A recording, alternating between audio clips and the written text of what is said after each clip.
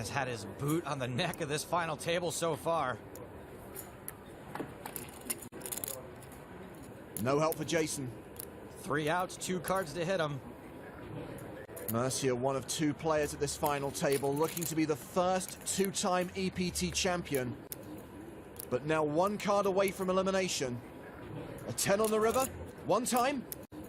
Not this time.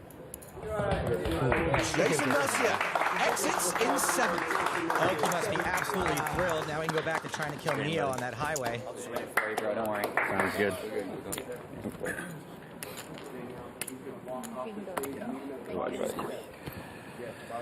You're an animal. And with Jason out, it's now up to Jake Cody to be the first 2-time champ. It's a problem with such a stacked final table. You're going to lose a deserving player with every single elimination. Guess I'm gonna play some scoop. Nah. When did it start? On to the next one. Andrew Pantling playing a lot of hands, and it's working out for him. He's the new chip leader with nearly 5 million.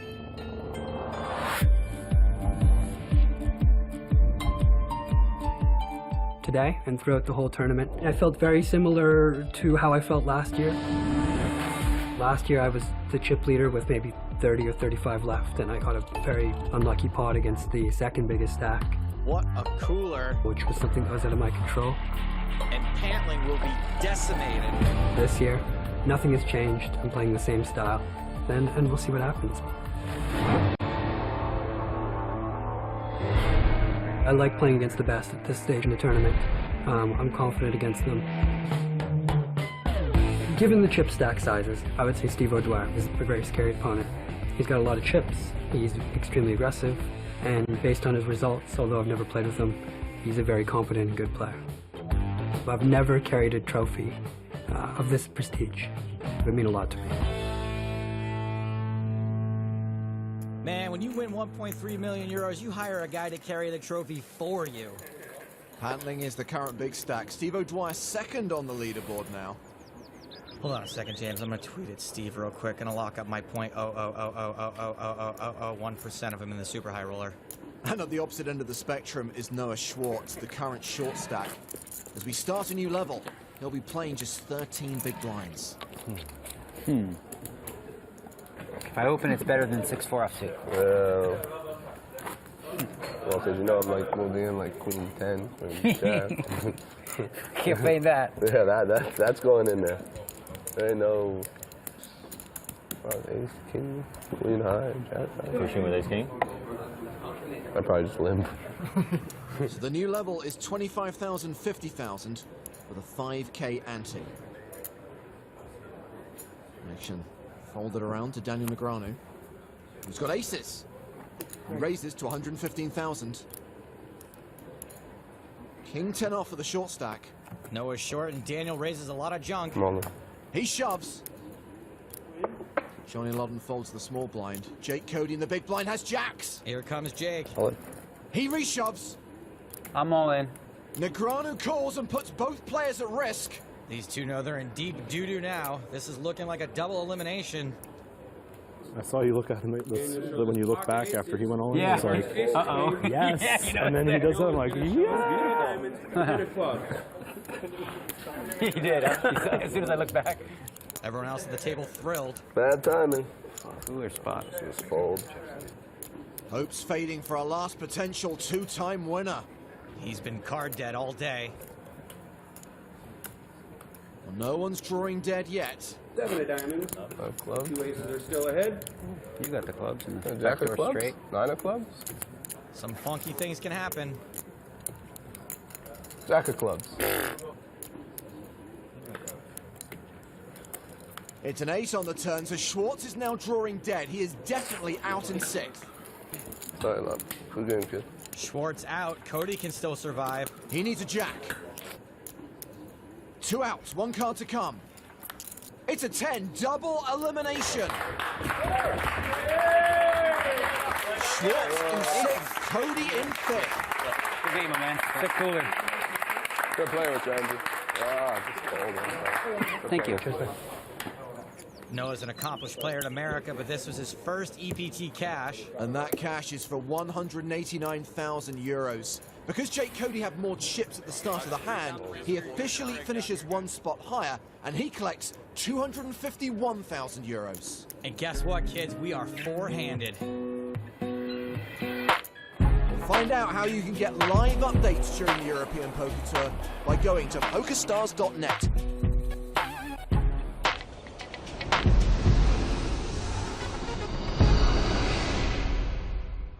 Welcome back to the PokerStars in Monte Carlo Casino EPT Grand Final. Before the break, Daniel Negreanu woke up with pocket rockets and pulled the trigger. I'm all in. Destroying all hope of crowning a two-time champion in Season 9. Jake Cody joins Jason Mercier on the rail. It's always like disappointing not to win.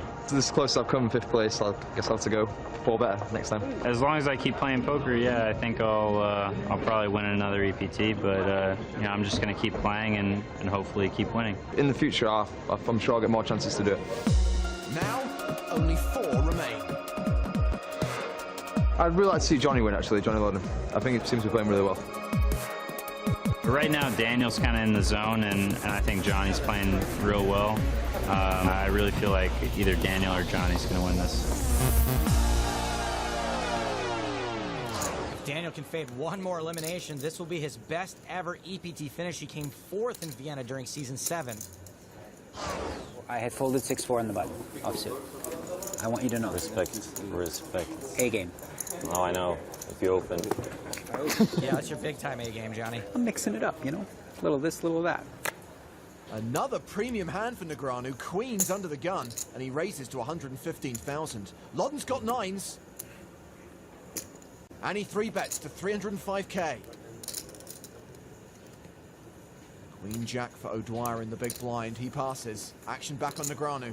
Very likely to see another bet, but will Daniel put Johnny all in, or will he try to let Johnny do it himself? All in. Daniel shoves. Did you get back-to-back? Yes. I actually think Johnny should sometimes find a fold here. Daniel doesn't make a ton of moves, and 9s are not doing well against his shoving range. Lodden calls. You get it back-to-back? Yes. If Daniel's hand holds, it will guarantee the best EPT finish for each of these two guys. Johnny finished 8th in Budapest in 2008. Picking up some hands. No kidding. Picking up some ladies. So Lodden the player at risk and way behind. All spades on the flop, and it does give Lodden a gut shot. No spades, at least. Wow, Johnny managed to gain equity after the flop. That is not easy to do. 2 spades. I'm happy. Take his flush, chop it up. Daniel would rather see 2 spades than a 9 or a 10. It's a 9, the miracle card for Lodden. Now, I need a 10. Or a queen. Daniel not dead yet. It's mixing. Both these guys severely underreacting in such a huge pot. The river card is an ace. A bad beat from Negreanu, and Johnny Lodden doubles up. Man, Daniel's the consummate pro. He has got to be feeling it on the inside, though. Lucky Daniel. 4.3. C'est poker. Felt like a 9. What's that? I felt like a 9. You felt like a 9 was coming. That's all that matters. Lodden now up to 4.3 million. What's that, Chicaris? Shoot the moose. I think that's an anti-Canadian chant.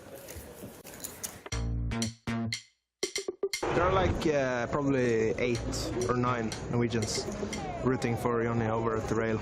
Yesterday we all went out to celebrate him coming on the final table. He wasn't there because he was resting, but he's been feeling really good and calm. We've got high hopes. A bunch of Norwegian friends. They like to make some action on the rail. We're shouting "Sjukehus."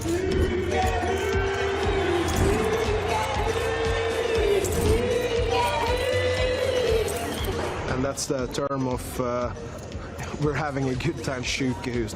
Sykehus. That means hospital. Which actually. It doesn't make too much sense. It's just something in between friends. But it's quite fun for the small clique. The humor. We kind of already started partying already. We're already celebrating anyway, so whatever happens, happens, and, well, obviously we hope we win. Inside jokes are a lot like inside straights. Really hard to get them, and even when you do, they're often not worth the trouble. Well, Johnny's going to be first to speak here with his newfound wealth. Negreanu now the low man at the table with 1.3 million at the start of this hand. Loddon's raised under the gun with ace-queen. Andrew Pantling's got a suited ace-7. He calls. Panling can defend the button there if he wants. He's certainly got the chips. All in. Negreanu shoves from the big blind. 1.3. 1.3. Cool. Loddon quickly calls. Daniel had to. Johnny had to. I have pair. Andrew sends him to the muck. Hold 'em. Let's play hold 'em. Fours. See what I did there? You guys get it? It's a 4 diamond. No. Johnny's gonna Put a 4. I've been asking for a 4 like Queen of diamonds. every hand, so. Ace 4 4. No, not even that. Yeah, ace 4 4. Flop. Ace 4 4. Put a 4 out there. That must be Couple too greedy. 4s. I want quads. Ace 4 4. 4-5 jack is fine. 4-5 jack? You can make a wheel? You can just do any shot. Johnny just needs a little shot. Huge moment. These two are flipping. All right, Jeff, How they can deal. please. It's not all about you, Steve. King 10 deuce flop. Okay, it's a little exciting. You need big, I need little. 4, please. No medium, that's boring. 10. He wants big, I want little. There's way more little ones than big ones. Ooh, that's a little one. Really little now. 4 of hearts. Or something. He wants big. Little one. You guys, down, I go under. Daniel needs to fade an ace-queen or jack. It's a jack! Nice hand. And Daniel luck, guys. Negreanu's hopes of luck, man. completing the triple crown here in Monaco have been dashed. Where's my money? And that was fast. 2 hands. That's all it took to send Daniel Negreanu to the rail in 4th for the 2nd time in his career. Really have to respect Daniel's game, but especially his attitude. And Loddon is now a force. Suppose anybody is interested in looking at numbers? I'd like to play. Like to play? Yeah. Fair enough. Let's kill him and chop it up. What does Johnny want to do? What does Loddon think about that? I want to look at the numbers. Both Johnny Loddon and Steve O'Dwyer interested in discussing a deal, but Andrew Pantling says no. He's the big stack. He wants to put some pressure on these guys. Yeah. Well, I started out great. I doubled my chips by grinding a little bit and taking advantage of some weakness that I saw. And, you know, then I got a little unlucky, a few spots with ace-king against 9-10. And then, of course, the big key hand for me was 2 queens against 2 9s. And after that, I had a chance to double up with 4s against ace-queen. And 1 card to come, but it didn't come. So that's how I'm in 4th. But I thought I played pretty good today. I'm going to say that of the 3, the one that makes the most sense to win would be Steve O'Dwyer. First hand of 30-60, and O'Dwyer's raised his button. Pantling can definitely defend this 3-handed, especially with his stack. He calls, and we are going heads up to the flop. My guess is that Steve is going to have an advantage post-flop, especially in position. 9 deuce deuce. Ace high still good. Pantling checks the pre-flop aggressor, and Steve does not continue. He checks behind. 7 of hearts on the turn. O'Dwyer now with a flush draw. See if Pantling takes a stab. He plays pretty fearlessly. Gotta respect that. He will bet the turn. He overbets the pot. 385,000. This is a big bet for more than 10% of Steve's remaining chips, but he might feel as if he's got to make this call based on what he could win if he goes runner-runner. That's implied odds. There's the call. The river is not a heart, but it is a queen, giving O'Dwyer top pair. Pantling now checks. Steve probably knows his hand is going to be good here a lot. The yellow chips worth 25,000 each. O'Dwyer going for value. Which is that? 750,000. Scott Stever and JC Alvarado giving Steve their thoughts between hands. Totally allowed. Steve has made a great polarizing value bet with an unpolarized hand, which makes this a merge. Guy with the best hand here. Funny one. Specifically designed to get a hero call out of a pocket pair or ace high. And Pantling does hero with ace high. Steve O'Dwyer played that river masterfully. They were right to be patting each other on the backs for that one. That was huge. O'Dwyer Back up to 4.5 million, close to where he started the day.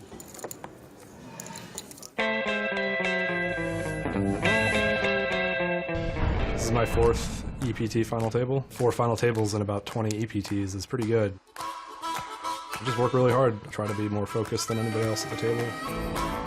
No titles yet out of the 3 appearances I made previously. I lost heads up and made a deal with Benny Spindler last year in London. I just never really had anything going in Copenhagen when I made the final table there. And then this year in London, I was chip leader going into that final table, and I just lost a flip for half the chips in play, 7-handed. I got 5th there, but you know, I really wasn't disappointed. I know coin flips are part of the game. Being so close 3 times previously, really would like to close this one out and win this one, so I can stop thinking about the ones that I missed out on. I play these tournaments because the competition is the best in the world. To win one of these tournaments with so many great players at the final table, that would mean the most. I just want to play against the best and really challenge myself.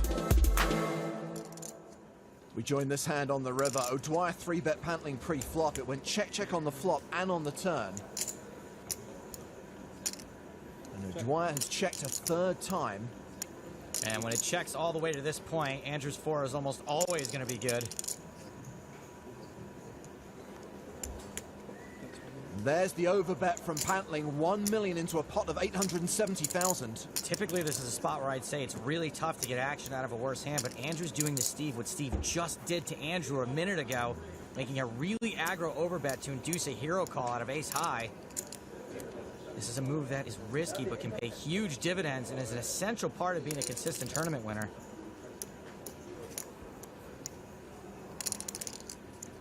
Steve is seriously contemplating this call. It's for a quarter of his remaining chips. He calls and ship that 2.8 million chip pot to Pantling. Credit where credit is due. That was a nice bet. And right now, Steve's rail is some very unhappy various stages of facial hair.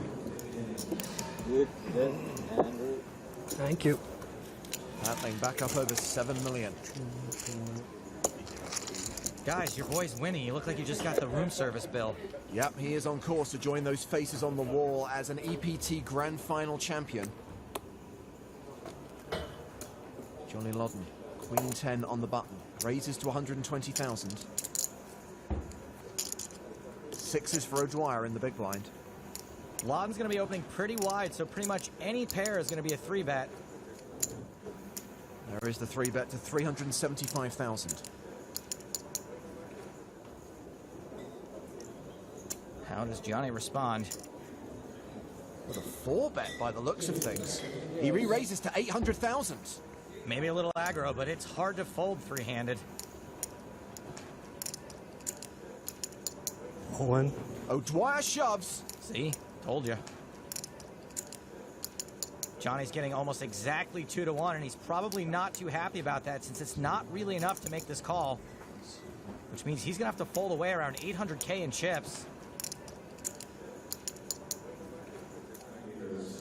Wow, Lodden calls! Somehow Johnny talked himself into calling, and he's only as bad as a race. This is a huge flip for a difference in prize money of nearly 400,000 euros. A flip for 5 million chips. Steve O'Dwyer, the player at risk.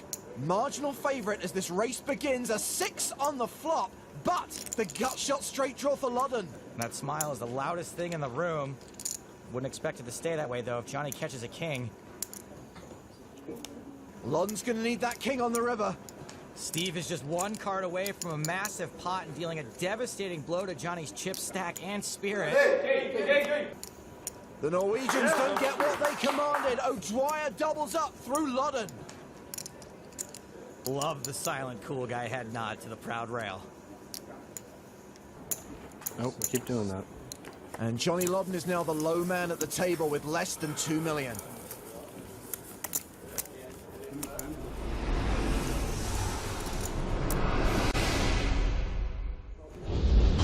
Here's how things stand at the PokerStars and Monte Carlo Casino EPT Grand Final.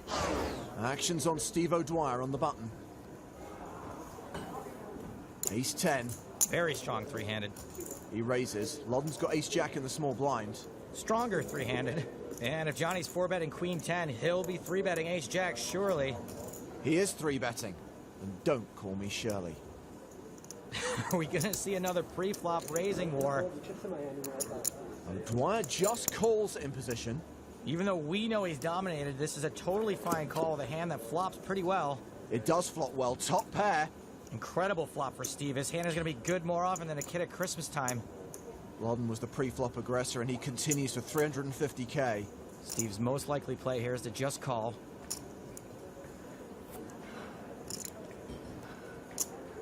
And that's exactly what he does. He can try to induce bluffs on later streets. Blank on the turn. Oh. And Johnny Loudon shoves! Oh man, Johnny has really stepped in it here. O'Dwyer calls, and Johnny Loudon is drawing dead to a jack. He was trying to get Steve off some smaller pairs or some floats, but we can hashtag this one a fail. There's about to be some disappointed Norwegians on the rail, and certainly one at the table. Johnny Loudon, the last remaining member of Team Pro, has 3 outs. It's a king. Johnny Loudon exits in 3rd. It is his best ever result on the EPT, but he will be so disappointed. Congratulations to Johnny Loudon, maybe his most crushing EPT finish ever. He does walk away with 467,000 euros. Plus, he did have the best rail at this final table. A rail that has gone eerily silent. So we go heads up. Congratulations on making it this far, gentlemen, and good luck to you both. It's Andrew Pantling v. Steve O'Dwyer. Pantling came 26th in this tournament last year. Steve O'Dwyer has made 4 EPT final tables. He has a 2nd place finish on the tour. He is looking for the win. Pantling has the chip advantage as this heads-up battle begins. 7 deuce. Believe it or not, opening this heads-up is actually kind of fine. You can't fold too many of your buttons heads-up. He raises to 150,000. 150? Steve knows heads-up strategy like a real housewife knows purses, so I'd expect him to play very well. He defends with Queen 6 off. The flop is 9-5-3. Queen high still good. See if Pantling continues. Dwyer has checked to him. Pantling fires 235,000. Steve knows Pantling's going to miss this flop a lot. And I think when Steve calls here, he expects his hand to be good a fair amount, but certainly good if he catches a card. He doesn't, though. It's a king on the turn. Not a good card for Steve. Now catching a card won't often be good enough. He checks a 2nd time. And Pantling barrels. 640k. O'Dwyer gives it up. Nice job by Pantling, winning that hand the only way he thought he could, by barreling harder than a guy going over Niagara Falls.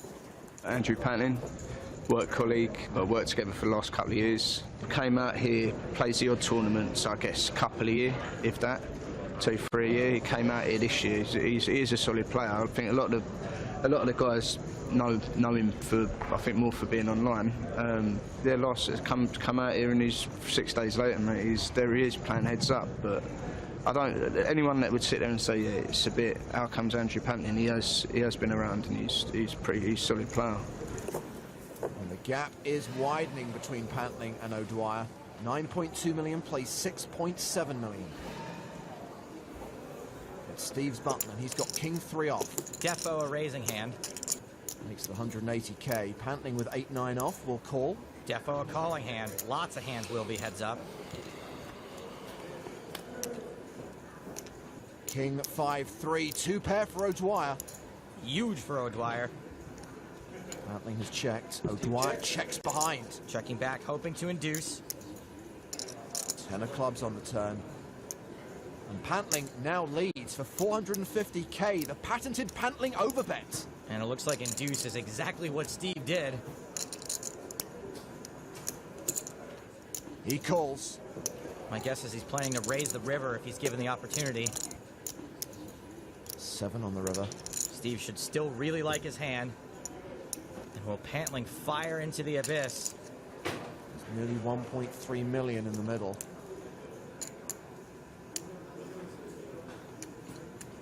And Pantling overbets again, 1.7 million. And actually, after a bet that big, I'm not sure Steve will raise. It'll just look way strong, and there's little chance he'd ever get called by worse. So if he raises, there's not much chance he'll get called, and when he does, he's often going to lose an even bigger pot. Either way, this time I think the overbet is going to bite Andrew in the pant sling. Did you really just go there? This is a big decision for O'Dwyer at a pivotal point in the tournament. This could be super nitty. I'm just going to call. He calls. Pantling mucks. And that means Steve doesn't have to show his hand. He adds 2.3 million to his stack. And he takes the chip lead. You must have had 2 pair then. I did. River 2 pair. I did not. Steve O'Dwyer might be a comic book character because his rail is full of heroes. Steve's played a lot of mid-stakes, heads-up, no limit online. He actually grinded that for a while when he kind of, was having a bad run of tournaments and kind of got sick of them. So I think he's got a pretty strong heads-up game. I don't know how much Andrew's played heads-up, but I know he's a really good player as well, so it should be a great match. With Steve's chip lead and his heads-up experience, Andrew Pantling has got a Sisyphus-style uphill battle in front of him. O'Dwyer currently has an almost 2-to-1 chip lead over Pantling as the blinds go up to 40-80 with a 10k ante. O'Dwyer raises his button with 8-10. Standard button raise. Pantling has king-5 suited in the big blind. Suited king is a very easy defend and will be good at showdown often enough. Pantling calls. All about the post-flop play, heads up. Well, let's see the flop. Wow, action guaranteed. Trips for O'Dwyer. The second nut flush draw for Pantling. Pantling checks. I think Steve has got to bet here to try to build a pot. There are lots of bad turn cards, not just for Steve, but ones that could be bad for Andrew too, and therefore kill his action. O'Dwyer does continue for 300,000. Pantling obviously can't fold a draw this huge. He calls. The turn card. It's a spade. It's the flush for Pantling. Check. He checks again. Unfortunately for Steve, he cannot slow down here because a flush is just so unlikely. Worst part is, if Pantling decides to raise a bet here, I don't think Steve can fold. This is a spade to dig Andrew Pantling out of his hole and possibly a grave for Steve O'Dwyer. 600,000 is the bet on the turn. Does Andrew go for the raise now?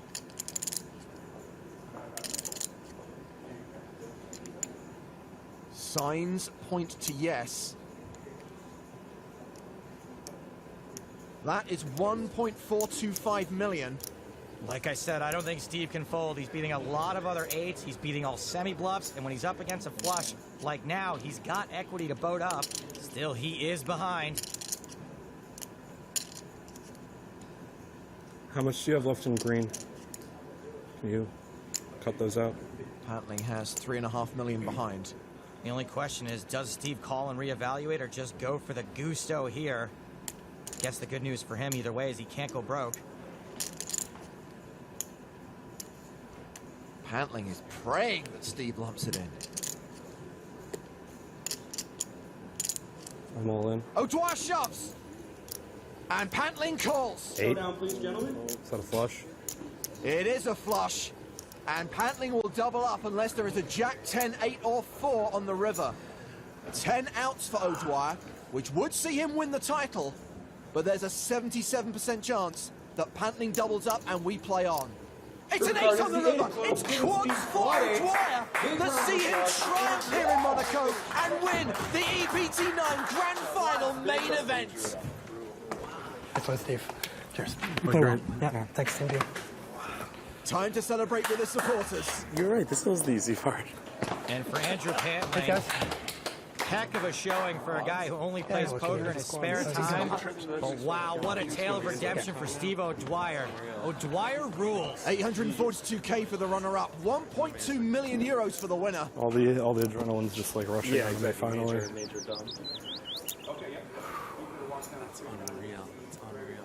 I saw it was a small card. I couldn't see it. Could be an 8. I saw the look on his face and I was like, oh, I think I won.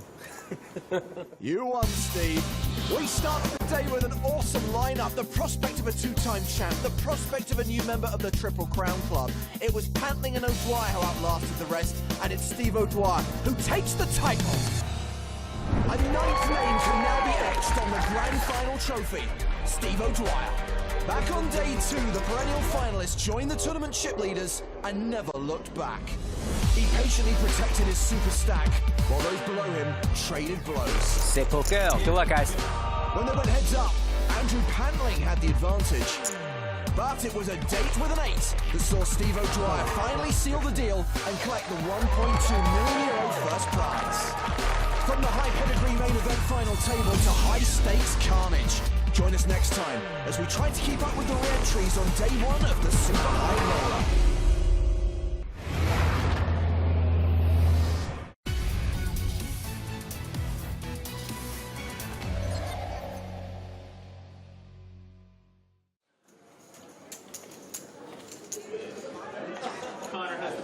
Blinds 2,000, 4,000.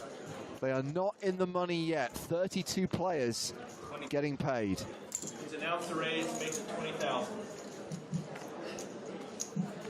And Callahan opening with 8s. Pocket 3s for Slade. All in. Yeah, it's about 100. Lee Jones doing chip counts now. Johnny pushes all his cookies in. Loddon pushes in all of his cookies. Lee Jones, 2006. Pat pushes all his cookies. Oh, graphics error. AJ White has become AQ White. Ack White? Now the action is back around to 7-seat Pat. He's invested. Pat O'Callahan now has to decide whether to call. The effective shove is Loddon, of course. Patrick of the Callahan.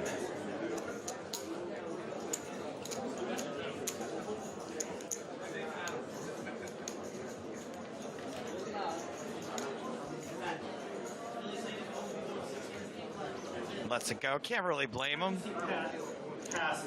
So White is the at-risk player. Dominated by Jonathan Loddon.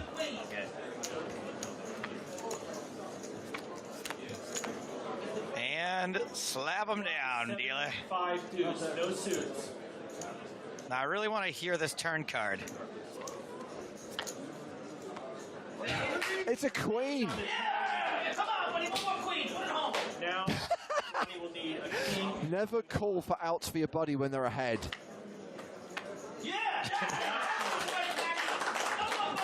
That's a nice deal in there, Slappy.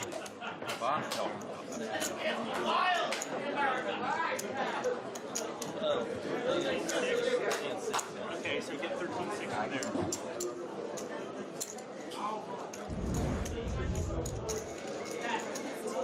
Nice hand, AJ. Oh, Slappy's gone. But this, James. This could be the one.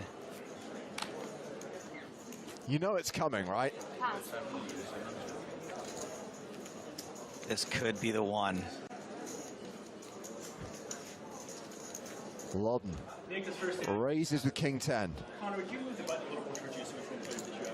Slappy meet sloppy. Johnny makes it 2,000.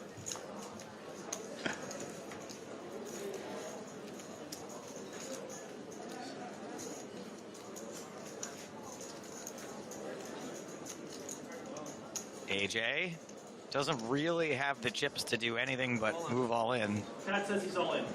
Is all in. I guess we had his name wrong before. It's actually Ack White. I'm all confused now.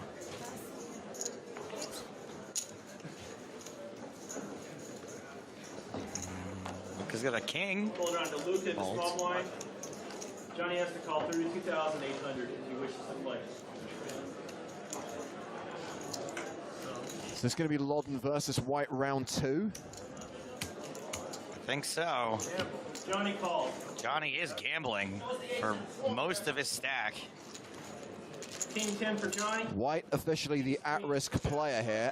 Ahead, but Loddon has live cards. We know that one king's been folded. Pat has flopped a pair of queens. Johnny needs a king to win this pot. Burn us all. Turn card, please. There we go. That changes things. Now Pat has two pair. Johnny now has... I'm focusing on the dealing and not on the cards. 4 out, which are the jacks to win This dealer's a lot more ginger.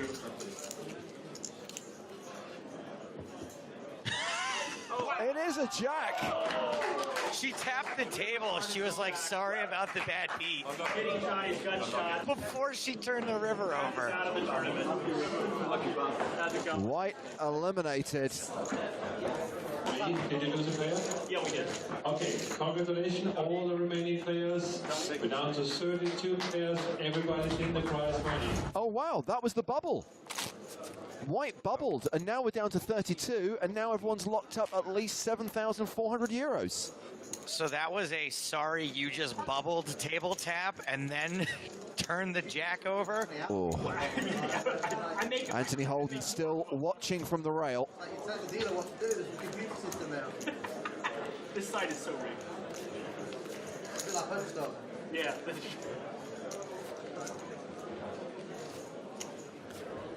The button is on Luke in the 8th seat. Nick Johnny has the big blind in the 2th seat. Rob's going to be first dag. He passes. Holds queen 10 under the gun. Canvas passes.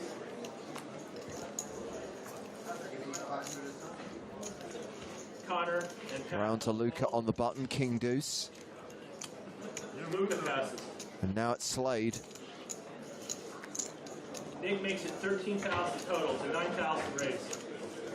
Raises with the sixes. Johnny calls. Loddon calls with threes. Was that a huge raise? Just to get him in.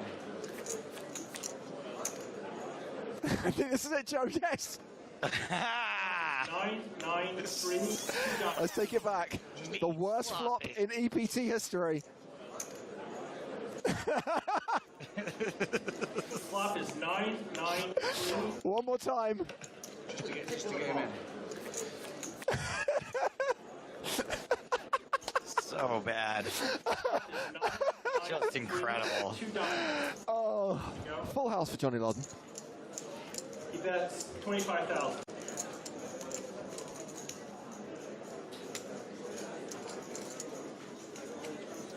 Now, James and I can do that because neither James nor myself have ever made a mistake on television before. Correct.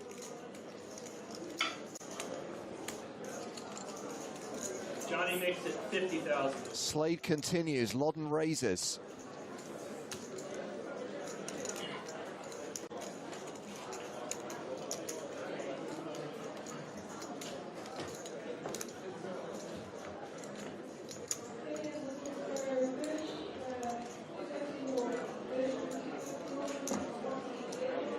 I reckon I can do that.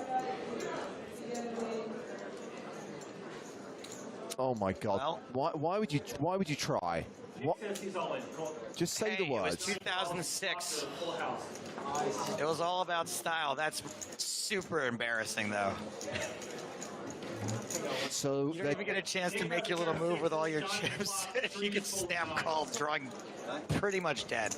yeah, they're checking the stacks here, but it looks like Slade's got Loddon covered just. The turn is an ace. So Loddon is at risk, but a 91% favorite with one card to come. But it's a 9 on the river, and Slade makes a better full house. Loddon effectively counterfeited and eliminated in 32nd place. I should not have said almost dead. Golden.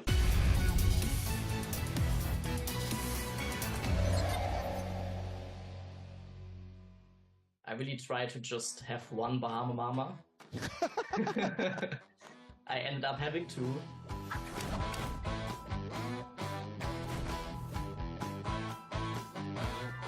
I I've referred to you a couple times on today's show as the people's champion. People really were rooting for you. You had the Twitch community, you had the PokerStars Twitch community, and it seemed really fun. But I just want to double check. Was there extra pressure from that, seeing everyone counting on you? You were sort of playing for everyone else, for all the Platinum Pass winners who didn't quite go so far. To know that you had that many people rooting for you, was that pure joy, or was there like a little bit of extra pressure on there too that maybe that was stressful? I think to me, it was not stressful at all, which might be a little bit of a surprise. But I think me being there and representing the whole Twitch poker community, the whole Dare to Stream community, just was an absolute honor. And I think nobody would have been like disappointed if I busted. Even if I busted on day one, nobody would have said, well, you made a mistake or you played it wrong. I think everybody was just having my back, and just knowing this, was giving so much energy to me and to my mindset that it was just pure help. Yeah. Well, let's go back to the beginning then. Let's go back even before day one. So you arrive in the Bahamas, and the night before the PSPC starts, there is the welcome drinks party for all of the Platinum Pass winners, the 400 people who've qualified for this event. Joe, you and I walked down to the venue, and we were 15 minutes early. It was due to start, I think, at 7 o'clock. It was 7:15, and there were already 200 people queuing, waiting to get in. And that's when you knew this is going to be a great crowd. These are people who are here for it, they want it, and they're ready for it. And that's a tough one, right? Because you could have a really big night, but you know you've got to play this 25K the next day. Yeah, I mean, I can't speak to that at all. I think that, obviously, I'd like to hear what Nicholas' situation was there that night. I think that some people overdid it anyway, but not you, I'm guessing. No, I really try to just have one Bahama Mama. I ended up having two, but that's also fine. I think it's all about finding the right balance between enjoying this once-in-a-lifetime chance, but also opportunity, and still having fun with everyone else. I think I found the right balance. I connected with a lot of people. I also knew a lot of the pass winners from before the PSPC. Yeah. Because we had some opportunities to connect with each other with like a Facebook group. And we had a meeting in Cologne with Felix Schneiders. And I think all the other pass winners from the other countries also had those opportunities. We had some competitions to get to know each other, and that was just really great. So it felt like meeting a lot of friends. The time was obviously short, so I would have loved to be there for longer, but that's always with these events. So I think I was disciplined about going to bed early, and it paid out. It paid off. 100%. So day one, you've already referenced the fact that you did. There's no such thing as an easy table draw in a 25K buy-in, right? And you've mentioned you had Mustafa Canet, but I mean, Joe and I were referencing the fact that that room felt electric at the start of day one. In no small part, thanks to the presence of all those Spanish qualifiers when they all came in together in their hats. I mean, in a way, does that help relax you in the sense that it looks like everyone's just here to have a good time? I think so, yeah, because I also did have a good time and thought about just having a good time. So seeing everyone enjoying themselves just also made me feel like this is a 25K event, but it's not like a pure competition, everybody coming in with hoodie, sunglasses and everything on before the tournament even starts. Yeah. But people were talking to each other, chatting to each other. So I think this is like a great community event, and it's not all about winning or final tabling an event like this. It's more about participating, which is already so much fun. I want to talk about the other bubble. And I realize it might be difficult to sort of pinpoint how you were feeling in any given moment, right? Because it's like it's a marathon of emotions too, not just of poker playing. But the other bubble being going from 7 to 6 players when you've made the final day and you're guaranteed $1 million. Granted, you were guaranteed close to $1 million even before that, but I would imagine there had to be some precipice there, some big jump in emotions when you made that other 7-figure bubble. Definitely. So that was, I think, the first or second time in the tournament where I felt enormous pressure, because I started to think about the amount of money. Up until that point, it was like, oh, I'm playing a tournament. It's so much fun playing with all these high-profile players. Also, the chips, the TV table, it was all so much fun to just be there. Even if it was a free roll, I would have loved to participate. But then I was looking at the payouts more and more, and I saw, wow, I always dreamed of maybe someday winning the Sunday Million. And then there's a price jump of just double the first prize for the Sunday Million, just if one player busts. And that was just feeling crazy. But then I looked at the rail and the people rooting for me, and then I was calm again, I think. Because then I also said to myself, it is a big prize money difference, but yeah. I achieved so much already, so enjoy every moment of it. I said to myself, enjoy every moment, don't think about the money, and regardless of how I bust now, it will be my story.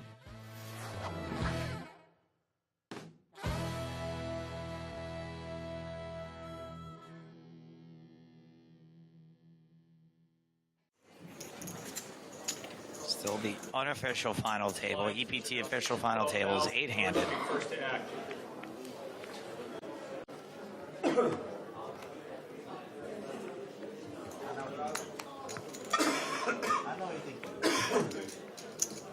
I've not seen much from George McKeever.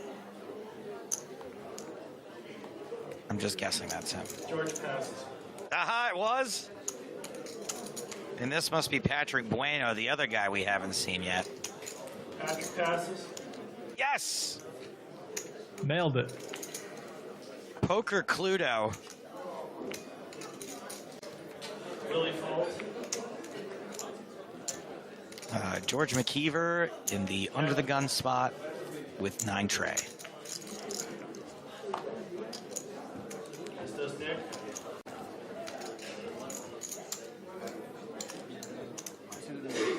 Action fold around to Roland DeWolf. That is 4 deuce, ladies and gentlemen.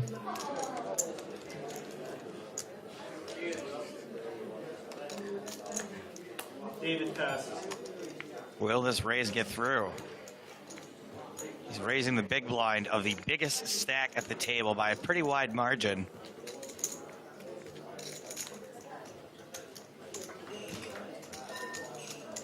Rob passes. It's pretty interesting the way you noted. He is raising into the biggest stack with 4 deuce off. Absolutely fearless. Fine line between bravery and stupidity, but I think it's interesting to see how he proceeds. William calls. Thorson with a what we would call today an under-repped hand. Just calls. Ace-Jack of diamonds. And the flop is wild. Both players with big draws. Up and down for DeWolf. Thorson's got diamonds and 2 overs to the board. They both check it. Thorson makes the nuts on the turn. The Wolf obviously now drawing dead. Will he want to call a large bet with just 4 high on the turn? Looks like 60,000. William bet 60,000. Roland calls.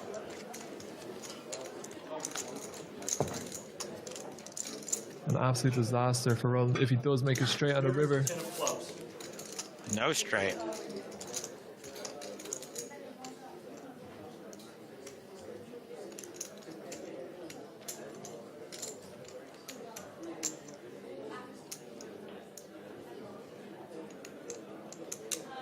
Thorson William bets about 160,000. Roland folds. William betting big on the river, gets a quick fold. Whoa. On Ace the Jack Wolf. of diamonds. He turned the absolute stone cold nuts. Wow. Remember when making the nuts was considered skillful? Like, Oh man, he has a nut flush. He's so good. William has the small blind. George has the big blind. It always feels unbelievable to make a nut flush or a quads or any huge hand in live poker. It's just so special every time, I feel. I'm totally with you. Every time I flop a set in live poker, I'm doing cartwheels, there's a party going on in my head. I'm just trying not to celebrate. You pass.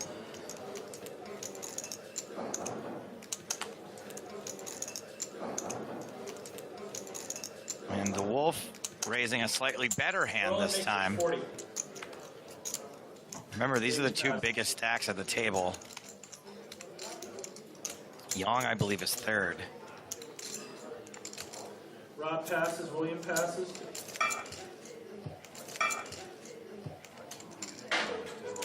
Pocket sevens for McKeever. This is designer. Yeah. Oh, someone's an ICM wizard. Look at this, and Bueno moves all in right after with nines.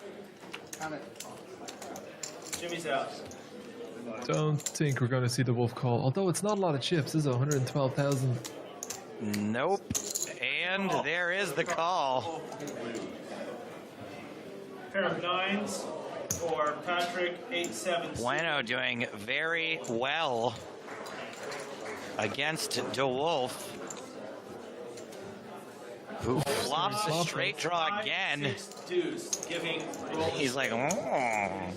Boing. The 9 would be incredibly salty. The turn is a Not deuce. a good Now the turn 9 is for the fine. Wolf. 9 out, so now he has to hit a 4. The And river is a DeWolf king. bricks the straight draw twice in a row. No flush for him either on this 4-card board. Bueno doubles up.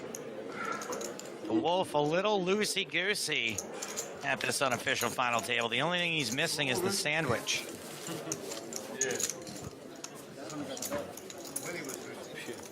Buttons on George. Patrick and Willie have the Line's small 16,000 now. small blinds respectively. Gavin will be first back. Definitely does seem like the Wolf is the player who is going to be getting in the mix the most, playing the most pots, willing to get his gamble on. Seen him raise twice so far, and he's not had better than 8 high.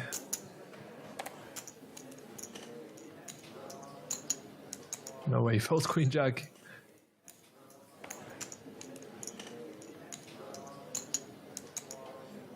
Roland makes it 42,500.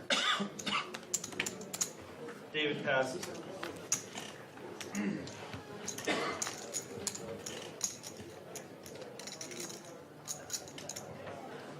Queen Jack, or as I like to call it, Queege. William calls. Orson's in with Ace King. McKeever. Queen 10. No way he gets involved.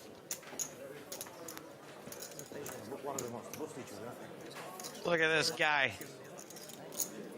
That, my friends, is a ladder king. Once again, the two biggest stacks going toe-to-toe. Yeah, I think that's the reason we see the flat call with the Ace-King here. Doesn't want to clash with the other big stack. Ace, king, 3, And 3, 6. bingo, bango, bongo. Top 2. Top pair, top kicker. Second pair, best kicker. William checks. Laying the trap. Turn is a 4 of diamonds. I think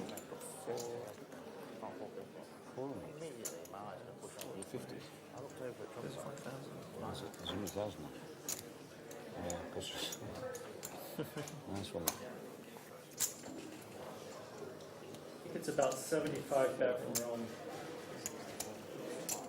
I feel like Thorson 65,000. playing the player here. James was talking about earlier on, and you as well, Joe. Giving him a chance to hang himself, given the aggression he's shown so far on this final table. William calls. And I don't know if you guys noticed that, but Roland's got 2 stacks of blue chips. Oh my God, what a Behind river his card. yellows, 3 stacks. And DeWolf rivers the nuts. Man, oh man. Absolutely no way for Thorsten to ever find a fold with his top two. The diamonds even missed. Only hand he has to be worried about is the queen jack, really. Occasionally aces and kings will play it like this, but top two is just too strong to fold. It's like a bet of 140, 150,000. Thorsten at least has the sense to know he doesn't love this bet. I mean, the only hand, right? And somehow that 10's got there. Go ahead. As played, I mean, his opponent could have aces and kings, but it's just not that likely when you have ace-king, right? 10's come again for the nuts. Thorsten calls and has to pay off to Wolf. It's been turned a few times, done that. Nice one, Ralph. 3 times, done 2 flappers. What a sick river card. Oh. So he misses the 2 open-enders, but River's the gut shot when it really matters.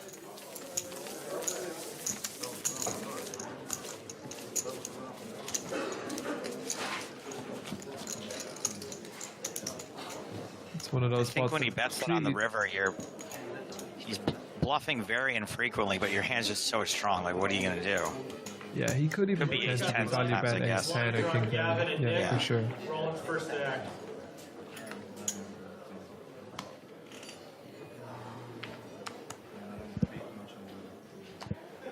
Whose turn with ace-king now? Roll into Wolf's turn. Okay.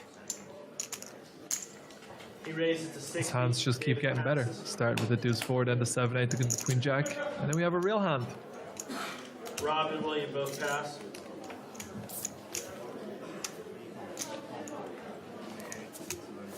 Patrick passes, George passes. Willie pushes all his chips in. Willie jams. Ace-jack for Tan. Sims.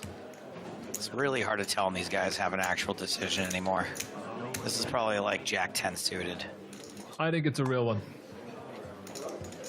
He dropped his chip on the cards. Nope. Gavin passes. As does Nick. Roland says he calls. Wolf calls. It's Domination Nation. He's got ace-king. Willie Tan Willie has poised to go out in 9th place. The big dog to the Wolf. Flop is 9, king. King high flop, an even bigger dog now. He's in extreme trouble here. He's gonna need to make runner straight, and he does not. Willie has no outs. Go ahead. So Willie Tan, Busto, clap him off. 9th place, 31,410 euros.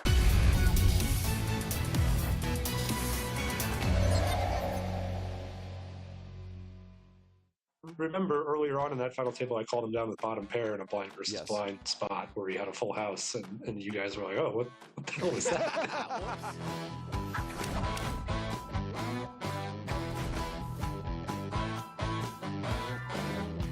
Obviously, we highlighted earlier on that this is our 2nd trip to Prague this year, and during our first live stream back in March, you were a notable participant in the conversation on that stream, highlighting why you have not come to Prague for many years, because you are not prepared or were not prepared to hashtag embrace the squeak, which is why I told Toby Stone, EPTTD, to email you to let you know that it seems they have hashtag eliminated the squeak. I heard that, yeah. I didn't, I need to correct the record here. I didn't miss Prague because I couldn't handle it anymore. I missed Prague back in, what was it, March or February, because I had COVID. I couldn't come. That's always been my biggest complaint with Prague here, is the chairs causing psychic damage.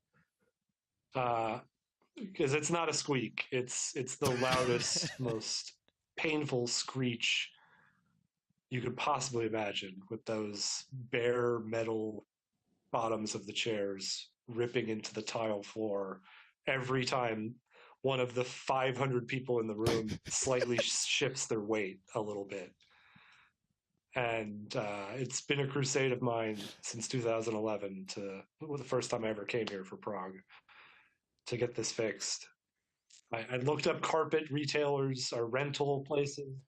Well, I considered buying things to put over the bottoms of the chairs and just going down there one night at 3 a.m. when all the tournaments were over for the day and turning all the chairs upside down to fix them. But I was holding out hope that someday someone would hear my pleas and fix it themselves. So, James, do we know what happened, how it actually got fixed?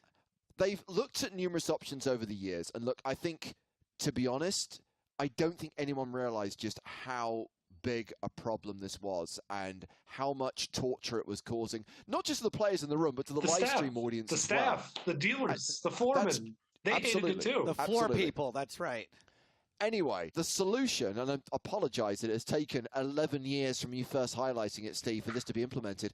I believe a little socks, it's basically a little kind of like clear gel plastic sleeve, and then on the bottom of that is like a felt base. So they don't come off. Like if you just stick those felt bases to the ends of chairs, they fall off. That's the problem. Whereas if they're actually kind of like sliding on like little socks, they stay on.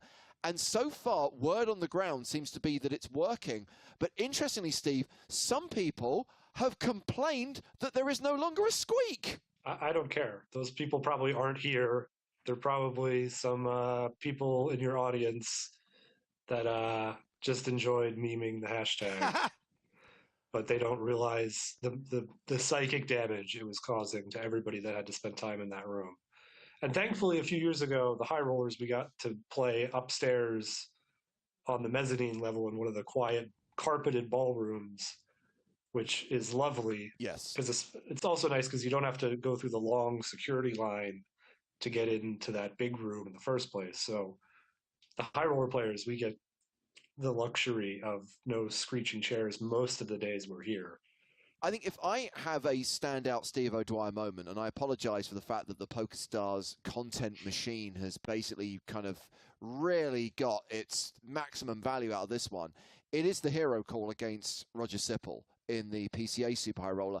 And I just think it's also the novelty value of it, right? Because the final hand, the winning hand, is so often an all-in pre-flop. It's so often a race. So for it to end with a really good hero call, it's something a bit different, especially for those stakes. And also against a player who you're not going to be expecting to make a move like that. Well, I think there was a bit of a misconception about Roger's tendencies. I think most people just look at him and be like, oh, that's not the kind of guy you want to be making that hero call with. But I had never played with Roger, but I knew people who had, and they were like, watch out.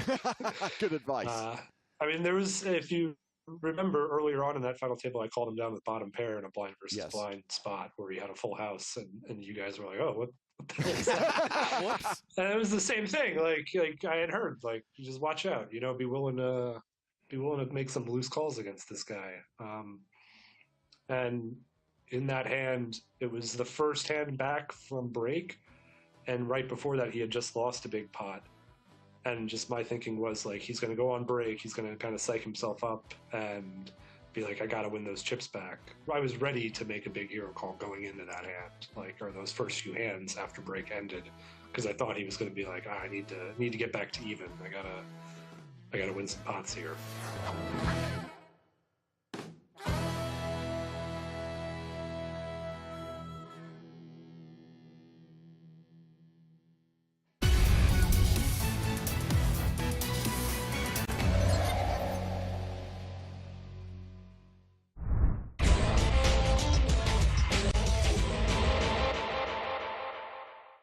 Blinds are now 40,000, 80,000 with a 10,000 ante.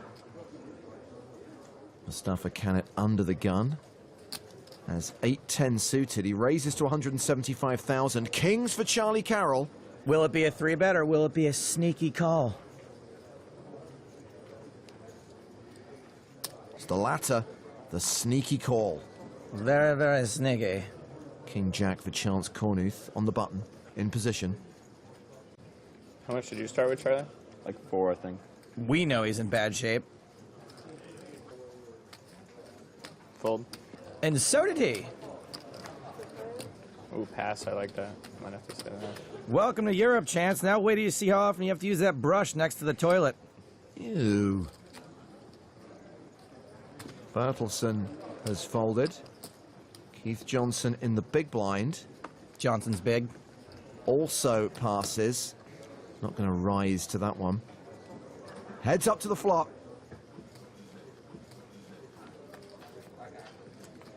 So a flush draw for Canet. Carroll still a 2-1 favorite with kings. It's always something.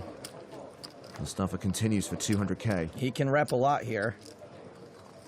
I think Charlie is going to take the standard radio show contest approach of call, call, call. He has called. The turn card is a 9. Mustafa now with a straight draw to go with his flush draw. Which I think means we're only going to see more barrels. 500,000.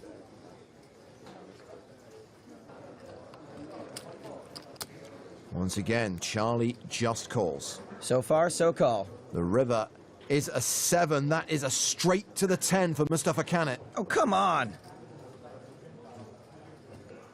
1.9 million in the middle.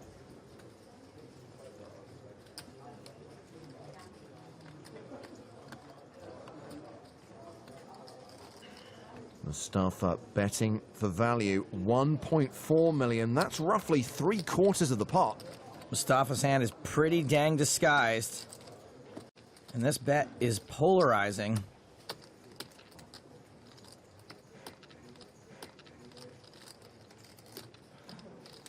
I beat some of your value hands. I'm not sure if I do when you get that size there. Ding! Oh, that's a less confident smile than last time. That's good. No, I'm confident. I'm confident. Yeah? I believe you're confident in life, but I'm not so sure about this hand. I'm always confident, bro. Dude's got more confidence than a 1920s grifter. Oh, there's one on the rail. What do you reckon I have? I have no idea, but I don't care. I have king. Kings is a good hand. It's a really good hand, right? I know. It's one of my favorites, to be honest. Oh, you kind of deserve my money then. What can I have? I can have 9 7s.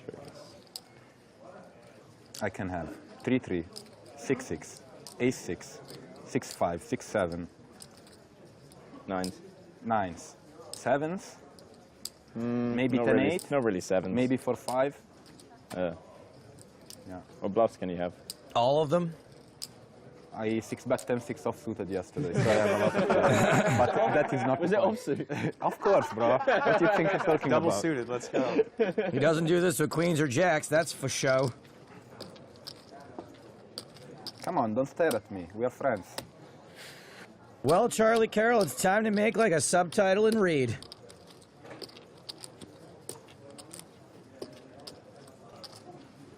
Charlie folds. Good fold, bro. Good fold. Yep. Show one, show one. Huh? Show one. Yeah, you can pick one. It's the 10. That's a bad one to see. Is that bad to see? I mean, usually, you can have 10-8 club, a king. I don't open 10-8. Huh? I don't open 10-8 suited with these stacks.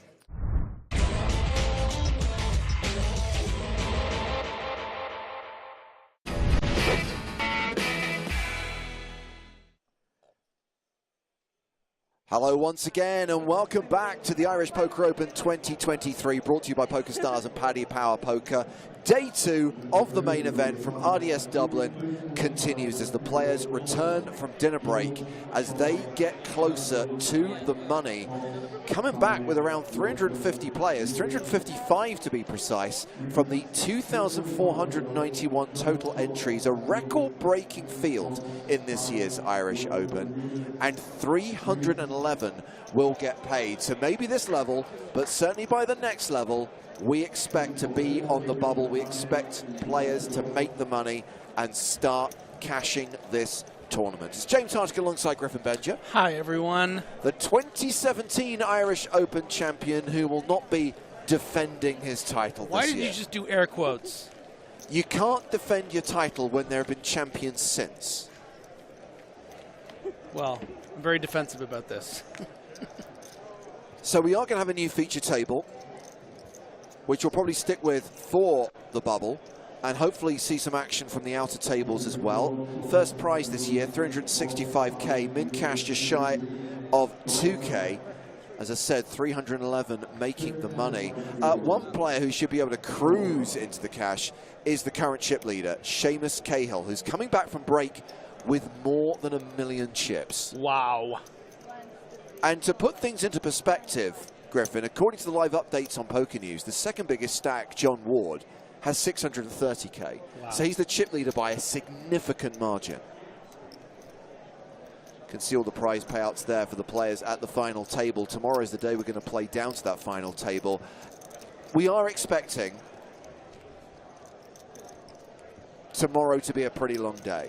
I mean, what are we going to get down to tonight, Griffin? Even if we have a post-bubble bust-out bonanza, 200, 180 maybe, if we're lucky? I'm not doing anything tomorrow. Are you guys? Might take a lot of poker to get down to 9, and then that final table will come back on Monday, Easter Monday, to play down to a winner, the 2023 Irish Open champion, who'll get that first prize of 365 grand. Do you guys do Cadbury cream eggs out here? Like in, yes, yeah, we do. Thing? Nice. I mean, they're disgusting, but oh, if come on. What a great little treat. Seasonal delight. So, the feature table, the new feature table, is headlined by a Spragg. Not Benjamin, but Marley Spragg. Now, I believe, and I just want to kind of get ahead of this, that the graphics were generated from the automated player list. And I think in her passport, Marley still has her maiden name, Marley Cordero. So on the graphics, at least for the start of play, she is going to beat Marley Cordero. We will correct it in time. Apologies for that. That's what happens when you use automation.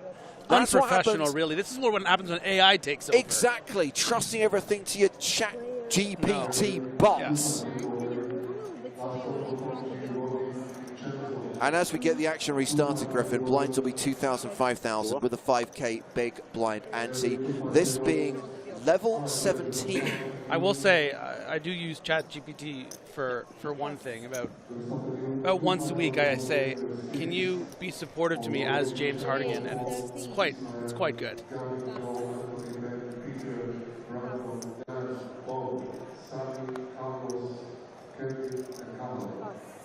See? Didn't even support my joke. Didn't even look at me. It's a monster. And why not kick off post-dinner with a little 7-3 suited under the gun 1. You know what? Get a feel for your feature table. Maybe people are a little jittery. They're not going to look down at the ace-9 off and 3-bet you early on. And you know what? Maybe they'll even fold king-10 in the big. There's our chip counts. So I see that Marley's account links to the fact that she's now based in the UK, but hasn't updated her name. No. Bloody computers. So, of course, these feature tables aren't created out of thin air, James. Oftentimes it is a table that has already been playing in a previous level. So these players should have a good feel for each other. Of course. Depending on how long they've been playing together, and I think that first open quite wide from one of the chip leaders on the table there, I think it's very indicative of, maybe, I mean, right here we see under the gun king-6 suited, how comfortably, these are hands that are, well out of the range of what you should maybe have a standard open, but if you have a very tight table and you have a lot of chips, you can start mixing in these hands in early position, see what you can get away with. Yeah, we've got a couple of Nordic players at this table. We've got Bjorn Gravlian, who's opened here with king-6 suited under the gun. The Finn, Veli Voristo, has folded. In fact, it's come around to the small blinds. Liam Tansey from Ireland. And now the big blind, Nicholas Sievers from Germany. Sievers has him dominated with king-7. But not a hand you want to make a habit of calling against under the gun opens, because you should always have the worst king. The range of the early position opens should be, the king 8 pluses, king 9 plus, so didn't expect to see that one. Unfortunately, we have a hashtag fun fact from a Norwegian viewer, Tobias Leknes, aka Senkel92, who tells us that Gravlian won the Norwegian Championship 8 game back in October last year. Wow. Gun in my head if you told me name the 8 games. I think poker's one of them. Yeah. King Fredvi says, what time does play finish for the night usually? Late. I think he's going to finish tonight around 1:30 in the morning, but tomorrow will probably be even later, maybe close to 3:30 in the morning. And I get it, right? It's one weekend, Friday through Monday, the bank holiday weekends, to play this event. Got to get it done in those 4 days. But it's quite a brutal schedule. It's quite punishing. I mean, not just for us, but for the players. Well, yeah, especially because, you know, presumably on, you know, the Sunday and or the Monday, it's usually, you know, Easter Sunday, you spend some time with the family. But I think what we've learned through all of this is that poker is really our family. I mean, a lot of these guys will be up first thing on Easter Sunday for an Easter egg hunt. Obviously, they'll be going to church. Yeah. I actually, you know, I have a confession to make, James. I have been hiding eggs all over this venue all week. And I am going to kick things off tomorrow. Griffin Bench's Easter egg hunt is the best idea we could have for any poker event ever. I already had it. It's in play. So, Gravlian now to complete in the big blind. No problem. So yeah, Marley opening with the ace-9, called by both blinds. Trey, deuce. So Gravlian flops best here. Yeah, and I think ordinarily this would be all Marley, pretty much an easy c-bet. You know, these positions are quite late, so, and the players in the blinds, sure, the small blind is going to be decently strong, but it's going to have a lot of Broadway kind of hands that'll just fold here. So she's going to bet with this strongest range, and I'm really going to be curious once we see what we would imagine be an inevitable fold from Sievers, how Gravlian is going to attack this c-bet, whether he's going to play it defensively with this small 2-pair, whether Marley will continue on certain cards, or if he's going to find a raise and really put the pressure on her. And that looks like a raise to me, James. 46. And a very big raise. I mean, that represents almost 10 big blinds. I would have guessed that the c-bet from Miss is Sprague would. I didn't really catch it, but it looks like she's putting in chips. Oh. So this is. Yeah, I think we've got the betting action wrong here, by the way, on the graphics. Marley definitely continued, and this is a check raise from Gravlian. Yeah, that's what I said, but I'm just surprised by the sizing. Yeah, but I didn't see, we don't have that recorded as a check raise. We have that recorded as a bet from Gravlian called by Marley. Oh. So her original bet is not included in the pot. So I think from a theory perspective, I completely appreciate and understand Marley's call here against this check raise.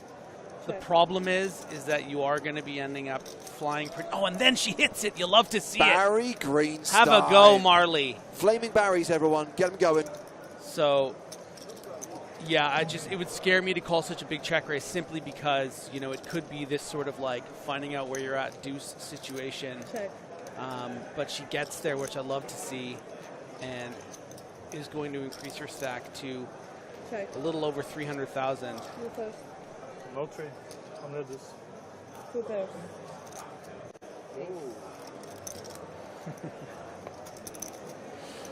Nice. Yeah, those spots always difficult to play when your opponent from the blinds can credibly rep the 3 and also be just doing something funky with something like what Gravlian had. So Marley definitely got a little lucky there, but I think it really shows that she's not willing to be pushed around. And it's a really nice pot to start the post-dinner. Start the session as we get closer to the money. 353 players remaining, 311 getting paid. Bubble incoming.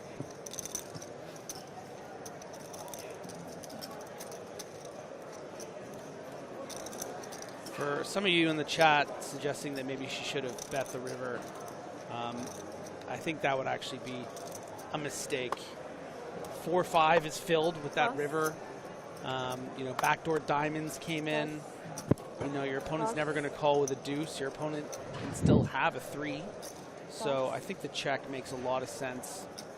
I think maybe on a 9 that doesn't have a backdoor flush, we could maybe consider finding a bet and maybe getting a call from a deuce, but that run out, correct check back from Marley. So I believe, as it's 9:15 in the evening, it's still Chat Pro Saturday. So I have to read this comment from Score31, who says, awful call on the flop, and concede that this person is right. That's how it works, correct? On Chat Pro Saturday? Yep.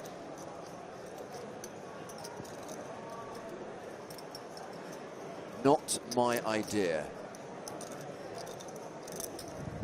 Raise. 38. I mean, it's hard when you're watching at home and when we're in the booth sometimes not to be results oriented on, like, you know, what we see, right? If Gravelian just had the 7-8 offsuit and did that, yeah, and you know, we would have thought, oh, well, what a great call by Marley, but because he had the deuce, because she got lucky, suddenly it's this horrible call.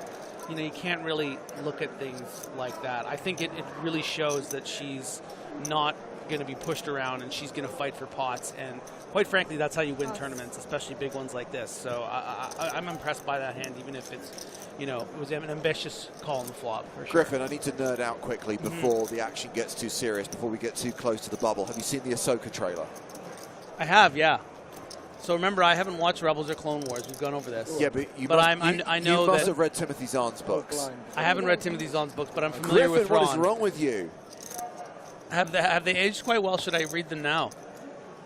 It seems that they're using Heir to the Empire as the basis. They of the are, story. yes. I watched the red carpet kind of thing for their celebration, talking about. But also, as a Rebels fan, the fact that we're going to have live action Sabine, Chopper, Hera, Ezra, the fact that is Ezra going to be in it?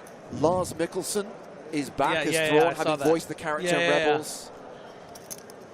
Yeah, no, the little soundbite I heard of Filoni talking about it, he was saying they actually they collaborated with the author. Did you hear about this? They reached out to the author, Timothy, whatever you said his name is, Zahn, Timothy and Zahn, he worked on the whole thing for. Oh, I'm so the show. excited!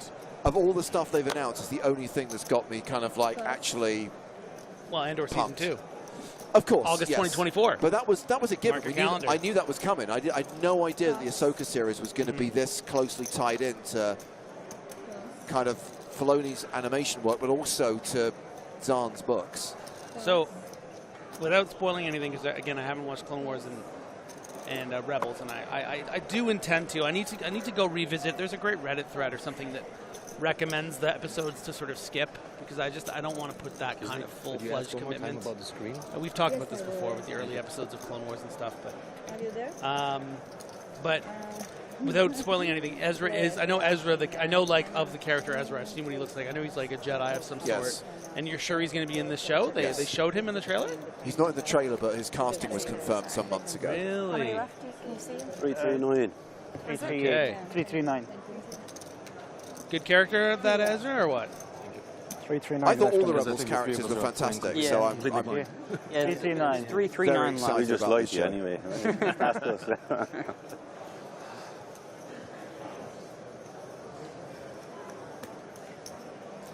Eman Isfandi. There he is. So here we go, 346 remaining, 2-5 blind level. Oh, he is in the trade. He's the hologram. Yes, Sabine is talking to a character hologram, and I think that is Ezra. I mean, he looks pretty great. Just the actor, I mean. Team players on the below 6 marks, please. Make their way to the tables. We're going to start in 3 minutes. And Genevieve O'Reilly back as Mon Mothma again. Yeah. Having been cast in that role for Revenge of the Sith, cut out for timing. Oh, is that what happened? Ending up as a deleted scene on the DVD. And they actually, can you come back for Rogue One? Actually, can you come back for Rebels? so Actually, funny. can you come back for Andor? Can you come back for this series?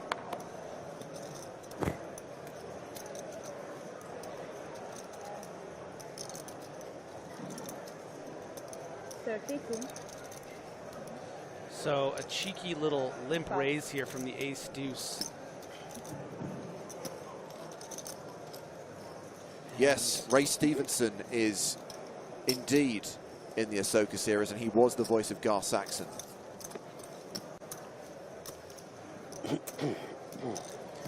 Appeared to be a bit of a mistake there from the big blind, I think.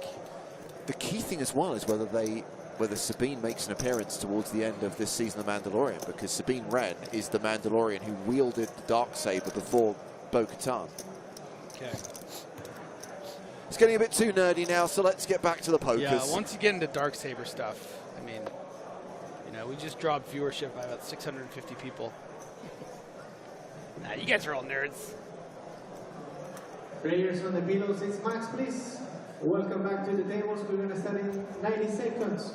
So I was a bit distracted by the Rebels talk. But that blind versus blind spot was interesting. If it was just an open sort of effective shove, then I think the King 6 is definitely fine at the bowl, but I thought it might have been a raised fold off that stack, but you know what? They can't go back now. Ace Queen suited receivers here. Under the gun +3, also probably known as the hijack. Or the low jack, pardon me. Raise 11. One of the jacks. Run home jack.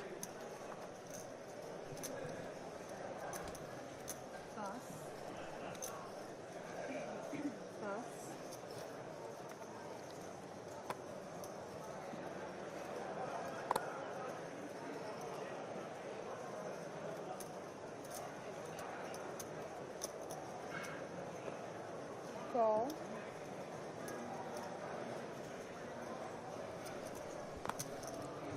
Can I take off this audio? Yeah. It's too warm now.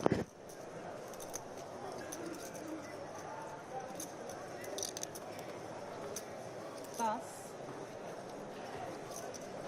Mark and Killian, 1, 2 kilo. Mark and Killian and Kerry, 1, 2 kilo.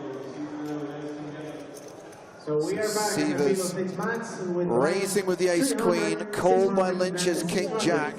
Pillars, start please. 6 trade deuce. Red cards. Check. And I have to say, this field is dropping pretty quickly, Griffin. Check. It's surely going to slow down at some point as we get closer to the money. The bubble being 3-1-2, 3-11 sharing the prize pool of nearly €2.5 million. Check.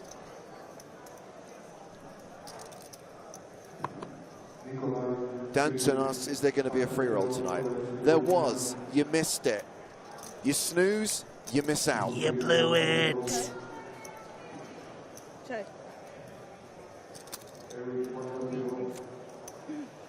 Check to showdown. Ace high good.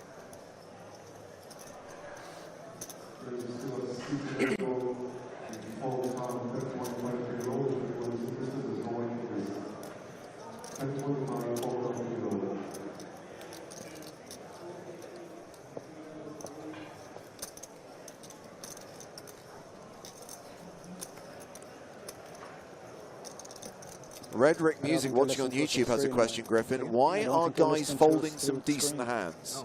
Like what? No examples given. But please give me an example.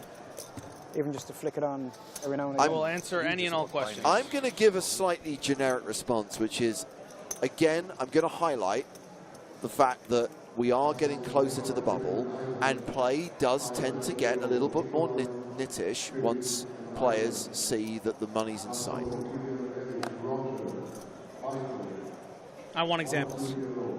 Griffin would like some real-world examples, please. Can you say specifically what you think is a strong hand that you saw folded? Pass. Ace 10 under the gun for the Brit. Laidlaw.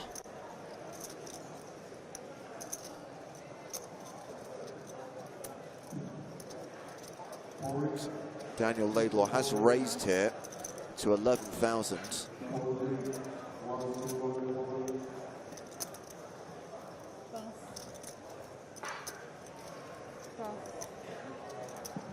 Jonathan Okay, Lynch. that's a good example. We'll use a current events example.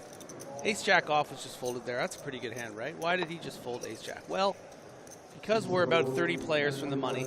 That's what I said already. I said it's about the money. I know, but we just saw like a good example. I'm like calling back what you said. We're doing this together. We're doing this together. Okay, I'm not sure it's doing this together. Just literally repeat what I just said. Probably not the best. People also like to get results. They like to see when they see someone else have Ace-10, they're like, "What are you doing?" You know. People just think they're such experts. How do you guys do it? Action might be minimal. You got to be careful with 10 big blinds. We're in the money soon. Oh, balancing the big blind. Yep. And that apparently is because as we get close to the bubble, the tournament is now going 8 max. Something possible to do with the screen, which would hide my bag for the main event. As in you don't have a full view of a clock, is it? They can't see over here. Sure. Leave it with me, I'll see what I don't know. Thank you. Thank you. Scarlet Undead says, hello, James. Hello, Scarlet Undead. Yep. See you there, man. Yeah. Look.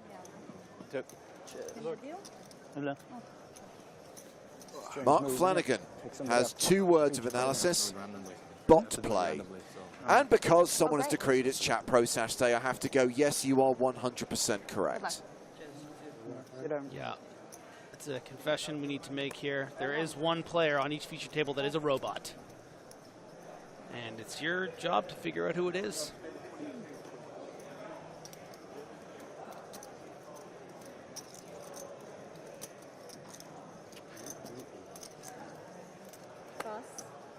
He'll be the one the Alsatian barks at, right? Benny Glazer was the first one. We started it with Glazer. Glazer.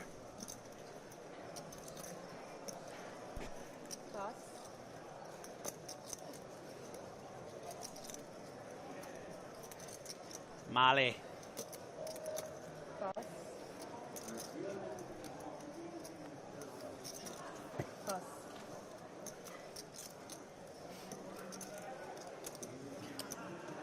First walk and Something like a 9-3 off walk, you know? Just nice feeling. And it didn't look. Yeah, it shouldn't look. I do have to say, another confession, James. Yes, Griffin. We also have one robot in the booth, in the commentary booth. Please make Robot sense. Griffin reporting live.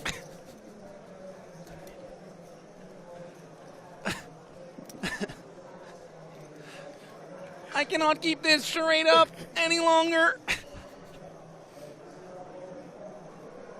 Beep boop.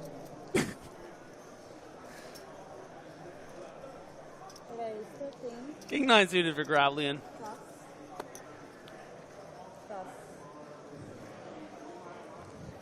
Sorry, James just had to change my chip there. I'm back.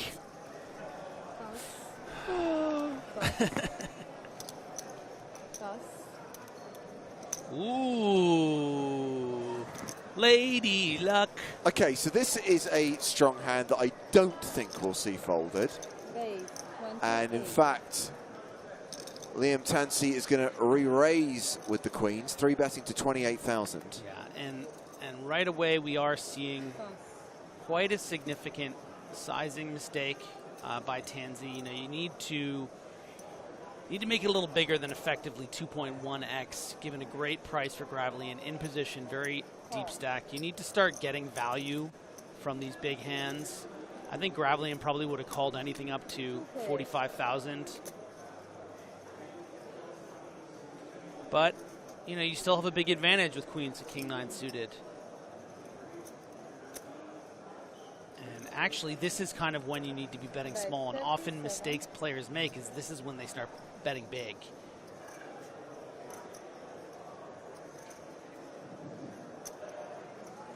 Okay. And about a half pot bet, again, a bit too large, not really inducing any weak peels. Something like king 9 suited might consider a call on a small bet.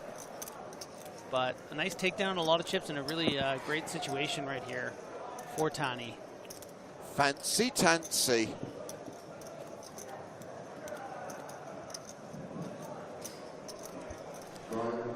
Space Ninja wants to know, Griffin, why is King 9 suited such a sexy hand?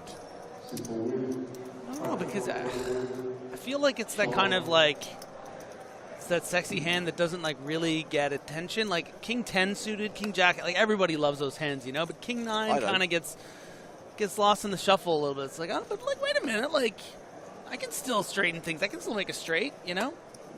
I can still make a second nut flush. Hey, I can make a street flash. King Jack So there's something sexy about, you know, it's just like, so it's maybe the underlooked, you know, hand at the bar. You're like, hey, King 9 suited, huh? Not bad.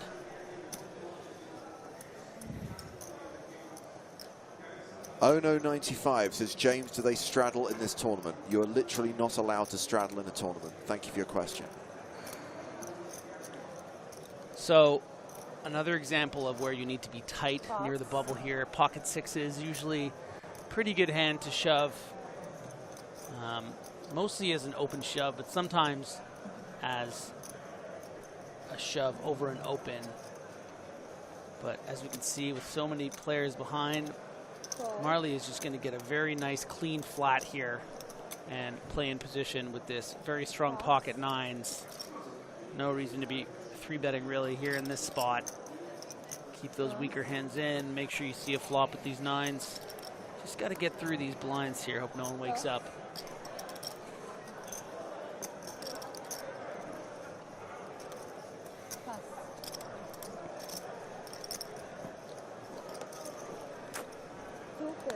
Wake up.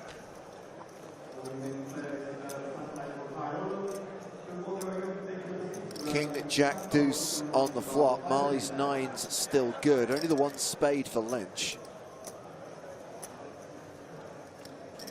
Yeah, I think that if you're Marley here, you can continue facing this bet some of the time. But it is also a bit scary because it is the under the gun one. You do have a pair under 2 cards on the deck, and some, you know, it's really tough to get sticky on a board like this. It'd be much more comfortable if it was, you know, King 8 deuce and the like. Because also you should kind of have a strong range. You should kind of be on base there, right? You should have the Queen Jacks and the King Queens. So the fact that your opponent's betting shows a great deal of strength. So nice to see bet and take down. Down to 329 players now. Now, I want to reassure Tom the Mod. 329. The reason why I'm being so lenient and allowing Chat Pro Saturday to continue today. Yeah, what is that about? Is because I don't think it is going to happen in Monte Carlo. First of all, it's a 7-day stream starting on a Sunday. It concludes on a Saturday. Oh, yeah. But note the operative word, concludes. Yeah, it's the final table of the main event on the Saturday. I kind of think that has too much importance, too much gravitas for us to allow unbridled idiocy. And let's be honest, okay? Like, this is Monte Carlo. This is one of the crown jewels of the European Poker Tour. Correct. Can't you guys have you guys lolling around with your Chat Pro nonsense? That's what today is for. We're at the Irish Open.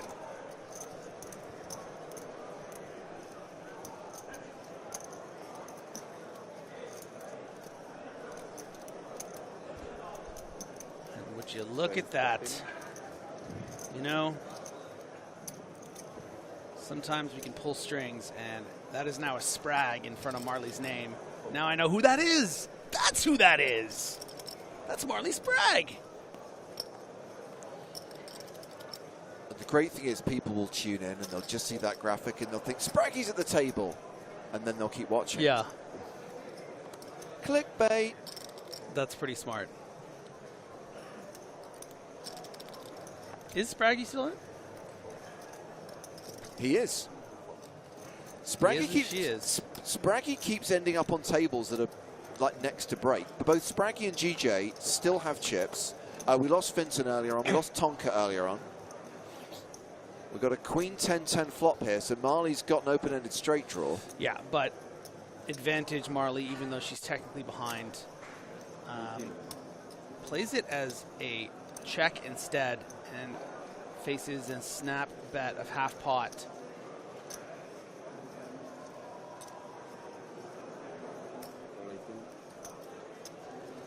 Certainly could have just bet in this spot, but I think a check call plays fine as well. This is, you know, really all over the range of Tansy, and a lot of the time you're going to improve like that. T as in Tansy.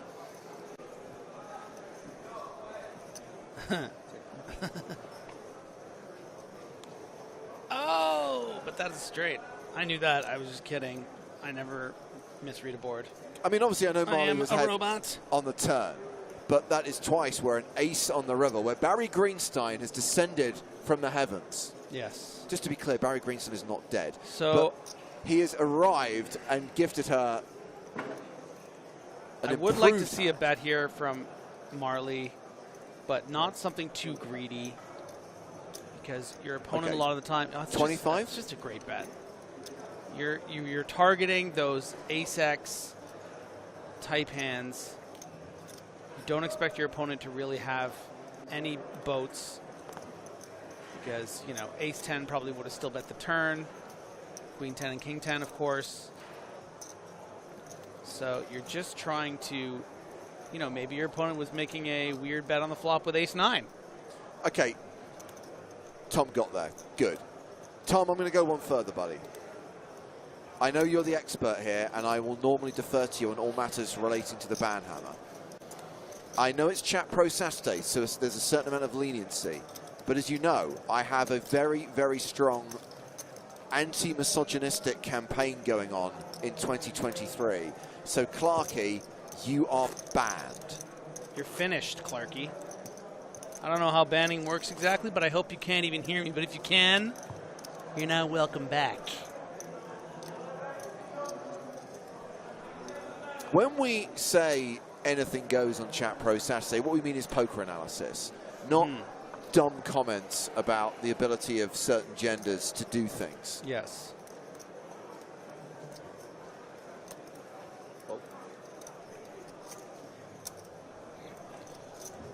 And as a final point, with a comment like that, it says a lot more about you than it does about women and their ability to play poker.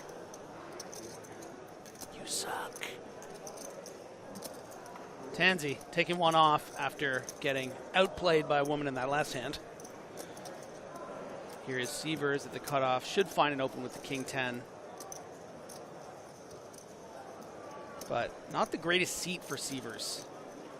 With this aggressive player on his left. I remember when this Sievers guy was winning high rollers, and now he's playing 1Ks in Dublin, yeah. Moved to Germany, lost a little weight, threw on some glasses, and grew a barely beard. recognize him.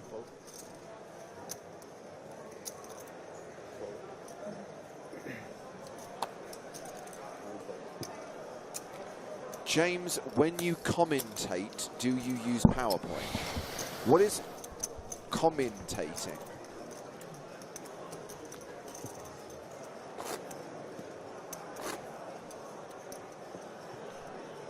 James can be a bit of a stickler for spelling and stuff. Just be a bit careful next time.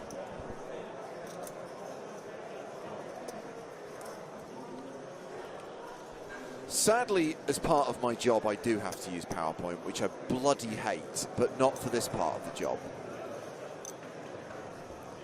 That's right, River Yowie. Communication of this nature does not require the use of PowerPoint. Nice little smile from Marley. Happy with her post-dinner start. As am I.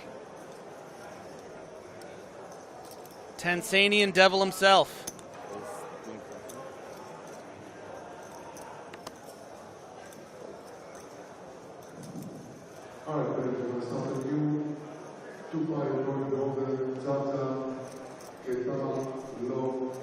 Hang on, I just need to go to slide 4 to see what Lynch has. Ace King suited. Ladies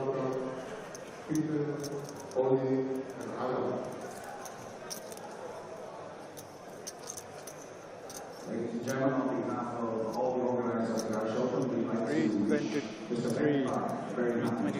Like Blue Velvet versus Dune, one of these two hands has a mathematical advantage. No, there's nothing you do it? No, but this isn't a race. This isn't a coin flip. This is a domination situation. Oh, okay. It's David Lynch movies. No, Griffin, I got the reference. You just will, as ever, you just shoehorned something in at a moment where it was completely unwarranted. 3-bet from Lynch here. Rather than saving it for when there was a legitimate coin flip, you just couldn't wait. You're like, oh, I've got a good David Lynch reference I want to get out there. I mean, the bubble's coming, Griffin. We're going to see flips, buddy. Bit too small for my liking. 2.5x here. Giving a pretty good price for Tansy to call. You don't want to be making a habit of calling with ace-jack. 2-3 bets in position, but it's a damn good price.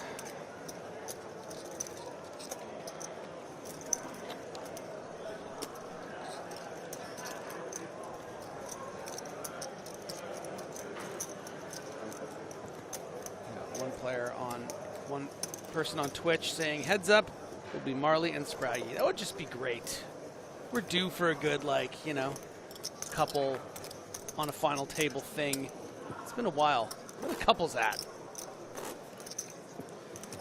Yep, and Nunes says, I'm proud to say, James, I'm a university professor and have never and will never use PowerPoint. In the words of Christian Bale, good for you.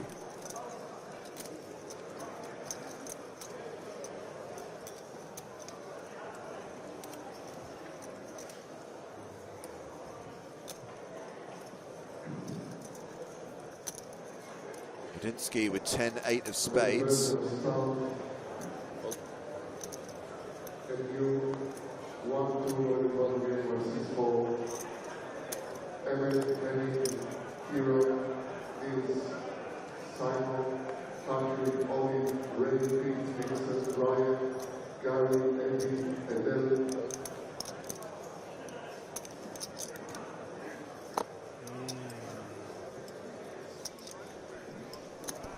Queen Jack suited. So shiny. Queen Jack of diamonds.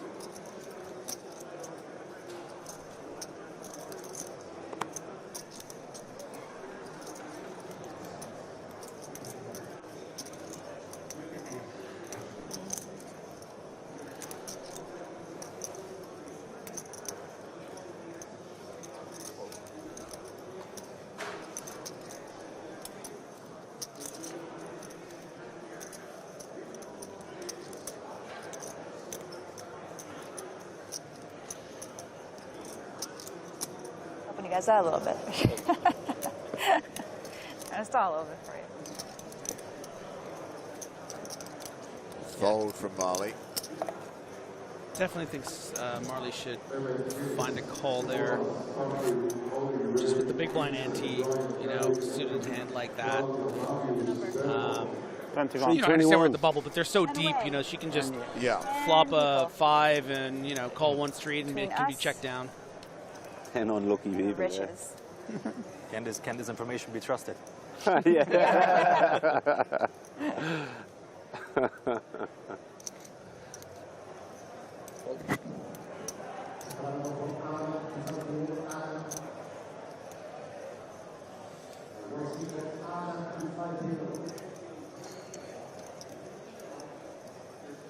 Siva's Jack 10 of hearts. Oh.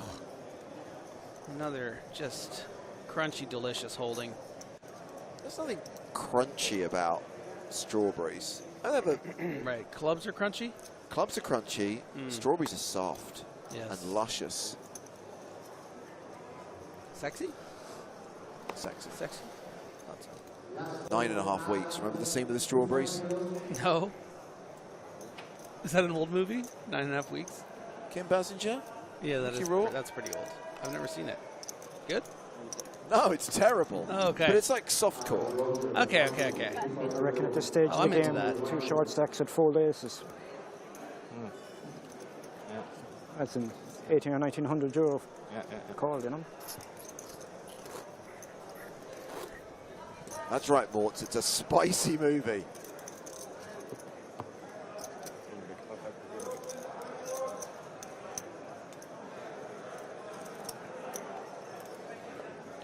Ted Beans asks, has Stapes tried a spice bag yet in Ireland? Everyone's had a spice bag, right? Not me, not yet. Really? No. It's always one.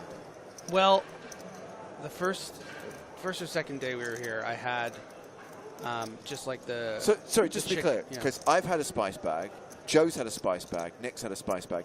You're telling me you haven't helped yourself to anyone's spice bag yet, Griffin? That feels very off-brand for you. You're right. Right. Yeah, no, I already had something from the Asian food, and after I had it, I was like, I don't think I'm going to have any more of that. And then someone told me about the spice bag, and I'm like, okay, I think I'm going to wait till like the last day and have a spice bag.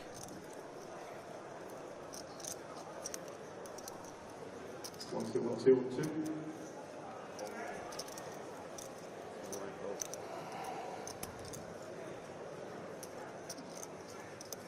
Waristo has opened with kings. It's round to Tansy in the big blind, who defends with 9-7 off.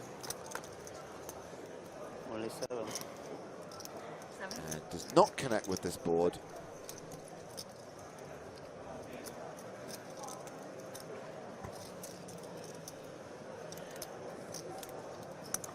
Then.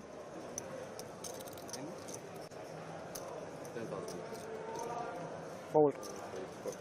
C-bet, fold, next hand. Good 320 fold. players remaining. Good Bubble is actually 312, not 311. But do you know two what? cards to catch I'll up, I allow it. I had 2-3. I think I got There are there. kings, yeah.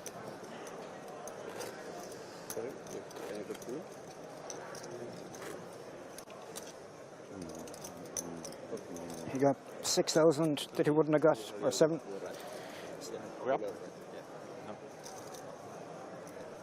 We got 6. He got 6,000 chips he wouldn't have got if he shoved anyways.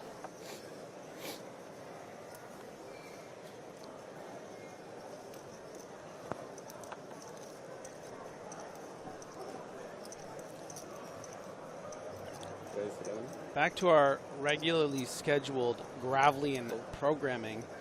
You know, we started this post-dinner level here on the feature table with a 7-3 suited and a king 6 suited early position raises, but Gravelian's been pretty quiet since that unfortunate deuce forehand against Marley, but finally finds a hand that is not quite good enough to normally raise in early position, but one Gravelian I think feels comfortable raising at this table. Very passive table. I don't think we've seen any light 3-bets so far. And I think Gravelian's pretty aware of that.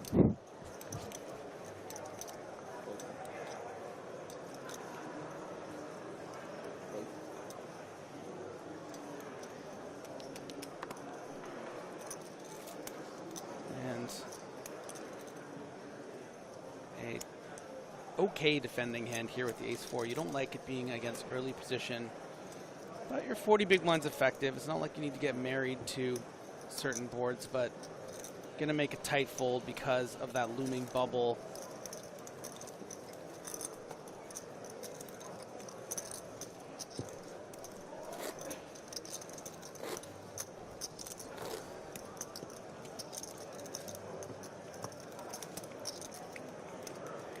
I genuinely thought that this was going to really slow down as we got closer and closer to the bubble, but we're already at 317 players. Guys, we're 6 away from the money. It's coming, it's happening.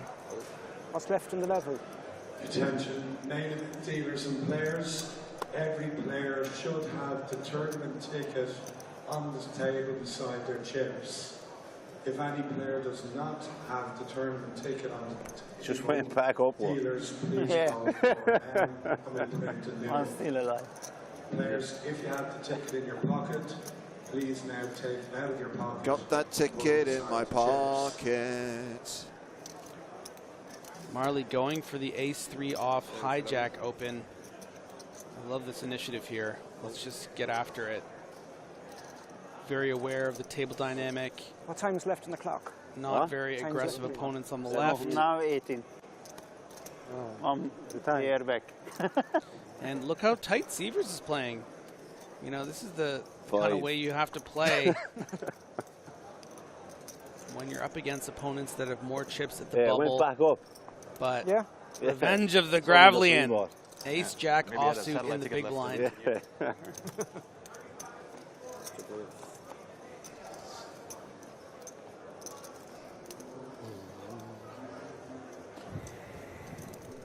Gravelian with the best hand still, as Tyrone asks on YouTube, do people agree with the payouts? Honestly, I think they paid too much of the field. What do you guys think?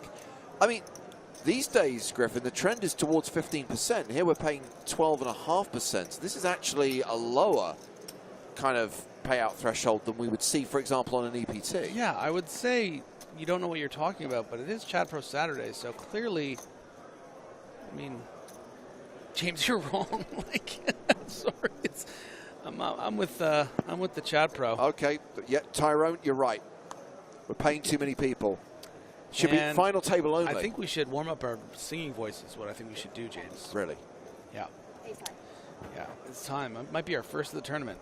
Finally, we get a chop pot. And you know what they say? Everyone loves a chop pot! Especially in Ireland.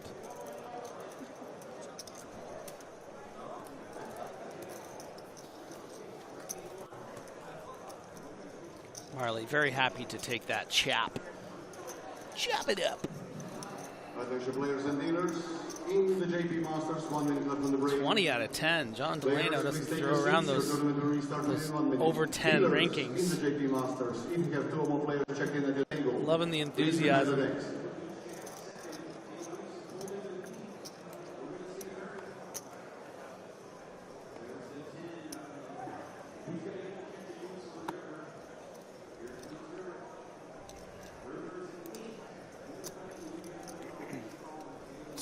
Nine of diamonds.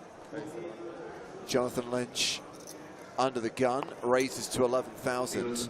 Pocket fours for Milkosh Banyash. Your blinds 100, 300, big blind and 300. 133 next hand.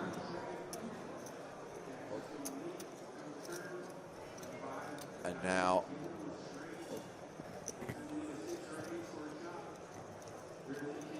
round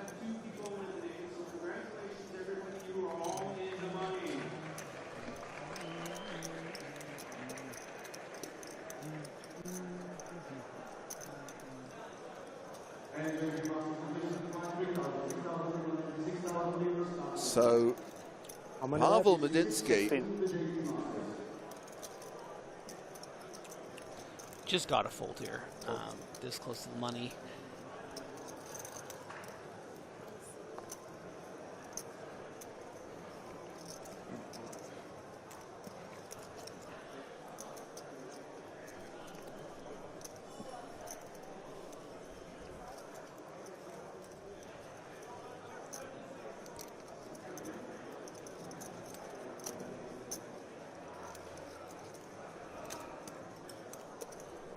Sixes on the button here.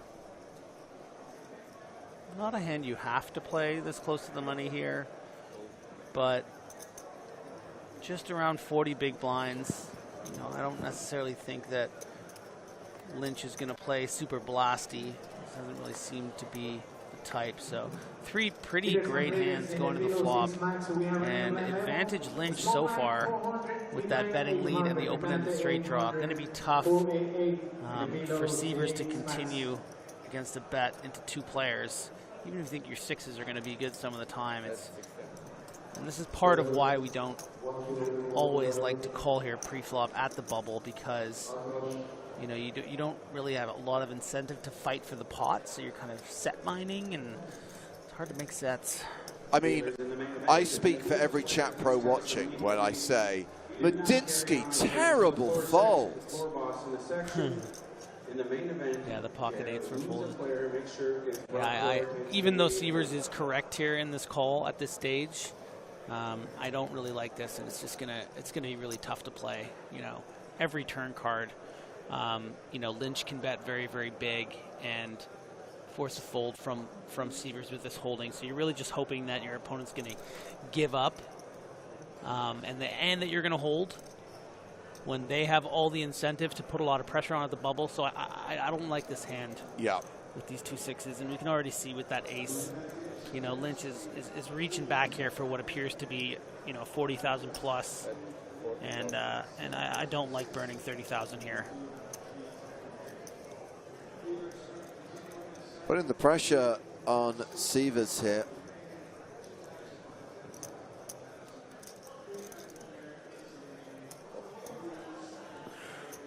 But, you know, kudos to Lynch for, Yeah. you know, following through. It's an important part of this whole thing. Got to be willing to make those bets. One of those rare occasions when you don't mind following through. 315 players remaining. 11 minutes left on the level. Hand for hand when we get to 312. That's when we're on the pure bubble. Making the money when we get to 311 players.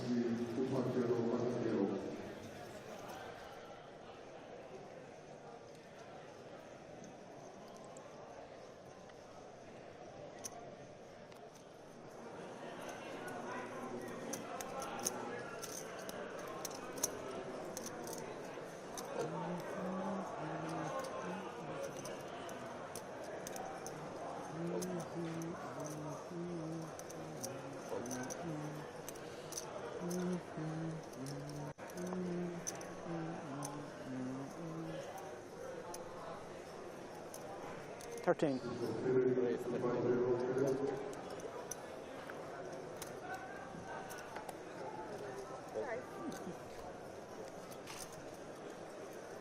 It's Liam Tansey who's opened here with King Queen. Bjorn Gravlian folding 6 deuce on the button.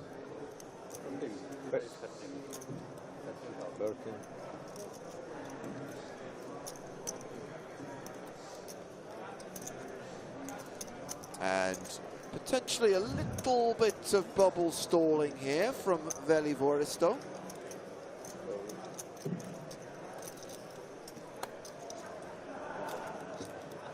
Once again, dealers in the main event, if you lose a player, please bring it to our attention immediately. Were you strong that time? Had you a big Clock hand? ticking down. Had you a big hand? 313 remaining now.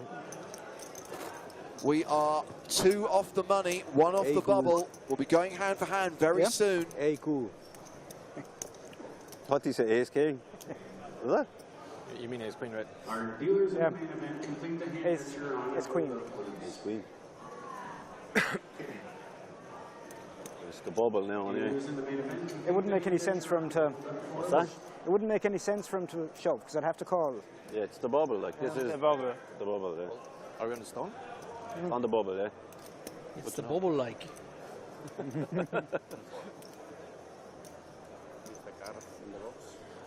a reminder that even though it says 311 on screen, the actual bubble is 312. It will burst when we get to 311. That's when we will be in the money. There's usually a lot more sort of shouting, all in, call, for stop playing. Pretty quiet today. All right, at this time, spectators, if you are not actively involved in a poker game, Yeah, get the spectators out of here.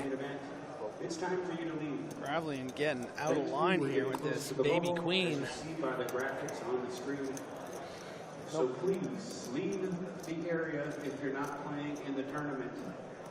Go to the bar, go to the cash games, go buy a lotto ticket. Just get the hell out of The here. white zone is for immediate loading and unloading of passengers. There is no parking in the red zone.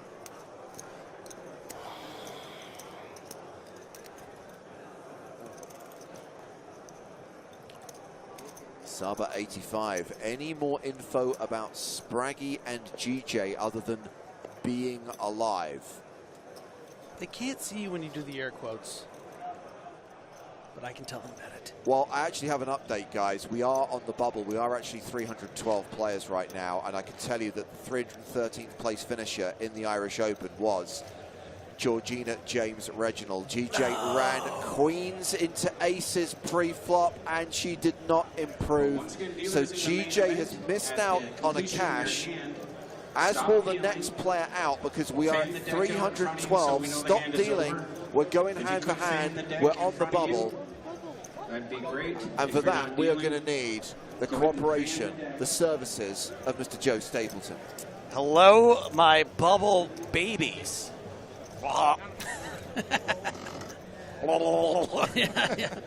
I was actually making bubbles in his mouth. Oh. Snot bubbles, crying tears for GJ.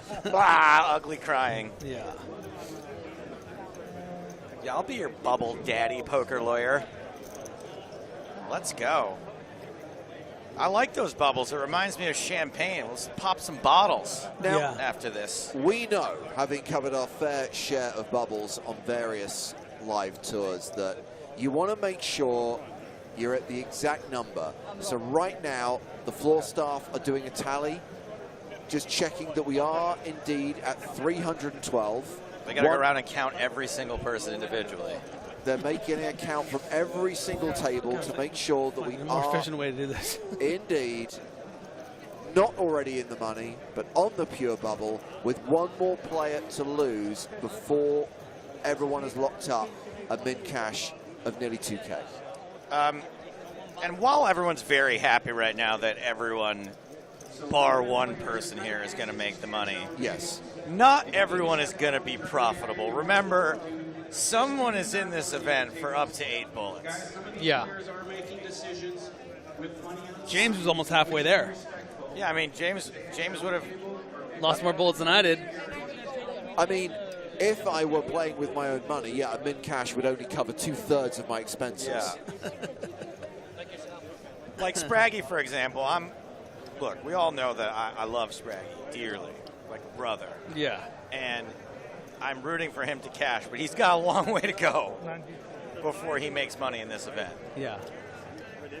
That's actually a good time to look at the payouts, actually. And for players Yeah, who, how far do we have to go if we're in for 4 bullets, James? if you're in for 4 bullets to make a profit. Yeah. You got to finish like 50th or something. Probably. No, actually, by the time we get to like 70. No, I bet it's in the hundreds somewhere. If you get to 96th place, you get 4.5K. For the players who are in for like 8 or 9 bullets, you're kind of going to have to finish. Wait, there's no 9 bullets. There's one guy who basically fired 2 bullets in every single flight And then one on the bought start of into- day 2. Oh, no! Oh, yeah. That is going to require a 28th place finish or better. No. Don't you think, like, after bullet number 7, you just buy in on day 2? Skip the turbo flight, or the second bullet in the turbo flight. That's a really good point. But yeah, but the thing At is that point, you're just... Yeah, but there's no point not you may as well just jump right back in, right? Because it's like, it's the same thing as registering at day 2. It's just you get more chances in that moment. Do you know what I'm saying? Like, I know what you're saying, but it's also just like, saying, but it's if also he just busted like, in the first if he 2 busted- levels of that thing, he's going to play anyway. He's just going to, rebuy. That is okay. Just do not stand up at your Griffin, that was a mic drop moment for Griffin. He's out. Please help them all sit down in your seats or exit the tournament area. This place is going to be pretty excited when they cash, I think. And I'm going to say, and don't want to tempt fate, but like, to get to this point has been really, really quick. It's not been slow at all. And so I don't actually think it's going to take many hands of hand-to-hand play before we are in the money. Yeah, I'm with you on that.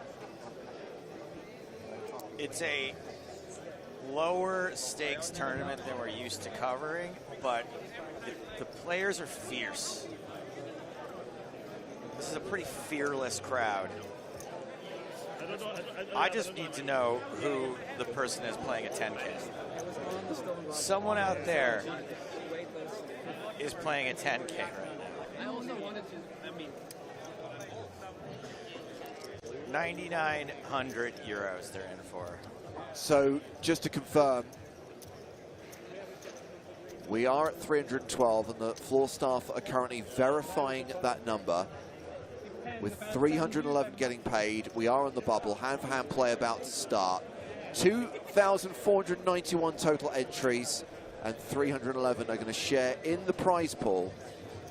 A not insignificant prize pool of 2.4 million euros. And I did see someone in chat asking about, is there a bubble prize? And I can't definitively say no, but it doesn't really happen anymore because what people realize is when there's a bubble prize, all you're really doing is moving the bubble. Correct. Yeah. Everyone as part of the industry just sort of all at the same time came to like a tacit agreement that we don't really do that anymore. The High Council voted.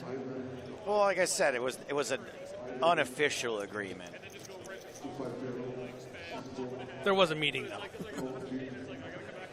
So in the Finton event on the bubble, we took a vote. People proposed, hey, let's just pay the bubble and take it off first place. And I actually don't believe in doing that anymore. But in an event like that, if everyone else is down for it, I wasn't going to object. Spraggy jokingly objected, and it was a no-nonsense floor guy out there. And he was like, play on. And everyone was like, no, he was just joking. He was like, I was just joking. And he said, I said play on. And so we played one more hand, and someone went broke during that hand. It was Hannah, Finton's wife. Oh, no. And we paid her anyway. Nice. Friendly game. Does that get on the Hendon mob? It does. Oh, wow. Yeah, so my 250 euros I cashed, and I went out 2 spots So later. you just changed. I don't think that's great. Okay. Yeah, I'm into it. Oh, I'm not sure that the paying the bubble goes on the Hendon mob. Yeah, I don't know was gonna about say, that. It's just like the floor man team. It's like Yeah, right. she doesn't cash, and then they're just like, we just decided, you know what? Oh, we that got, would be great, We got Hendon mob actually. people back here. We were like, just put it on there. We're gonna give her $250. That's a great backdoor for the Hendon mob. Like someone goes broke in 9th, and you really need them to move up the Hendon mob, and everyone just agrees to pay them $10K, and Yeah. you're like, well, I'm number 1 now. Yeah. Listen, they don't know what they're doing over there. They give awards to anyone out there in the Hendon mob. I still don't have my award, by the way. Oh, no? What'd you do with it? They didn't. I got an answer on that finally. First of all, Roland had the nerve to tell me that he found my Twitter DM responses to him to be lacking in depth. That I was just like, sure thing. See you soon. So I wrote to him. 3 days later, I wrote to him asking about your award. 3 days later, he gets back to me. Sorry, Joe, only just saw this. Left Dublin Thursday, had family plans for Easter break. Didn't have the award with me anyway. They're in Vegas. Eric will be handling delivery / collection / drop-off. Good luck with the rest of the week. Good to see you. So there's your answer. So basically, I read from that hassle, Eric. I read from it. Don't bother me about this. Yes, absolutely. Yeah. That's You already have. There's some baggage here that I got what I I'm needed not- from you when you played the event. F off. GNGL.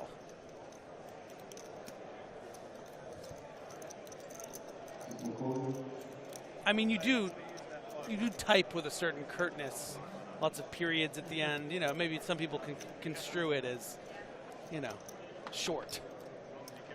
I recognize that people say that. There's Spraggy nursing. I mean, this is classic Spraggy right now. Yeah.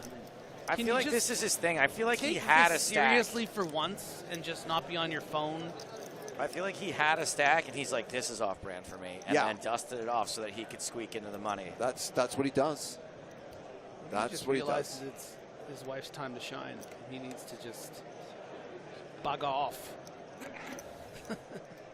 That's quite a rude. Is it? Yeah. I didn't know that. I just want to be clear. You were basically saying, Griffin, that because Joe uses punctuation correctly, that means his responses come across as blunt. No, I'm or saying curt. someone who's not familiar with him might see it as I get short. this all the time. Someone's like, do you want... See, he gets it all the time. Do I'm you want- not saying do you that wanna- I feel that Do you want to way. meet for breakfast? And I'll go, see you then, period. And because I didn't do smiley face emoji, exclamation point, heart, waiter carrying a tray. I'm a jerk. I'm now going to employ a variety of emojis in every single text I send you. To Griffin, please, not to me. But I'm just going to randomize them. They're not going to have any significance. I mean, I'll tell you what, James is a little the same way. Like the other morning, I was like, breakfast? And he just wrote 9:30. Yeah. That's it. It's very concise. It's good. There's no reason for more than that. No, you're right. You're right. Well, he also did the waiter tray, but I've asked him to do that before. So I want to change the subject here and address this comment from All In. who says, O'Driscoll caught a guy picking his nose at the table, right on Instagram story. Oops. You know what? I think the filming of the crime is worse than the crime there. I don't care for that. That's messed up. Don't be filming people doing something embarrassing and post it online. I don't care if it's a little gross. Unless it's an actual crime, don't do that. That's rude. All right, everyone else being quiet. I see it. I see who the non-nose pickers are. No, I'm just thinking that's kind of, you know, Joe got serious. So I was giving you a space to have your soapbox moment. All right. I was having a drink. I was invested. And look, I'm a guy who will actually every once in a while dig around in there. I'm not going to lie. Yeah, breathe. I got to breathe. If it's something in the way in there.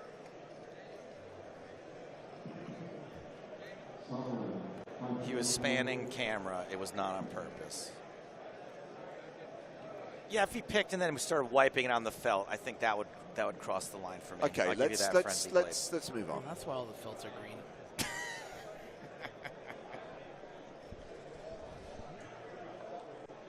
Hey, oh, by the way, speaking of which, when you were at the feature table, you weren't there, James, but some guy writes in chat, hey, $10 says the Benja kid picks his nose.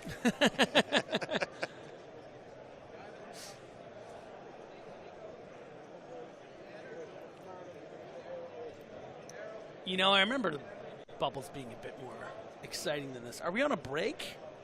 No, it's because of the way that they're doing this. They're just making sure that we are actually on the bubble, and it really does require they count the players at every single table. Oh, so you were joking about? You weren't joking when you? I No. thought it was a bit. We were No. like, oh, we're gonna have to count all 300. No. And I was like, No, the you guys are floor staff classic. Are manually counting the field. Oh my gosh. And then what if people are up? Look, this guy's running around over here. I guess you count the amount of stacks you see. I think that's why they were trying to get people to stay in their chairs, but you're right. At least you can look at a chair and say there's chips there, so there must be a player associated with it. But yeah, the people standing up doesn't help. Marley, yeah. Paul, Liam, Nick, Jordan, Ellie. The one thing that it's way better to take this amount of time and be sure than mess the bubble up. I mean, what a disaster. If you think you cashed, right?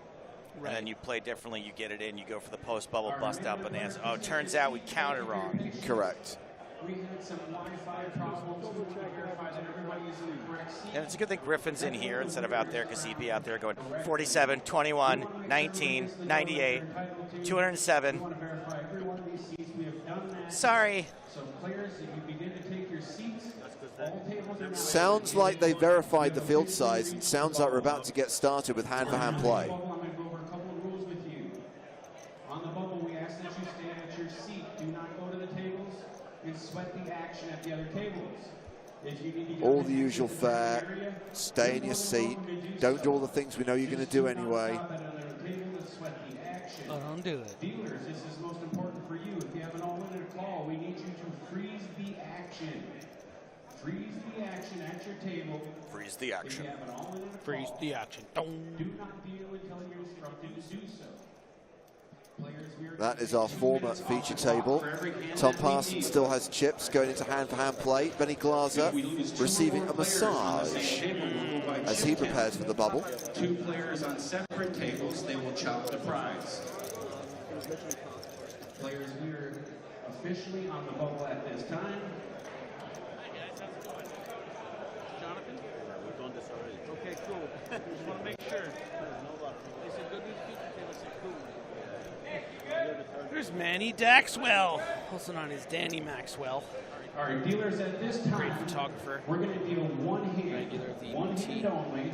If there's an all-in, Here we go, guys. First hand of hand-for-hand play. We are on the bubble in the Irish Open. Dealers, go ahead and deal one hand. Spectators, at this time, we do need you out of the area.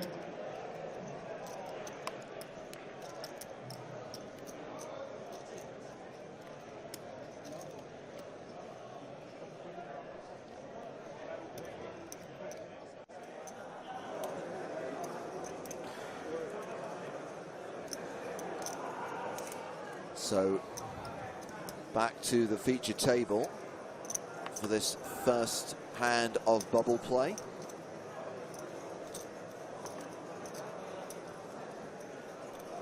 The hand-for-hand job.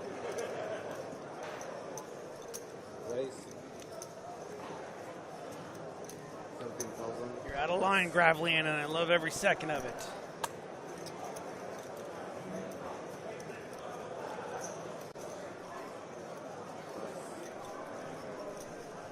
Round to the blinds. Banyash in the small, passes. And it's Marley's big blind. She's got Jack 7, and she folds as well. So play concludes at the feature table. And how it works in hand-for-hand play is we have to wait for the hand to conclude at every single table out there before we deal the next hand. I would really like to see Lynch start punishing Gravelian a little bit. That's 2 hands now that I've seen an opportunity to definitely be overly loose with 3-bets, but ones that I think would have gotten away with against Gravelian. Nightbot, you're wrong. GJ out finished. in 313th place. But we have visual evidence that Spraggy is still in. And of course, Mrs. Spragg, Marley, is playing at the feature table right now.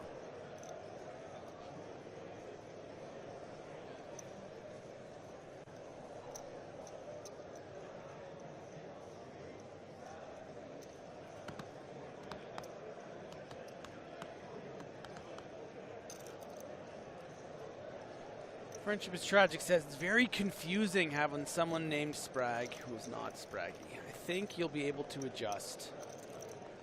Just try real hard. Is the Spragg on the feature table related to Spraggy? Asked Doogie. Yes, the iPod. by love. God, I hope not. I sincerely hope they're not Yeah, related. yeah. Let's hope not. Marriage. Name by marriage, we call it.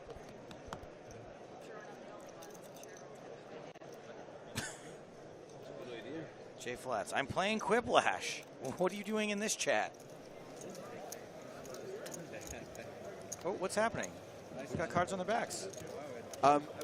Clearly someone missed the instruction to freeze the action in the event of an all-in and a call. Looks like there's a short stack double up though, right? Not an elimination. Still, I don't think that hand should have been dealt out. Whoops.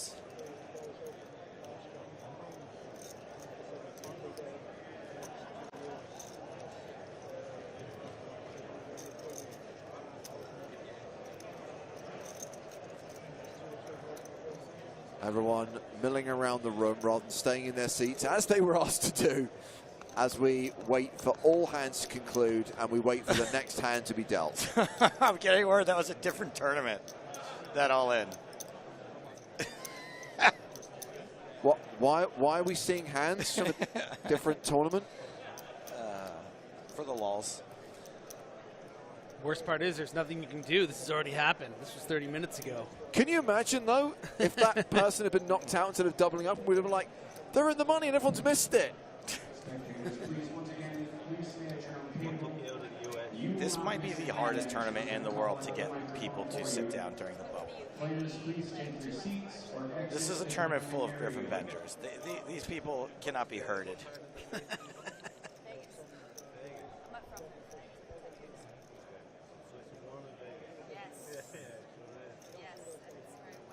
Bucko says, camera guys have gone rogue. It's because we automated it, right? We put the AI in charge of the cameras? Yes. By the way, the automated camera decided it's in its best interest for none of us to ever leave the building again. Let me go talk to him. Now, the question is whether we actually have any all-ins out there, and judging by the fact that the crowd is starting to gravitate towards this end of the room, I'm starting to think that we might have some significant action. Yeah, I see some smirking, and I see some producer. This is the first hand of hand-for-hand play, correct? Yeah. Is it possible that we only have one hand before we get into the money? We said this gang seemed pretty fearless.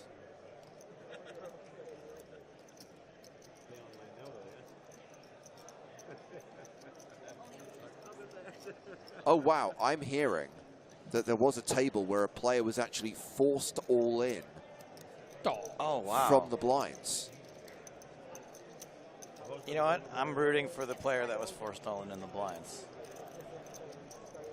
Who is it? Oh, never mind. It's him, isn't it? Yeah, it's him. It's Kasuf. No, I'm just kidding. I don't know who it is.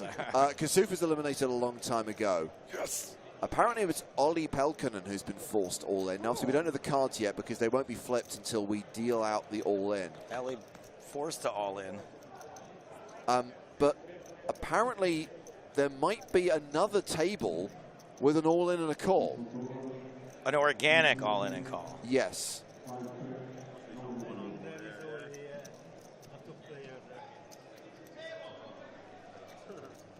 Yeah, we got floor staff over there. We got cameras over there.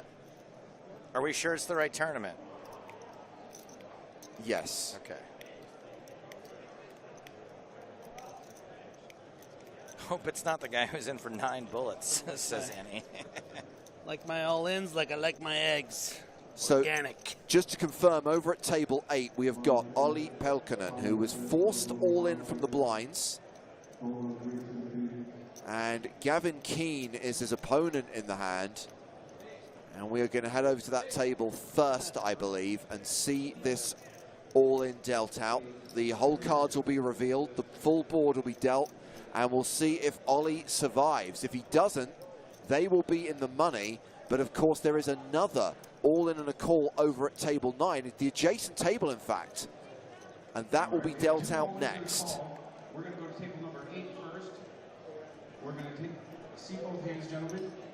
Table cards on the back, guys. These texts are front. So Ollie forced all in with King Deuce and dominated by Gavin Keane with King 10. Unlucky. At risk and way behind. He's got a deuce in the window. Deuce on the flop, domination, rotation. Brothers, hold. Turn card. Brothers, a 10 domination re-implementation, and only a deuce is going to save Olli Pelkonen. It's an 8 on the river, so we have lost Ollie. We are definitely down to 311. However, over at table 9, Michael Graydon is all in. Michael Graydon versus Colin Horan, and it's a flip. Ace King versus Jacks. Oh, wow, so sick. Graydon with the Jacks here. That's a straight. That's a straight. It's the wheel. It's the wheel. Jacks cracked by the wheel. The king on the river is just adding insult to injury. So Mick Graydon, Olli Pelkonen, both eliminated. They will split a min cash. Everyone else guaranteed at least the full min cash of nearly €2,000. We are in the money in the 2023 Irish Open main event. Technically the fastest bubble ever. I mean, it took them 20 minutes to count 312 players. It took 2 minutes to lose 2 players and get into the money. It was technically a hand and a half. How do you count that? And we will now play to the end of level 17. There's just under 3 minutes left on the clock and roll straight into level 18. And wow, that's going to push back the finish time tonight.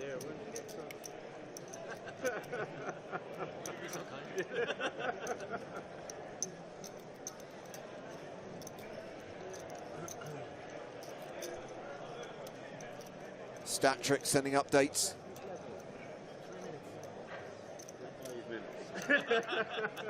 Love it when we get some Statric on screen. He's a lad. Pine again. Sorry, are they literally going to tear the check in half for these two guys? Is that why they're standing there like that? I shall split the min cash in 2. So the bubble has burst. We're at 310. Let the post-bubble bust-out bonanza begin. Let's have 60 minutes of chaos. All right, main event players, you should be in your seats. We're going to carry on at a normal pace. Dealers.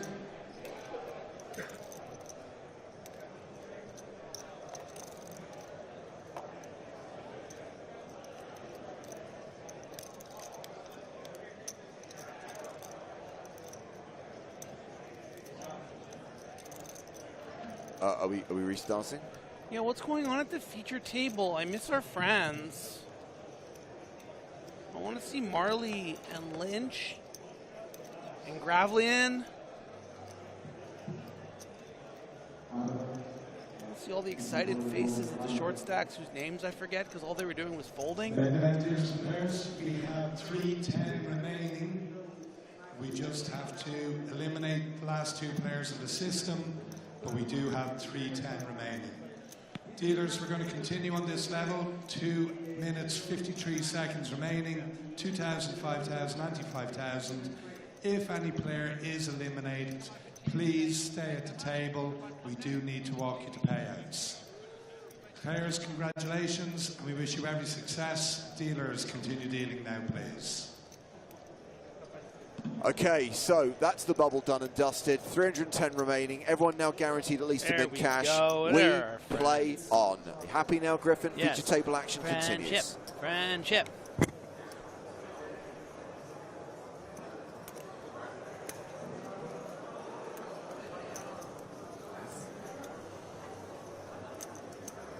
Here we go. Ace-5. Receivers not going to play. Ready for some bone Anza. I think that's. Can we get 8 pints? James bounced out of here for the rest of this level. Time for the lunatics to run the asylum. Joe and I up to no good in the late levels of day 2. Lynch, Queen Jack suited at the cutoff, going to raise things up.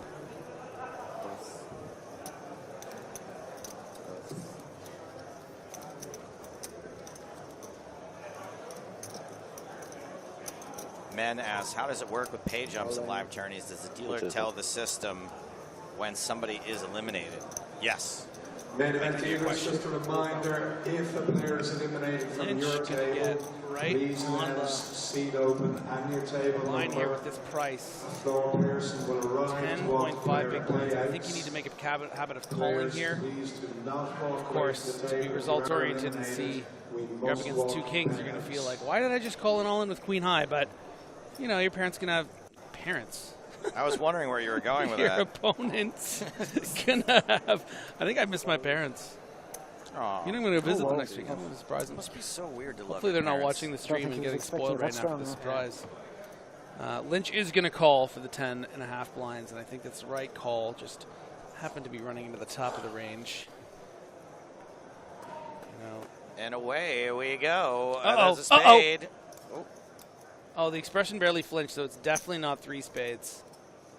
That was like a 1 spade. Oh, yeah. But a jack. 1 spade and a jack is what I was thinking. And the spades would be interesting.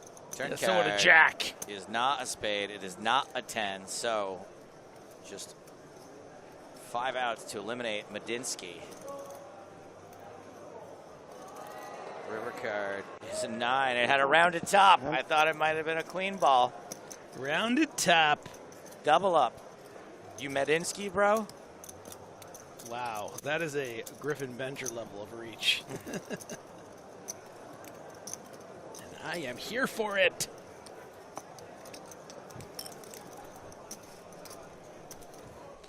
Hey, some chip counts for you. Tansy with 359,000, our table chip leader. Lynch, 314,000. Sprague, been really chill, just in the cut since that big ace-9 hand early on in this feature. Gravelian been splashing around a lot. Sievers, Medinsky, Voristo, and Banyaz. The last 2 just at 6 and 7 big blinds. You might say they're in the danger zone. Danger zone! And happy to have made the money and now looking to, you know, find some pay jumps, but more importantly, find some doubles, get into contention. A lot can happen in an MTT, and they are certainly not out of it. And this is the perfect spot for Voristo to get a shove in.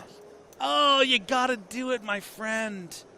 I know you don't want to go home and be like, oh, I went all in with queen high. I could have waited for ace king, but he got a really nice hand to shove with there. So a mistake there from Voristo, but that's not the hand that he is going to go down with. Question, is Griff drunk? Answer, I don't know.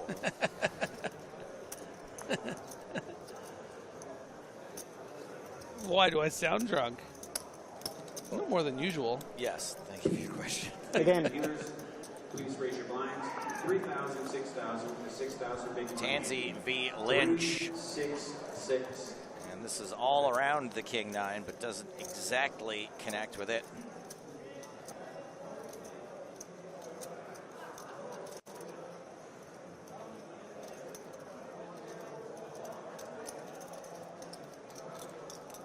Drunk with MTT knowledge, that's what Monkey May I says.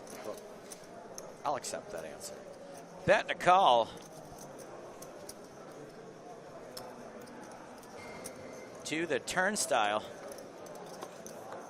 7, ooh, 7, it's always coming 7. 7 is the jack of number cards, so I got excited for a second. Guy with Queen Jack crying, RN. That would be a crying registered nurse. 17. 17. And I'm the drunk one. Tansey. T is in Tansey. That's 17,000. Weird hand, strange hand. And Lynch will not be calling the king high. Ed Allen asks, where did James finish? In the main poker room. Thank you for your question. Yeah. Blinds are gone up again. I'll see you banned. Not because of the question, but because you redeemed 25,000 channel points. Oh, and Michael Ian Black was asking about the channel points. I forgot to tell him that you can spend them on me banning you. He would have understood it even less if I had added that tidbit in. Hello. Hello. Okay, in a dream, Snake Eater says, good luck tonight, Tom, my son. You're doing really well. Hope you buy us and the Weens a good prezi. Also, Wendy asks if she could borrow your potato peeler. Hers is broken. Love you, Mom and Dad. That's great. I have no idea what that was, but well, it might be my favorite presumably, comment I've ever read. If there's anyone on this table named Tom, Tom Lynch, Tom Seaver, Tom, you know. Tom Seaver from the Mets? I think he sells reverse mortgages now. Can we get, actually no, we can't. This isn't, I was going to say if we could get the chip counts, we'd see if there's a Tom. You're right, I am kind of slurring my words. Am I drunk? Am I drunk? All in. Ben Yaz, 5 big blinds. Happy. 6 big blinds. Happy. Got Yaz Queen. Ben Yaz Oh, Queen. no. Oh. You Madinsky, bro? Aces again. For the Mad Irishman. Tansey out in the small blind. Seavers not gonna do it with King Deuce. Banya's all in for 6 big blinds. Running hot now, isn't he? Just after the bubble. Aces and kings. Oh, was it kings last time? I forgot. Sorry. Big pocket pair. Aces and kings since the bubble.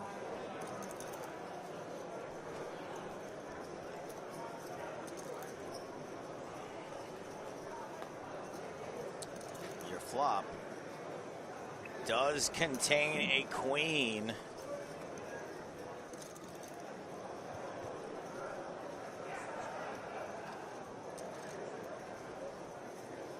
Club on the turn.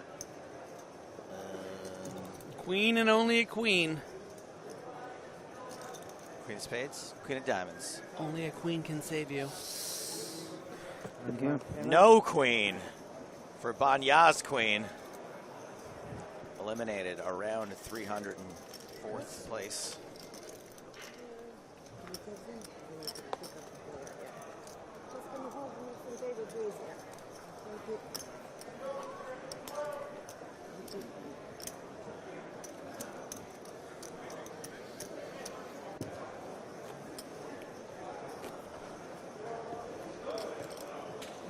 Quick recap of the feature table chip counts.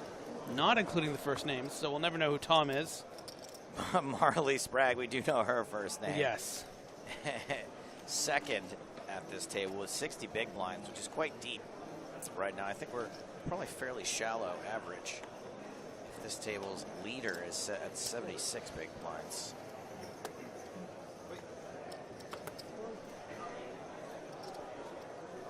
Marley with queen 7, a no-go.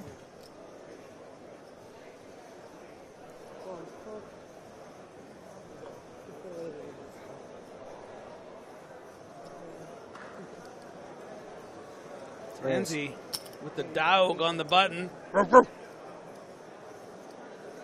canine.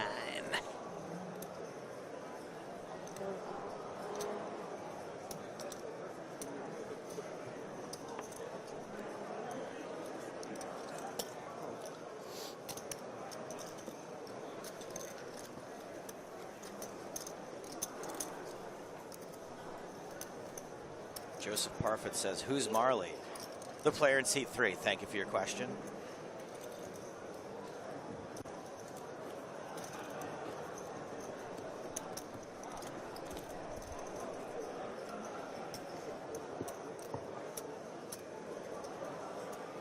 Did GJ or did GJ not go out near the bubble? Yeah, I think I read she went out at 313. Okay, we still have a command in chat. Yeah, I know. GJ James is still in. James remarked on it as well. Yeah, GJ Reggie busting in 313th place. Thank you, Tom. Finding the bubble.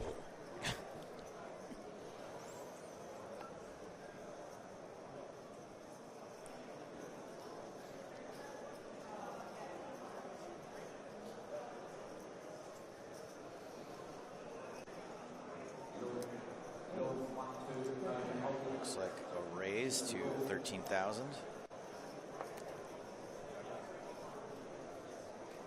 Dan Chris says blinds are 3K, 6K, 6K. No, it seems like that would be the case. Looks like a 6K big blind. I thought he was going for it that time. Player in the big blind. If I had 2 big cards, I would be. That's what it says on the screen there too.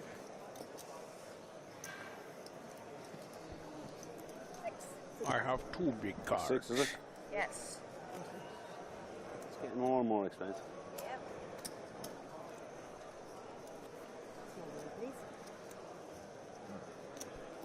Yep. 300. Yes. 1,000.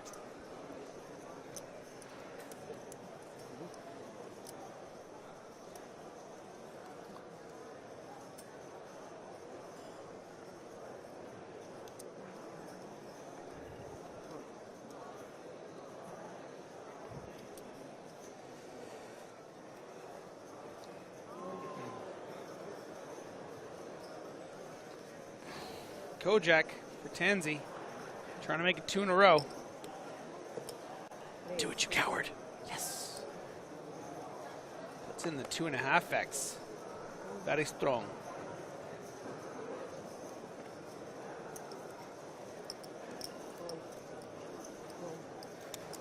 You okay? Yes.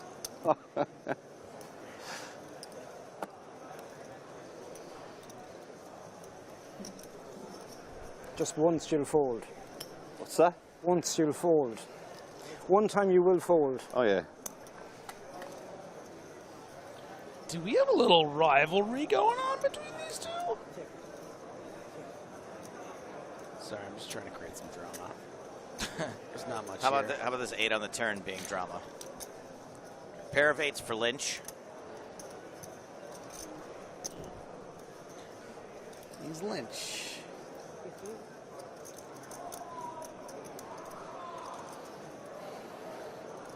$15,000 the bets. This bet's a cinch, see? Just got to throw on 15,000. Okay. Take it right down. He never saw it coming, Tansy. Next time I might fold that.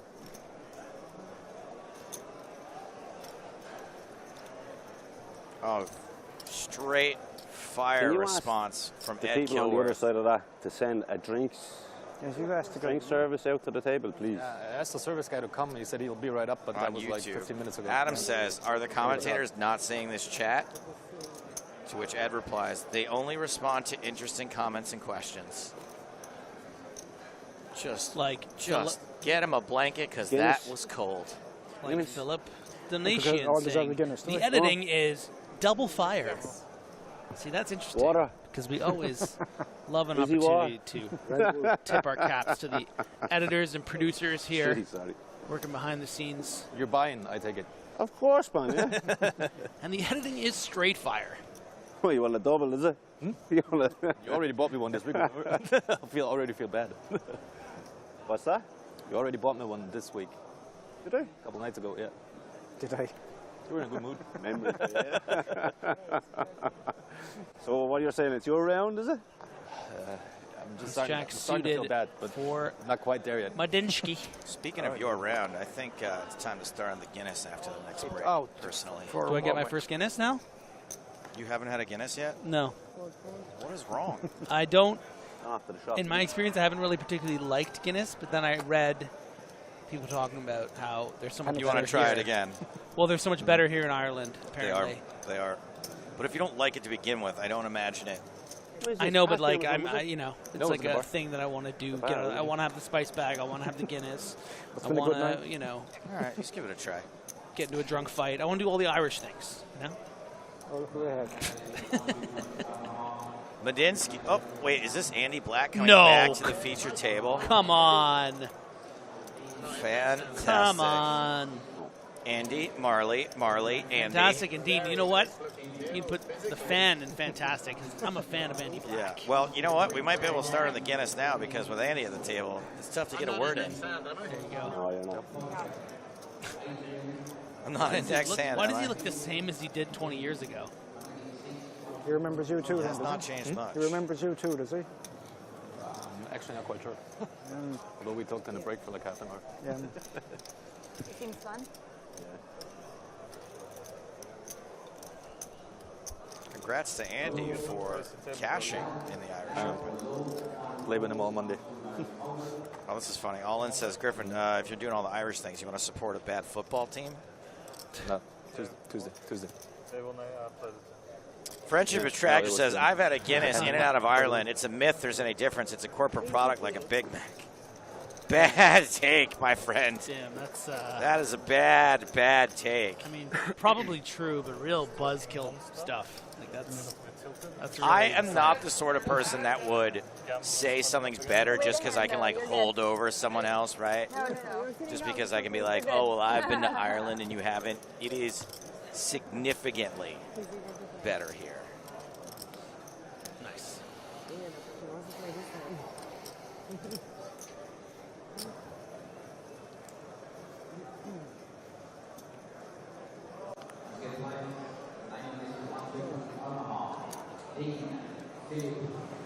Well, I've got a Spraggy update. No. Got it in Ace King versus Queen Jack. And held. Come on. Double up Spraggy-ish, I assume, if he didn't bust the other player. 358.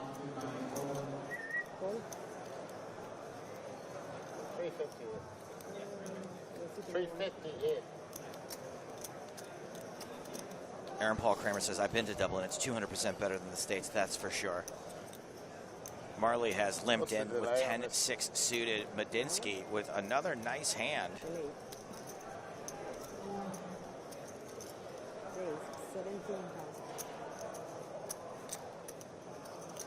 Just under a 3.5x here with the 10-6 suited. And Spraggy happy to take a flop with Madinsky. 7 tray. Quick check back from Madinsky. And now that Marley has this gut shot, could have maybe mixed in some bets to then bet again on the river on a non-diamond, but instead decides to check. Hope to get another free card.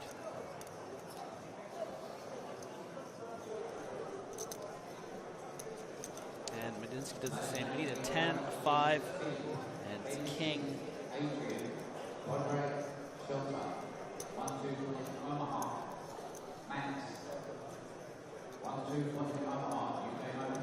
And I think, oh, good on Marley. I was worried that some designs, she was. It's not exactly a hand you want to show down, making right? some floor plans, yeah. But sometimes when you see it ISO'd here and you think, well, you know, maybe I can bet something and get an ace high to fold, but of course we saw that Radinsky with the king queen would not have worked. No, all right. Have a Guinness. You want a Guinness too? Yes. Him too. These are fucking all a bunch of alcoholics. Also, yes. You have to. Do we have a little meeting? Do we have a meeting? Yeah. Hi, my name's Andrew. I have a sincere desire to give up drinking. Okay. Scary guy to ask for his phone.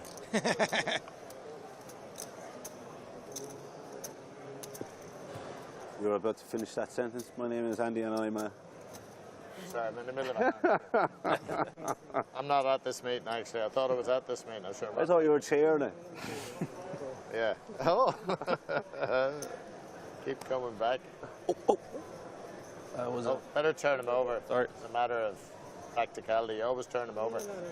You do, because if they go off, if somebody's seen them, you have to just turn them over. I have a question for you. Yes, sir. Do you think? Anyone see them? My impression is Marley has only been in poker X amount of years, not like Andy, and it wasn't kicking around during Andy Black's heyday. Do you think Molly knows who Andy Black is? Only if she'd met him this week already. Okay, so you think that she wouldn't have been exposed to his... Unlikely. I mean, maybe her relationship with Spraggy, you know, he was very likely to know who he was. Yeah. So maybe... Because he really doesn't do a ton of American appearances and hasn't done a ton of European appearances, at least on the sorts of stuff we're involved in. So, Marley Sprague finally going to find a nice little light 3-bet spot against the very active Lynch. Going to do a clean 3x 3-bet against the king-queen with the ace-8 off. Really a spot that you're hoping to just get away with here. Hoping your opponent is raising something like this or worse that is willing to fold. Lynch so uncomfortable with this king-queen. I think you need to defend in these spots with king-queen at the stack depth a decent percentage of the time, but you can see that Lynch frustratingly, maybe finding that king-queen is kind of the top of his fold range, and that's why he's so frustrated. You know, maybe would have continued with ace-queen, some ace-jacks, you know, never king-jack and those kind of hands. So a sigh of annoyance and a nice takedown from Marley Sprague. Well played.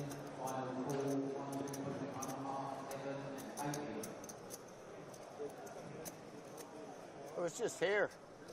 That's when they brought me back again. Really?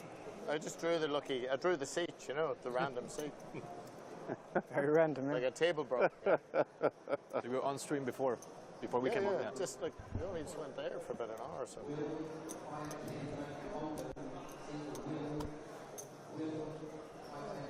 So as long as Andy's talking, we'll probably lay out for a little bit, unless a big hand develops. I'm happy to let the crowd take in the grandiose verbiose that is Andy Black.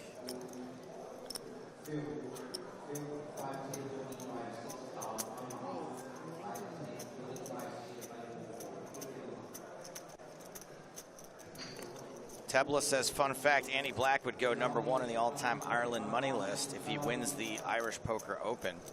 Are he and Steve O'Dwyer that close? I'm going to have to confirm that. No, it's just wrong. Sorry to, sorry to. If we're counting Steve O'Dwyer. Well, you're American. Not a chess player, are you? No. That's But is Steve O'Dwyer officially Irish on the Henenmouth? Yeah, he should be. No, I don't. Steve O'Dwyer has like 20, 30 million. Yeah. You're Spraggy's wife. Black might have I thought he was a fucking 5. Yeah. Oh, Steve O'Dwyer is listed as the United States. Shows on it the doesn't handicap, matter what so. someone fucking looks like, eh? I bet my man Toby Lewis will be up there. He was on the feature table earlier. That's great. I mean, my wife they never asked my wife for anything, you know. It's a big deal, though. This streaming is a big deal, yeah. Wow, dude. He's very funny. You know? He said 5 million and it's yeah. 4.9. How sick are we? Like, I thought he was very we're funny. bladed. We know our poker, bro. I know my Andy Black. Yeah. Yeah, he's second on the all-time Ireland money list behind Max Silver. Who's that? No, not the one I'm thinking. Yeah. The American guy? No. British guy? Yeah, he's British, not Irish. But he lived in Ireland for a long No, time. Get real. Get real, Max Silver. I love Max Silver. Andy's only behind him by like 100K. Well, he's raising here with the ace-10 offsuit. On the gun +2. Gotten some interest from Tansy, who loves to see flops. Going to get some more interest from Gravlian. Dealers in the high roll, and if you have 2 more players checking at your table, please prepare deck. We're starting in 1. And it looks like we are going to go 3 ways with a significant advantage for Andy Black, having both the ace-10, actually just the ace-10 crest. What am I talking about? Yeah, I am drunk.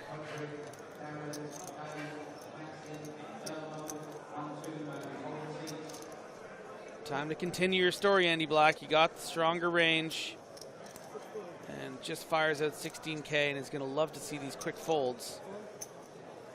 Andy.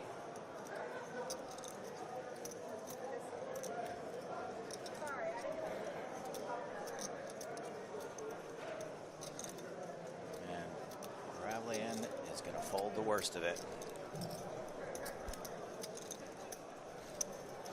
Spraggy's wife? No way. Okay, high roll is continuing with blinds 200, 400, big blind empty, 400, dealers start please. I'm getting old, haven't I? Am I getting old? It's just like Oh no. another fucking day without being arrested or hit. I missed the comment that everyone... So I feel very fucking old though, because it's a whole different world. I was thinking of streaming myself. Oh yeah? There you go. But I prefer, yeah, I think I'd have to get my head around it. I actually prefer talking to people in person, you know. Yeah. Then again, last year I got in the commentary booth, right? It was the final table, right? I'll jump in, I'll usually jump in. And anyway, the whole video went down, everything That's went crazy. down. It all died, yeah? No sound, no picture, no nothing, yeah? And I just kept talking for 30 minutes. Actually, the stream was running perfectly fine. They just had Andy think he was talking to the audience for 30 minutes. Well, when he said everything went down, everything went black, it was just he went black out. We went to black. A couple of hundreds more. So I don't know. But it's a real art form, I think. You know, it's a whole... Some hundreds of more. You know what? You're right. It is an art form. Allowed. And I'm blessed to work with people like James Hardigan and Joe Stapleton, really know craftsmen of the art of commentary. I get better every day. I really do. Man, thank you. And Marley is going to kick off this pot with a raise and end this pot with a raise. About 400 more. So that's my. Is he still in the tournament? As far as I know, it's my fault. That's a nice sight. Sorry, what's your name? Thank you. Marley. Okay, Marley. Was it still 300? Or how much is I think I could have early onset Alzheimer's. Do you have a new Guinness? So if I say that to you again, Thank you. as if I've never everybody said have it one? to you, can you just say, hey, you just said that to me, so I can fucking have the evidence, you know? Cheers, guys. Cheers. So Guinness beer. Because they're all a bunch of alcoholics. Is this okay? Of course it's okay. Is this okay? Well, I'll drink me out. Wants to drink. Cheers, you sir. Cheers. Look at all alcoholics. He bought beers for the table, and he's drinking an energy drink. Not the worst. N17 Spurs says, no, you don't get better. You're a terrible commentator. Well, it is Chat Pro Saturday, so. Nope. I accept your terms, but Joe does not. He is a less forgiving God. You banned. Thank you for your comment. I only read it on the air so Daddy would protect me. Here from in the below 6 max, we are playing now level 8, small blind 600, big blind 1200, big blind Andy with pocket jacks. This is the last level. We just got it. We just got it. That's another game. 6 max. At the end of the level, we're going to Lynch defense in the big blind. I think Ace the tray production team suited. got it for us. Flops a boat. Give another tray. Who did? Oh, really? I think. Oh, is there another round on the way? Is that what's happening? Separate rounds. Oh, dear. Guess you have to be quick. It's the only way to drink Guinness is quick, anyway. Pretty sure that's made up for people who want to drink more beer. You got to drink it fast. That was what my dad said. One of the first memories I have going to the movies with my dad when he ate all the popcorn before the trailer started. He's like, "You got to eat it fast so you don't get distracted during the movie." The popcorn? Yeah, That's funny. he ate the whole bucket. I was like 7. I couldn't keep up with him. He's like, you don't want to distract him from the movie. What do you reckon, JJ's experienced media performer? That gesticulation? Oh, we're approaching a pay jump. Thank you, Patrick. Pay jump after 273 at 272. Players get an extra 260 euros. It's not so much a pay jump as a pay step. Yeah.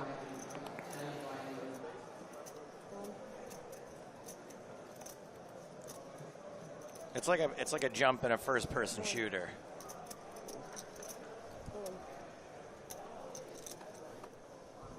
Badinsky versus Lynch. No, Lynch folds. And it says Andy Black. It's a raise and take it for Badinsky. It feels bouncier than it did about fucking an hour ago. Yeah? Maybe you've Is it changed. the weather or something? Have I changed? Maybe Yeah. you've changed. Too many Guinnesses. No, I think the more Too you many drink monsters, energy yeah. drinks, everything starts feeling bouncier. Whereas you guys are going to get all like this. I suppose if you only have 1 or 2, you'll be buzzing. Yeah. Then you get to the third, you'll start sinking down with sludge. 3 points. Yeah. You won't Is know. that your magic number? You won't know. I think it's more bit. You won't notice it. It'll just happen. Right.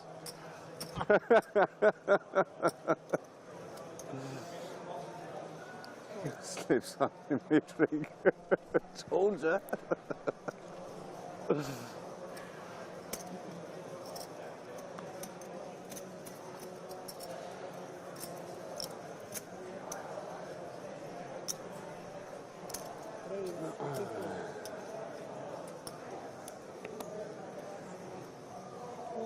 Tansy raising with the store brand sourdough, ace-5, offsuit. Oh, Jesus.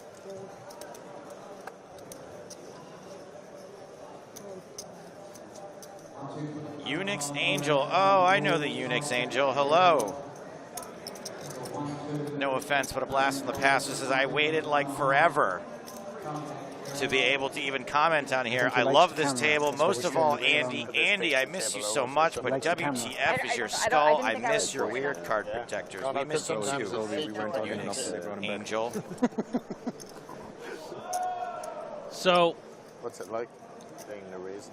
I'm seeing a bit of outrage in the chat about a king-queen being folded. So you're Unfortunately, I missed the emerging in hand. terms of like. Well, I mean, I played a doing lot. this. I played a lot of live streams, but never like on So, tournaments. 'Cause it's chat, like, if you want to help me do my job here, All the sweat and tell me and who body folded odor, king, you queen, know? and in what Yeah. position, I'd really Great. appreciate it. You never know what variety, especially Ireland, you never know what variety of body odor you're going to fucking come across. Kif Croker says, did he just fold king Okay, queen so suited? the guy Is with it a one, pay jump the or guy with something? one big blind There's a lot of folded variety. king queen suited. The one that folded the queen jack suited earlier. Yeah, presumably. and it is a pay jump. We are very close to a pay jump. People don't want to change their rookie clothes. And it was when Marley raised the ace Yeah, X look at off. everything. I've seen guys fucking say So good fold, you're saying? Good catch, though. What's wrong with them, lads?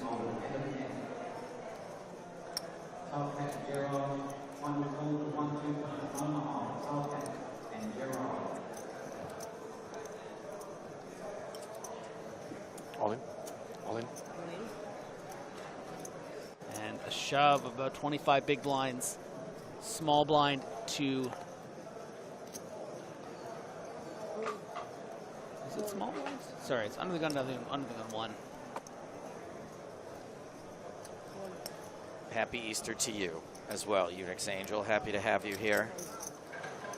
Tomorrow is Easter Sunday. Hey, do you want to do an Easter egg hunt in my room tomorrow? I already told James that I've over the course of this week, carefully put eggs all over the entire venue for the ultimate No one's hunt. found any yet. No. I'm not good. Well, I'm going to let them know. Yeah, we're actually starting at 2:30 tomorrow. There's a 2.5-hour egg hunt. Thanks. Thank you. Hanging in, eh? What? It says you're hanging in. Yeah. By a thread. It's a whole new definition. Floristo. Like, seriously. In a Dream Snake Eater asks, which one is Stapes? Is he the one that sounds hot or the American? I mean, listen, I don't know who she thinks sounds hot or American, but you are the American one. Why are you assuming she? Huh? You think In a Dream Snake Eater is a good point. Is a woman? You think anyone, any real woman would find either of our voices attractive? I'm a bit like yourself. I've nothing much to go home to. My mom says I have an attractive voice. Well, I would hope she's not attracted to you. What is Gad? Like conversation. King Queen for Lynch. Gonna be happy to play it and not fold it, like your man in seat 9 did. No, very nice. Seat 8 now. I forgive myself.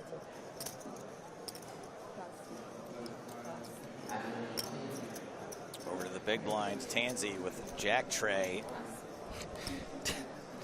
Ted Bean says Griffith has a voice like a cat farting in the fog. If you don't call one Can of we these pin- three, No, we can't. I It's got too the funny. I don't even know if it's 400 an No, insult. but if you don't call, then that doesn't get doubled.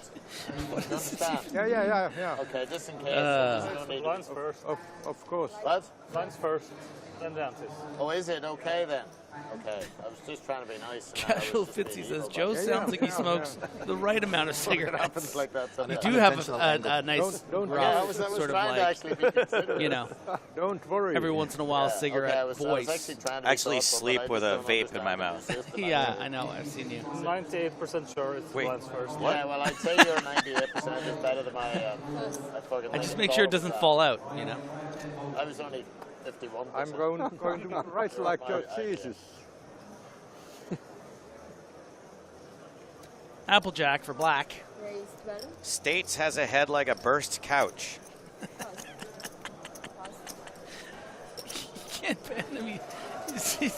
He didn't even say Stapes. Oh, okay. I don't know. I kind of just want to see what else Ted Beans has, because he's really. I think he's just off doing the Mad wall. Libs. Yeah. I'm into it. You know, it's different. All right, we're going to see a defend from Sievers.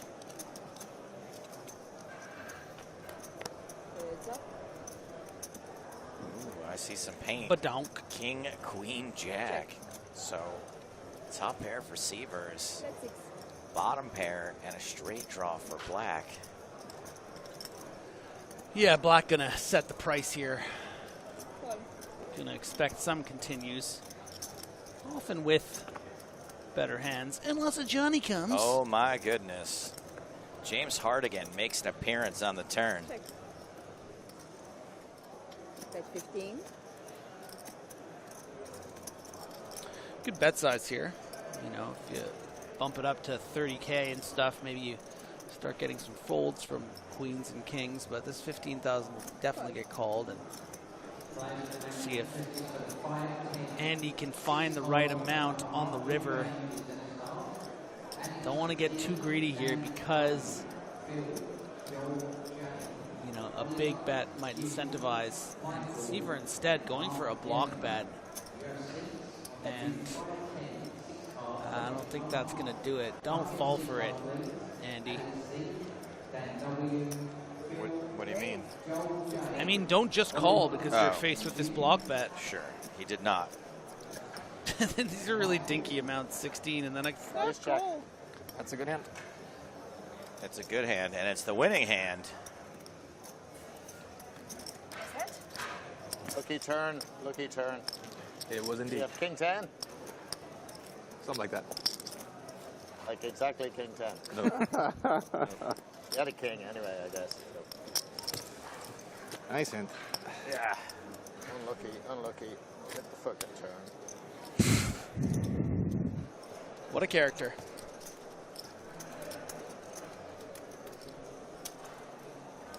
A lot of folks asking how long we will be playing for tonight. Well, believe it or not, we're going to finish out this level. It's got another 25 minutes. Good luck, sir. Good luck, man. No, hold on. Right, I'm just having a flashback It's ending here. shortly this level. Then Then there's a 20-minute break. And then we're doing 2 more hour-long levels. I don't want to knock you out, man. That's the rest of these. This is a great example of how not to. I wouldn't do it. I mean, it's a little unfair to say not to play a short stack. Like, listen, Varisto's gotten some pay jumps. Yeah. But this is why you got to take the king-queen suited. I mean, now you've blinded out, and you've decided to go all in under the gun with 7-5 off. He's probably waiting for the tournament clock to update that the pay jump had happened. And unfortunately, they update it in chunks sometimes. So. Oh, Tansy. The devil himself with the black kings. 3 days. 38. Plus. And quite a nice price here for Medinsky. Only playing 30 big blinds behind. But you've put out 17K. Good luck. It's 21 more thousand to call. The blinds in is another 15,000. Keep it. Call. You kind of should call.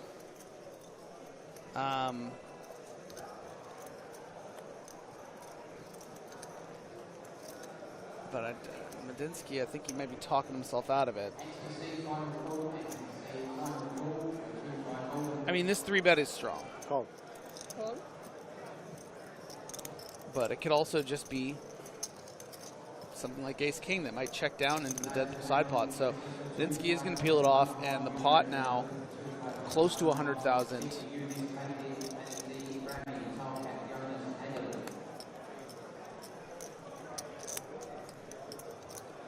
And that flop could get Medinsky one more shot at hitting a set, but instead Tansy does that thing that sometimes amateurs do, which is just bet really big with the kings on the ace-high board because they don't know what to do. Yeah, it's pretty brutal. This king. 6s go, and now the kings can breathe a sigh of relief when they see that Varisto does not have There's no point in catching up with his pair and us. And has a less than 10% chance of surviving. You're going to have a this. sweat. It's okay. You'll get a sweat. Not a very big pot, but it beats losing. Jack? I had a pair. Smaller than king. Yeah, there it is. Always get a well, sweat. best card in the deck for Varisto because 2 6s having been folded, you weren't really going to get that backdoor straight draw very often. Unfortunately, could not catch runner. Everything is not funner. Be halfway out the Varisto door. did manage to ladder up another 260 euros. No, I finished your drink anyway. No, you're gone. Get your telephone Player gone. Player gone. We need, as they used to say, sweet winner, table 6. They stopped it. They were saying that for a while, for a few years. And they stopped it because everyone was... Updated chip cans. Andy Black Yeah, got knocked out. She get called a winner. been storming ahead here on this feature table. Insulting people's husbands, having a grand old time, buying everyone beers. He's in Andy Black zone right now. Andy Black? I don't have a thing for that. ABZ. Make sure to do your ABZs. Did he make the page up? I don't know. That's what he was looking for. Marley trying to find a steal in with King 10 under the gun 1. I like it. This table has played very, very honestly. Not a lot of light 3-bets. Got a good kind of friendly dynamic with Andy Black going on in the big blind. Don't think he'll get too out of line. Probably just, he was just shoving say all the something time. that he thinks is cute and then folded fold. 2 hours before. Yeah. Nobody told me. So he was actually under the gun, but yeah, you get my point. Lynch now dominated with Queen 10.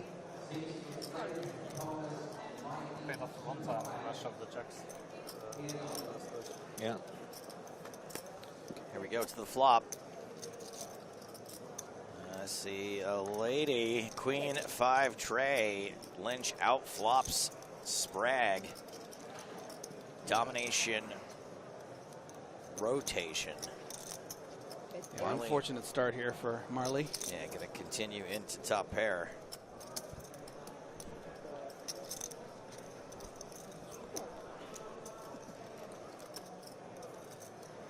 King. Nice try, Griff. What can I say? I'm a Marley fan. This is a card that I think Marley is going to bet sometimes. Put a lot of pressure on those Queen X. 5X's pretty much have to fold. You know, those middling spades will probably fold as well. Something like, you know, a 9-8 of spades isn't really going to continue on this turn. So if you don't bet this a decent percentage of the time, you're effectively just giving up on the pot. And who's to say? And look at the fold that it, you know, so great bet there from Marley, taking it down. No, just the big money noises. I mean, anything. Got to feel good about that result from that 2-barrel.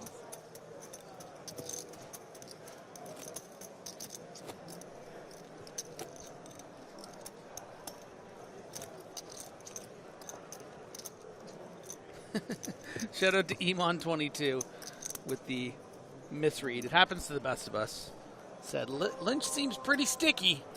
And then a few lines of dialogue in the chat later. Terrible call by me.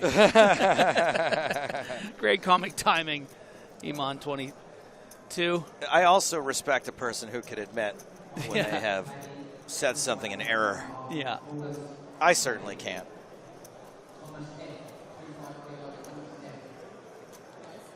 Unix Angel 77 says you're bad at replying on IG states with a creepy smiley face. Yeah, I'm literally live on the air right now. I'm not really sure what she wants. Do you say she? Yes. Are we assuming it's a she? I know who Unix Angel is. Oh, okay. She was an integral part of the European Poker Tour in my early days. Nice. Gravely and getting back into action. Queen 6 for black. Technically allowed to say something until he has folded. But sorry about I actually didn't hear what you said. Giving some lessons to people at the table. No, please. Oh, you, oh! I do the please now. Woo! Take a double up. Andy How about taking his sweet time to make this fold? Almost hit the dealer in the face. Yeah, all I hear. Yeah, that's what I heard as well. And I thought, like, fucking hell. I thought he was auditioning for a fucking Marlon Brando's part in The Godfather. It did sound like Balobo Lobo. Fairness. That is the face of a man who's tolerating Andy Black. He knows that.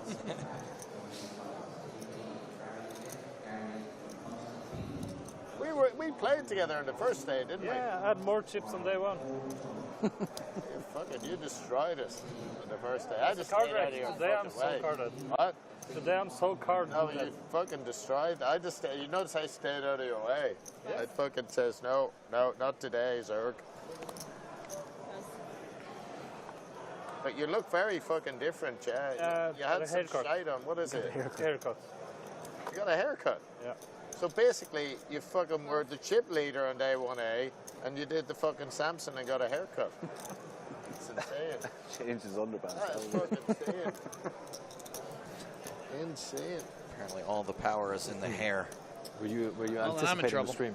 That's why you got the haircut. No. So well overdue. Hmm? Well overdue, Well yeah. overdue. And they had a barber at the hotel, and I had the day off, so. Oh boy. Blind on blind. Black v Sprague. Ask the barber how long until I have to clean everything away. Shouldn't have said that thing about my husband. Yeah. That's cold.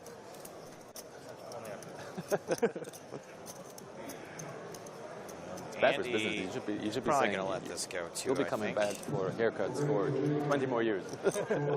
Against my better judgment. Allin says, speaking of admitting an error, regardless if Griffin heard me yesterday or not, I said a certain someone was good for poker. I've watched that incident. I was 100% wrong, and I'm sorry. I regret my comment and take it back. Well, if it's an incident and it's involving Griffin, I can assume who they're talking about. Yes. You're banned. Oh, they said who it was. It's like a constant feeling of being Yeah, I'm kidding. That's nice of you to say. And you keep coming I'm back. all right, from man. war. I'm recovering now, but it was tough at the time.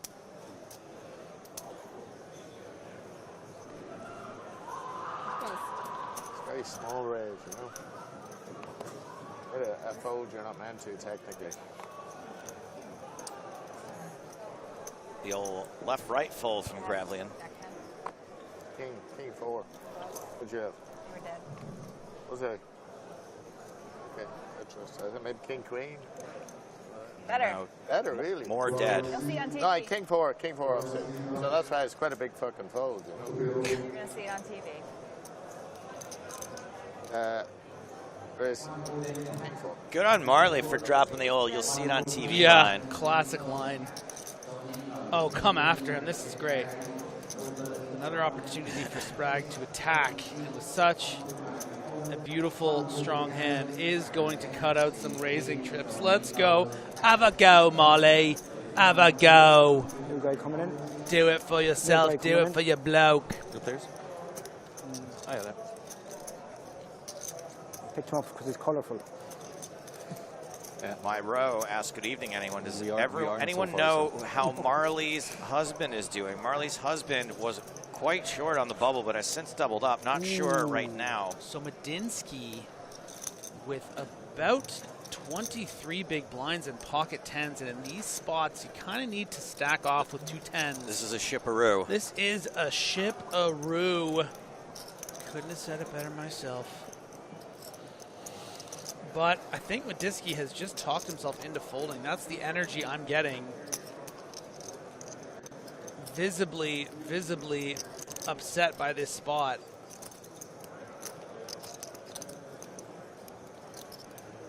Ooh, this might qualify as a ship and dip pie face poker. I forgot about the old ship and dip. And I do sincerely hope that you know, Marley is There able, you go. as he does talk him into the shove. There's the ship, there's the dip.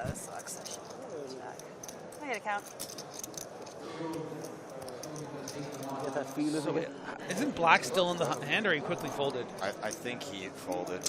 So yeah, the Marley price asking for a count. The price that Marley's getting here, You look like a having scruffy already cunt, put you in know? 9 big blinds. Before that. I mean, it's easy for us to see and say with the 2 tens. Right. But the price is probably good enough that she needs to call here, but it's not easy to do because you just expect the ace king, the ace queen, but then those jacks and those tens. How'd you wake up with there? It doesn't feel like she's going to call, but I also just said it didn't feel like he was going to call either, Golan either, and I don't know, right on the line there. Definitely a tough spot for Marley. feel pretty terrible when you call it off here and you're dominated. Flip. She does let it go. King, queen of hearts. Nice pop from Adinsky. You were getting through me. I had a pair. Deuces. A little bit less, I call. Yeah, it's tough with the 140,000 there. You know, I think if it's 2 deuces. 120, you definitely have to call there, having put in nearly 50,000, but it just gets dicey in that 25 big blind range. But I'm not going to tell you what I have anymore. yeah, tough spot. The thing. The later one doesn't matter. Yeah, deuces. Plus. When you were getting through me. I wasn't for but.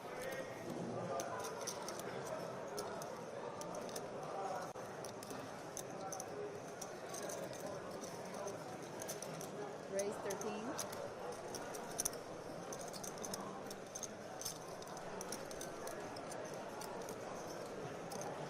Lynch is going to pop it up with, I like to say 7-8 suited. I know they usually start with the biggest card, but I'm a 7-8 suited guy. I'm not 8-7 suited. Welcome. I kind of like that, even though it flies in the face of everything I believe in. Yeah. I also sometimes will do 6-7 suited. I can't do 6-7. I can't think do I can work with All right. 7-8. You know what? We can just Armadillo? But, Armadillo, yeah. Armadillo's slim. Bust down one wall at a time, you know, Joe? Whoa.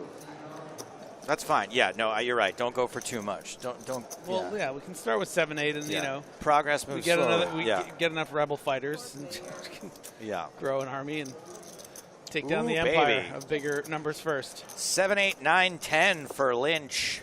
How about 9, 10, 8, Jack? Wow, I really butchered the order of that. Yeah, so now you've you're thrown everything into whack. That's really, honestly, that's probably how I would have said it too, though.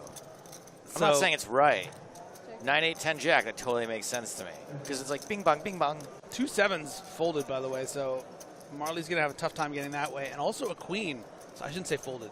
2 7s are in the hands of the opponent. Not possible and a to queen. be. I'm saying that even though we'd all like to have Spraggy's hand more than others, You have 240,000? this is also not that. 241, yeah. You know, with all the blackers. 239. Oh, okay. Yeah, so you covered me.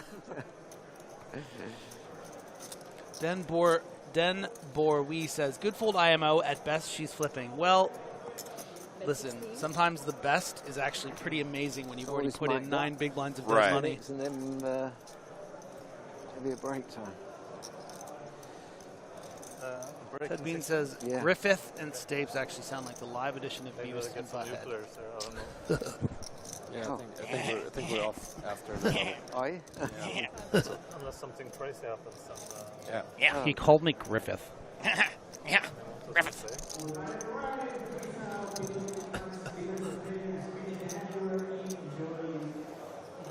Oh, shut up. Where are you from, sir? Griffith. UK. I'm from Hastings in south of England. Nearest. She's a pair of 8. You might know it's Brighton. That's the nearest. Never been there, but I know it.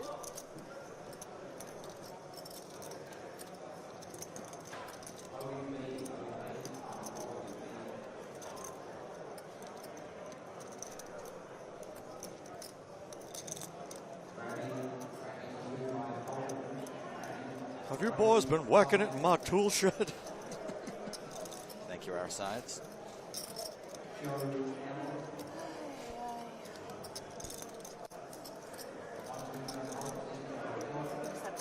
Queen 10.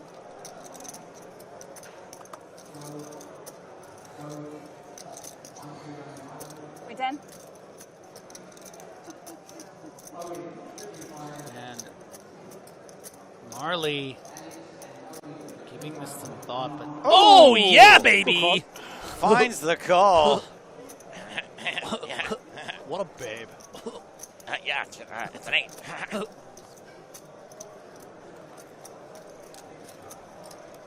Awesome call from Marley Spragg. Just top flight stuff. Maybe a little bit higher she wouldn't have called. Nice call, Marley.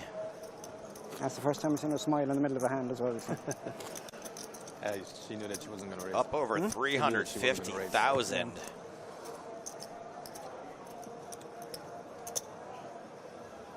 Good call. Ruabag says, I've never seen a Sprague make calls like that. Good bet. I almost fell down.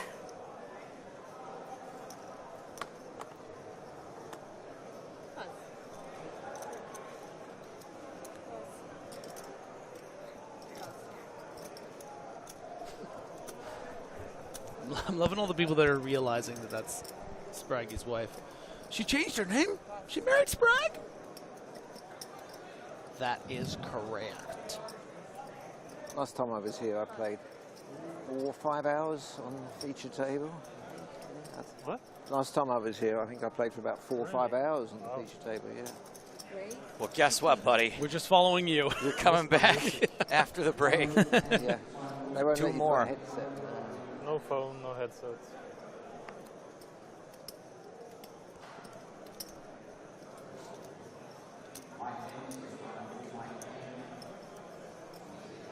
Cheese and Onion says Marley is in the zone. That was a call many of us would not be capable of.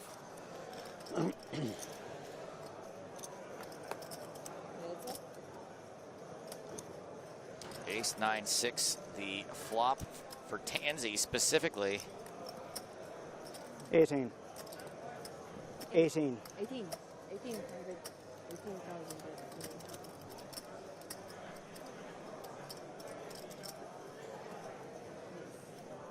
Nice answer.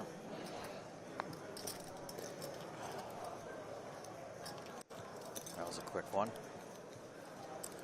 Down to 244 players. Next pay jump is at 232. That's when you make 2,600 euros.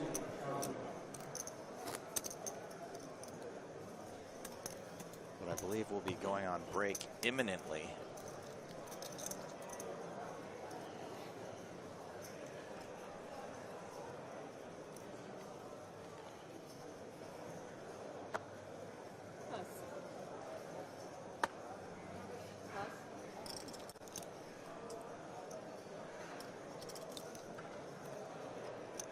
That is one thing that I like about the feature table, I will say, from my experience playing on it and commentating on it, is the dealer saying pass. You know? Because they don't say that on the non-feature tables. They're just doing their job, flicking the cards around. But this one, it's I think they're not specifically not supposed to say it at the other tables. Probably not. No, Yeah. no, I mean, yeah, I understand they're saying it for, you know, whoever's in the earpiece, but it's nice. It's like a bomb. It's like, you know, just something you can rely on when you're watching the feature table.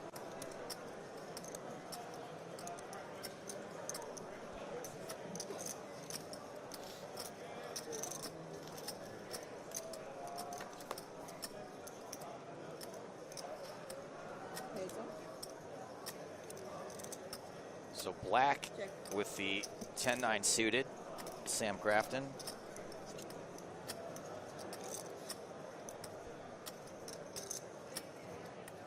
Bet 15.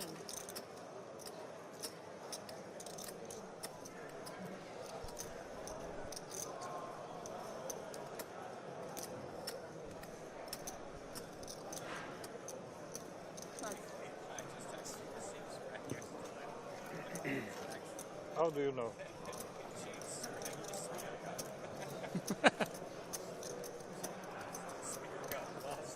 That's great.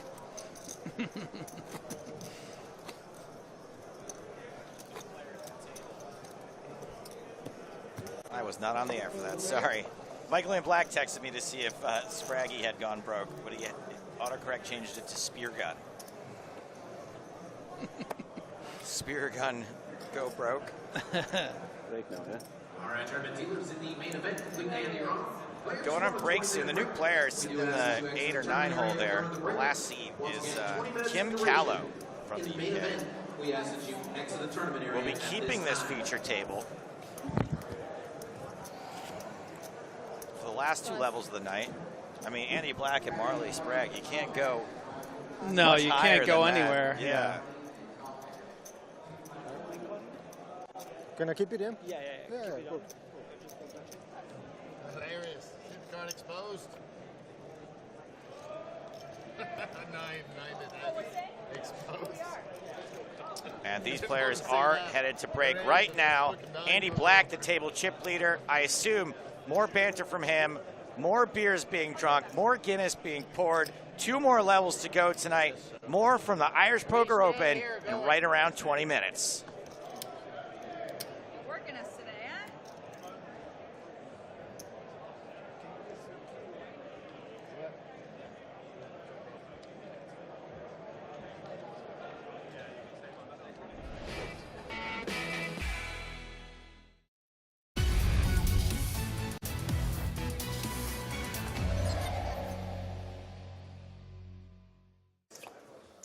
The turn is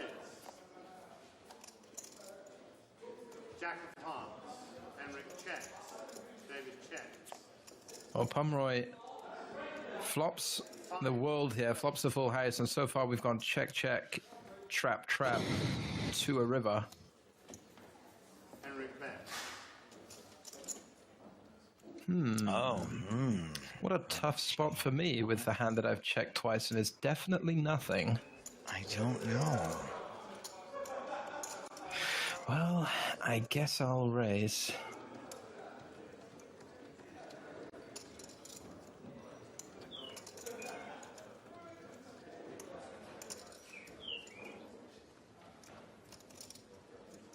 Yeah.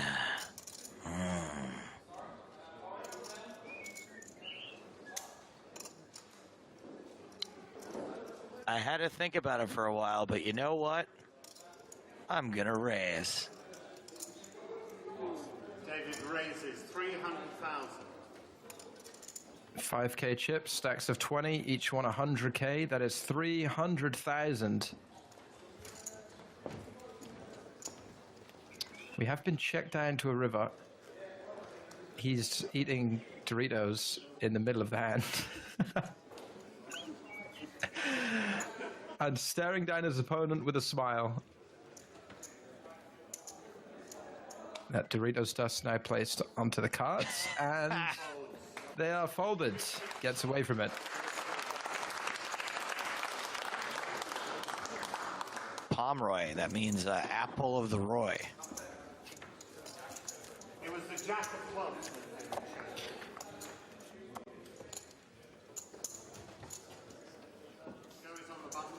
And Dorito dust sounds so delicious right now. Roy is king in French, right? Oh. Pomeroy. Apple of the king. King apple. Apple king is comes from a long line of orchard.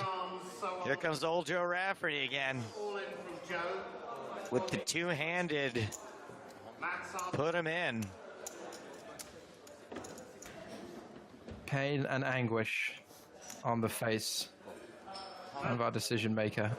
Hey, does this guy have a PokerShares t-shirt on? It really looks like it says Poker Shares. Well, Gavitan calls with the King 8. A lot about Mike McDonald if he's a time traveler. Ace high ahead, Rafferty the favorite to double up. 3 of spades, 2 of diamonds. Will he double up or will he get done dirty again? The turn is an 8. Dirty is looking like it. Big sigh of relief from Gavitan. He takes the lead on the turn and holds. 4 is not enough for Rafferty. That is it. Never recovered from that gnarly beat he suffered at the hands of David Pomeroy. Joe Rafferty out in 4th. 69,500 euros. Leave it. Can't bring him, he just can't bring himself to walk away.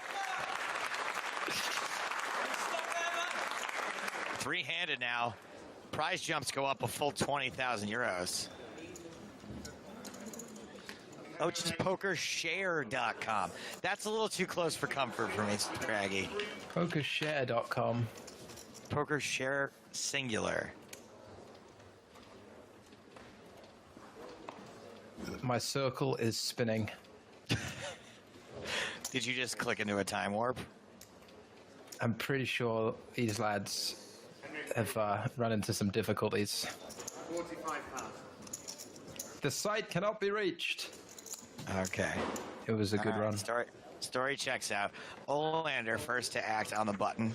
Raises King 8. Pomeroy still to act.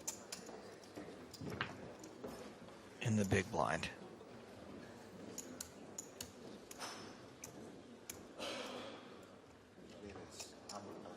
David re-raises. Re-raises with ace-jack suited. This seems all right. All in and call. Olander jams. Pomeroy calls. This went from seeming all right to seeming kind of unnecessary. Yeah, some pretty wild play, and it might pay dividends. Olander with 2 pairs and another rise smile. Pomeroy, well, save your applause. Pomeroy still has the gut shot. 5 won't help him. Can only hit the gut shot. The river. The river's a deuce. Pomeroy eliminated. Done. Out of here in 3rd place for 89,300 euros. So we did catch a glimpse of Patrick Antonius on the rail, Joe, as well. I wonder who he's sweating. Still 2 Swedes left. Maybe one of them. Henrik Olander heads up against Mats Gavatan. Yeah, they have about the same, I heard someone say. Get on with it. Roughly. 10,000, 20,000, 2K ante.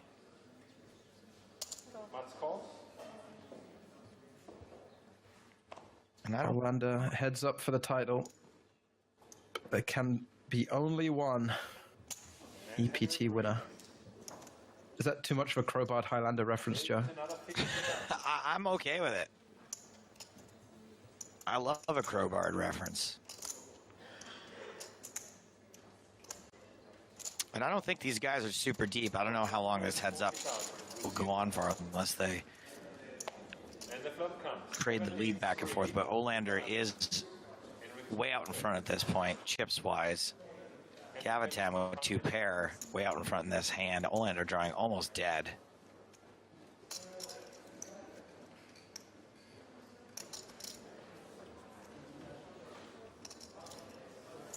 Hasn't stopped him from betting.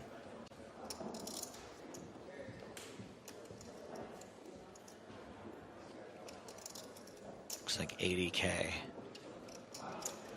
Here comes a raise. Mats is raising to 200.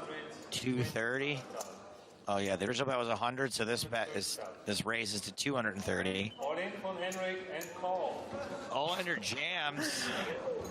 And Olander is wild, fearless, reckless, some might say. Ace, deuce. It appears as if no one at this table has learned anything from their wicked ways. And Gavatan has Olander drawing dead on the turn.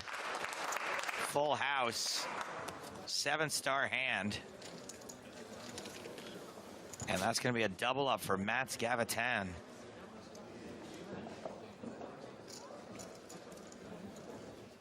I wonder if it's enough for the chip lead. Doesn't quite look like it.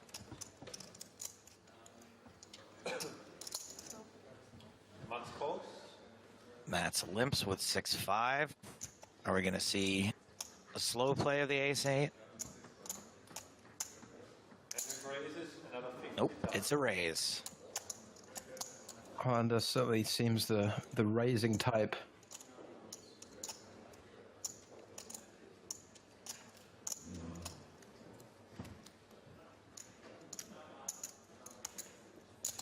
This was the era of Scandinavian, dare I say, Swedish aggression. We're certainly seeing that on display at this final table. Ace-high flop favors Olander. Gavatan does pick up 2nd pair, though. Are you saying it's the era of Swedish fish? To a point. Well, that's pretty sweet.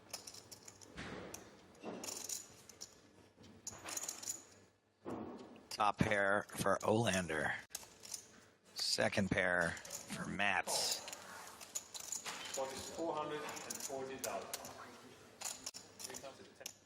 Bet and a call on the flop. 10 turn. Yeah, barbecue sauce. They might not have Swedish fish candy in the UK. I might have said spread. I'm familiar with it. I'm familiar with it. I like this comment from Spring. Come on, man. You have a pair. Why aren't the chips in the middle yet? He's slow playing his find out where he's at equity. He might exercise it on the turn.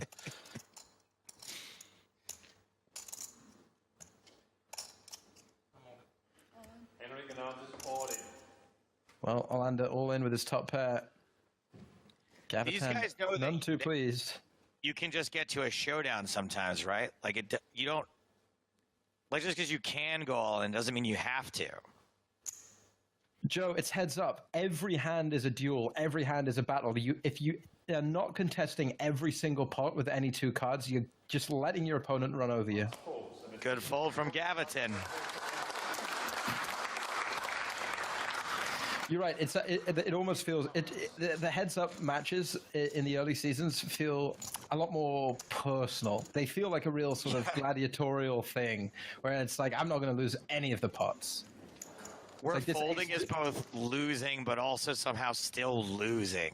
Right, it's like a sign of cowardice or something. Like this 8-7-3 or whatever, and he's all in with the ace deuce. It's like you can just fold. That's a very important part of the game. Like when you fold to someone and they're like, "Yeah, that's right." Yeah, you're like, yeah, okay, sure, it's fine. That is right. That's exactly right. Was the correct fold. Gaviton with pocket nines, pocket trays for Olander. And he is going to raise it up like he has got two aces.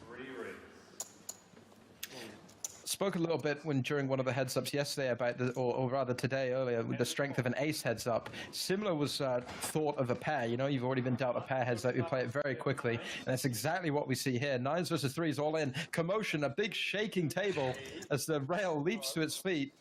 Gaviton a big favorite. This is 6, no change. 2 outs once for Orlando. It's a 9. Just a 9 on the river secures the win for Gaviton, and that is not the end of this heads-up battle, but it is a big swing in one of the Swedes' favor. Let's see, I think Gaviton may finally have taken the chip lead after that second double up. Yeah, and I think from Orlando we've seen two plays that maybe a little bit out of line from a 2020 perspective. At the threes might not be so bad. It does seem like a lot of chips to get in pre-flop, though. I still don't think he has the chip lead. Look at all those stacks of blue. Yeah, it's real close. It's about the same. I think we are a lot closer to parity now, but maybe you're right. Seems like Orlando came in with just such a huge lead that he's managed to lose two, to double him up twice and still be maybe even slightly ahead. I think there was some chipping away in between the double up, too. So Gaviton dominated heads into this flop, but does flop trip 8. And ace-king is a hand that's pretty tough to get away from heads up. Yeah, and especially on a board like this, as I just mentioned, a lot of the pairs get played very, very quickly in these heads-up battles. So if you strip out all of those pairs, assuming they re-raise pre-flop, then 8-8-4 becomes an even safer board for you, because it's unlikely your opponent has 6s, 7s, 9s, 10s, certainly jacks, queens, kings, aces. So if Gaviton puts in a raise here or continues with action, he's basically saying he has an 8 or nothing, even more so than he would do in 2020 when some of those pairs might still be in his pre-flop calling range. So Gaviton makes a large bet. Olander calls. We haven't seen a lot of large bet calling. It's usually just bet jam, but here we are on the turn, 6 of spades. And the turn is pretty bad for Orlando. Gaviton's going to improve sometimes if he was bluffing with a hand like 6-7 or 5-7. You know, those straight draws. Certainly a more connected turn. So the ace-king should be a bit more wary, but he's all in and snapped off by trips. Let's see your hand. Showdown. Ace, king for Henry. So from the numbers there, it looked like Olander had about 900,000 behind, 700 something for Gaviton. So yeah, this is not over. But now Gaviton has the size of the sort of chip lead size that Olander had going in. So 3 double ups. Yeah. And all 3 potentially could have been avoided. Again, this is a strategy thing that we see a lot in these 2005 hands, that ace-king, good hand pre-flop, ignore the board. You're still going to, go all out with it despite not having hit. And another kind of, dare I say, punt, given what we understand now. Pretty sort of punty. Uncontrolled aggression, yeah. A real PU next Tuesday. And call. Henrik now. All in and a call. All in. Yeah, it's Domination Nation. Ace-9 versus King-9. And if the statistics play out the way they're supposed to, Gaviton will have doubled up 3 times to make a hell of a comeback and knock Henrik Olander out of this tournament in 2nd place. 3-7. Things working out so far for Ace High. He would need a king. 8-7 tray. Olander needs to hit a king. 3. And he needs to hit on the river. The river card's a 5. It's over. Gavitan, what a comeback. Yeah, Very aggressive celebrations. You love to see it. And a huge reversal heads up, Joe, from overwhelming chip leader to busted in 2nd place. That guy would not be my friend anymore.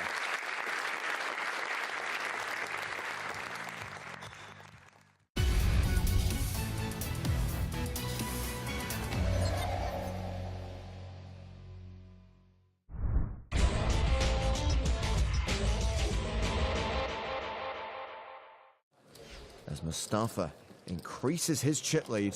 Now that I think about it, Mustafa's fashion sense isn't much better than Charlie's. Those stars are questionable. Thanks for the insight, Gok1. Don't hate. So, we're 4-handed now. Action on Chance Cornuth. Looking to win his 2nd 25k event in a row. Jeez. He folds. Anton Bertelsen, satellited in for 3,000 euros. He has queens on the button. Lady Kings, hello. He raises to 200,000. Queen 9 of diamonds for Mustafa Canet in the small blind. Well, this is not going to be very well timed. The chip leader is re-raising. It's a 3-bet to 530,000. Charlie Carroll folds. It's back on Bertelsen. If Anton knows what Mustafa's up to, he'll just call. If he thinks he's got a hand he'll stack off with sometimes, he'll put in another bet.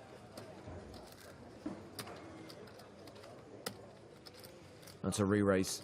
Bertelsen 4-bets to 1.18 million. Well, we know Mustafa should fold.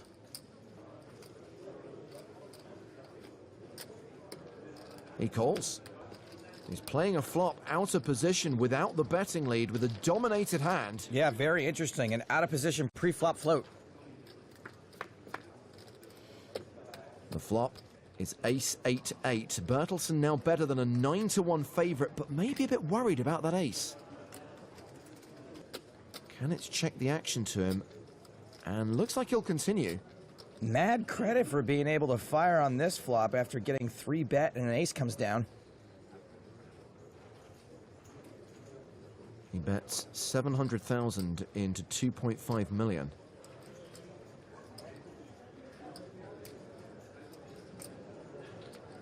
Canet calls. Mustafa is a crazy person. Must figure this flop's super polarizing. 7 of hearts on the turn. Canet now drawing dead. Checks a second time. Bertelsen has less than pot behind. He checks. We go to the river. Jack of spades. I assume this is where we're going to see the move. I just wonder if he'll end it with a twist or a pinch.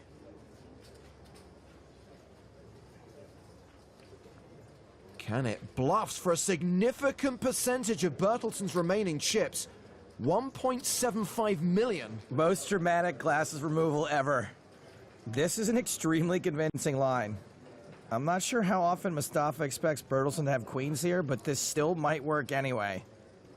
His story does kind of check out. Maybe Bertelsen will see the same thing Charlie saw. Bertelsen folds! Show one. Show one. Pick one. I pick one. You get to pick one. You want to pick one? Here's a bluff. Yeah, can I pick that one? Yeah, pick. Queen diamonds. Oh! That could have been ace-queen. Anton, it was ace-queen, okay, buddy?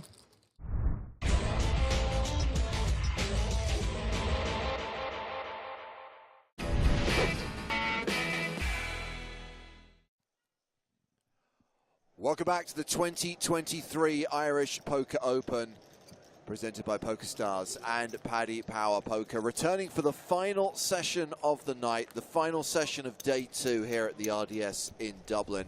2 more levels to play, and then the surviving players get to bag and tag and return for the penultimate day, day 3. That's right, the day when we somehow have to get down from 200 odd players to the final table. Seems like a tall order. Anywho, James Hartigan, Nick Walsh. Hello, hello. Thank you for having me. And Nick, same feature table. We've got Andy Black, we've got Marley Spragg, we've got these characters who we've got to know and love over the last 2 hours of play. Very jealous. This looks like a very cool table to follow. And blinds are now 4,000, 8,000 with an 8K big blind ante. That's right, 488. Irish Open 2023. Let's get it underway here, guys. We got some ways to go. 240 players remain. Severs, ace-9 in the hijack. Seems okay. 80.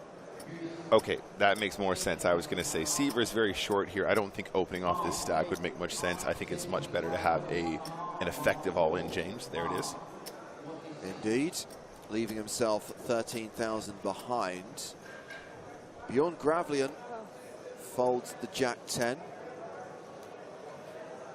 Callow giving up the 8-6. One more hurdle. Round to Andy Black in the big blind, who's got garbage.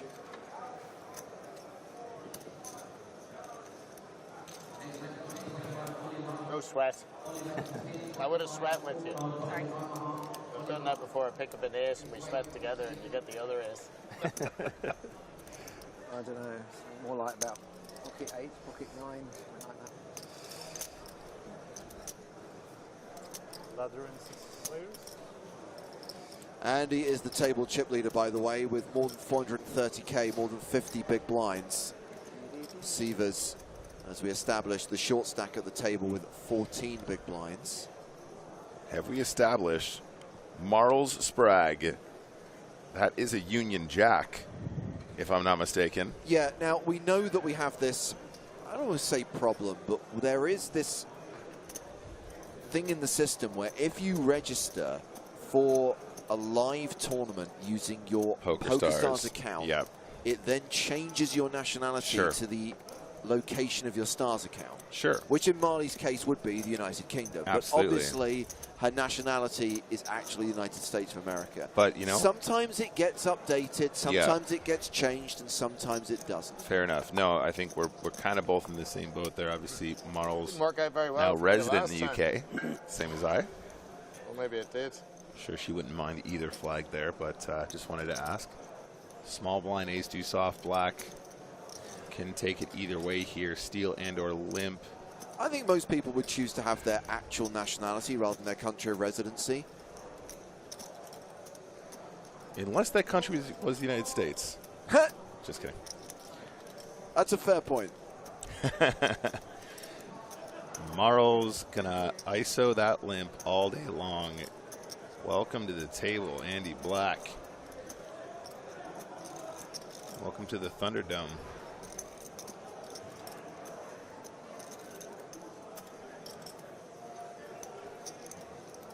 A Black could also choose to use his hand to limp raise. It's not completely outrageous with that ace blocker.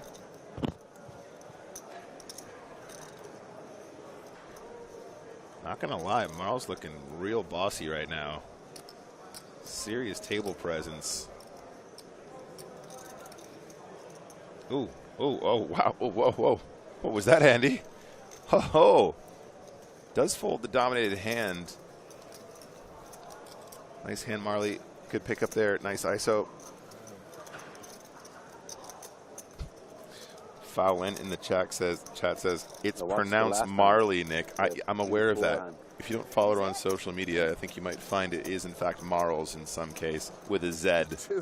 Last time. Or a Z, depending on which country you're coming from. You'll see it I when it comes appreciate out. the tuition, though. Thank you, my friend. All right, well, then you'll never know. It's not like I've met her on several occasions or anything. No big deal. I fucking was a lot stronger than you think. I fucking think I'm just, let's see. That one.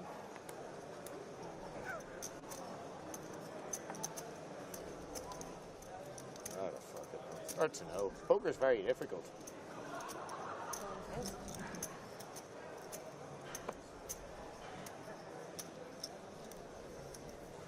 Pocket tens here for Jonathan Lynch.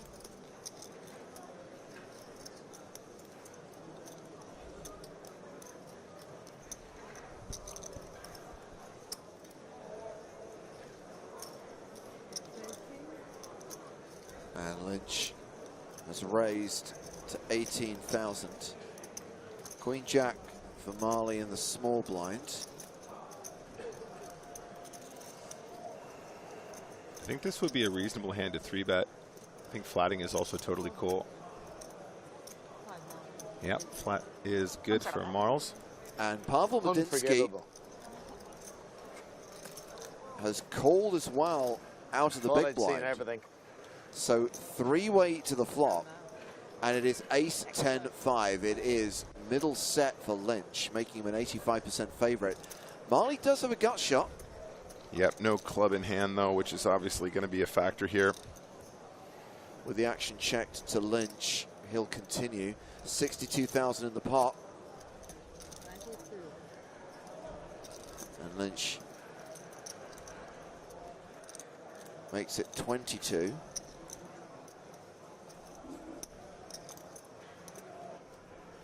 And folds from both players in the blinds.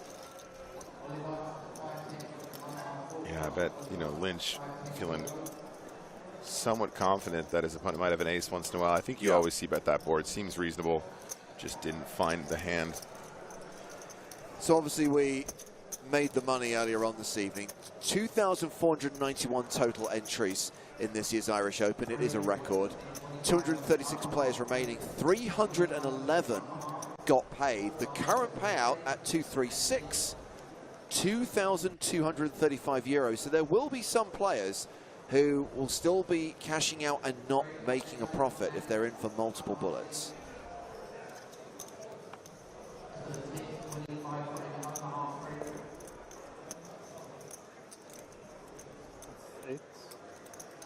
Ooh. Okay.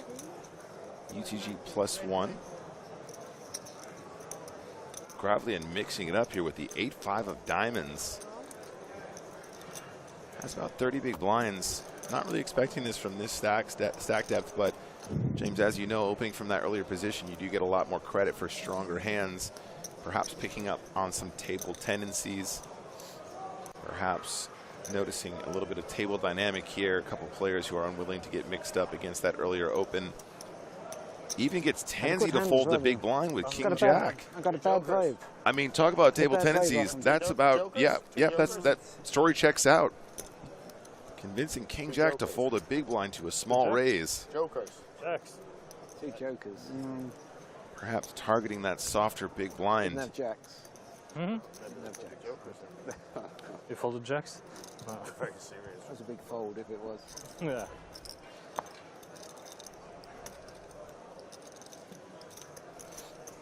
Jack 8 suited. That's a beautiful hand.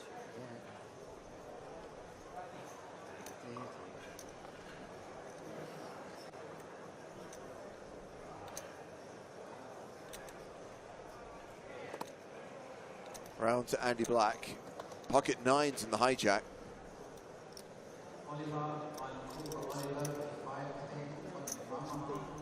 And Andy raising to 16,000. Ace-4 of diamonds for Marley.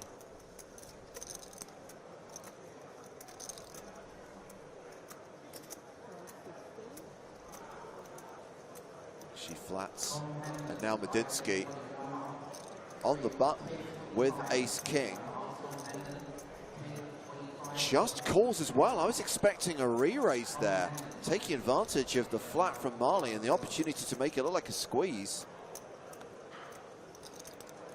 Yeah, absolutely.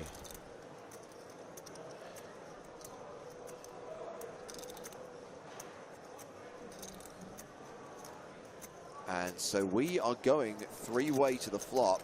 Black with the best hand for now. Medinsky with the advantage of position. 9-5-5, just a full house for Andy Black. Seems reasonable, 9-5-5. And immediately checks it. Marley checks, Medinsky checks behind. The lightning fast dealer. 8 on the turn. Luckily, Marley and Pavel have failed to catch anything here. You coming here, Charlie? Ah. Yeah, Medinsky had such a nice spot here to put in that squeeze. He only had about 20 bigs, James. Really seems like the dream spot to just get it in. Check, check, all the way to the river now. 6 of spades, no change. Obviously, 9's fold, just going to be the best hand pretty much every time. Oh, wow. Andy Black going big, and I guess trying to put Medinsky to a big decision. And is he going to think, oh, this is bluffy, ace high could be good? Yeah, I think probably more importantly than that, he's going, please have pocket sevens, please have pocket sevens, please have pocket sevens, which makes a lot more sense than ace king, given the opportunity to squeeze there. Yeah, Medinsky, I think, playing a little bit too passively there. Just when you're that short, it's a dream opportunity to get ace king all in pre-flop, generate some folds, take it down. Well, there is the other Spragg, Ben Spragg, a.k.a. Spraggy, the Spragster, Mop Top, tracksuit guy, former streamer. Former streamer. High roller buster. Back to the feature table. It is now officially midnight. That means it's officially Sunday. That means Chat Pro Saturday is over. Tom, ban them all. Check, check. Yeah, you fucking check your ace eyes. Hope they win. Just crushed. Maybe I also had ace high. I think I was a good bet.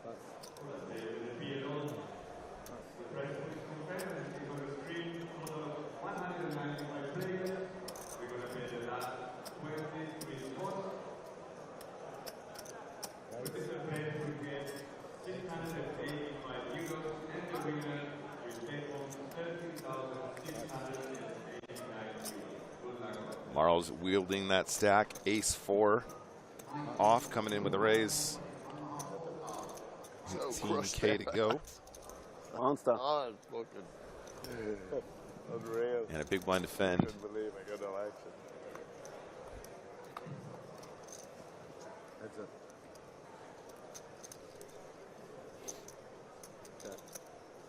Quick check from Gravelian.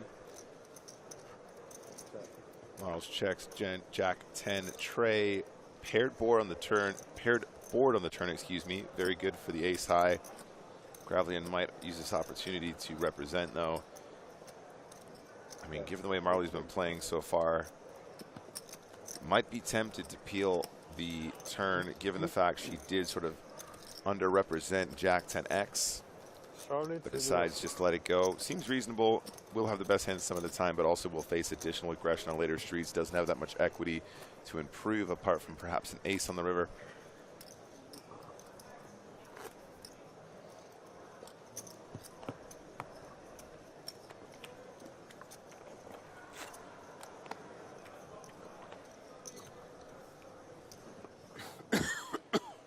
Now this must be Charlie at the table because I can tell from the French slide.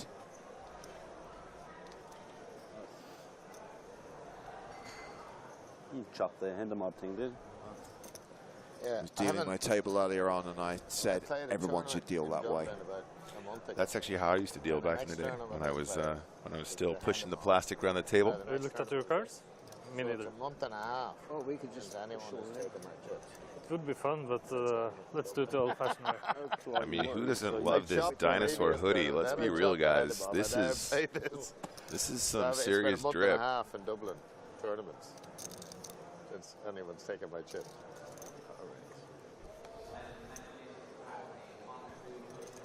I know what I'm buying you for your birthday this year, James. You missed it, buddy. It was last month. I know what I'm buying you for next year's birthday, James. By which time, everyone will have forgotten. Good job, Nick. Way to make an empty promise. People don't forget.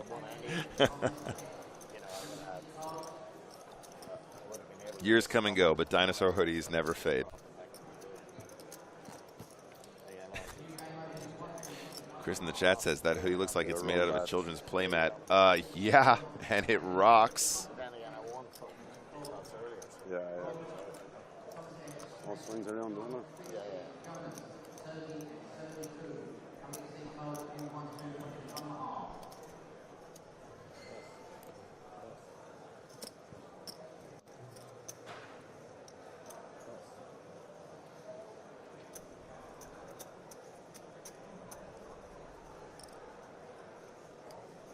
Tansy, hijack, ace jack. Let's go. Raises to 18,000. Severs with queen jack.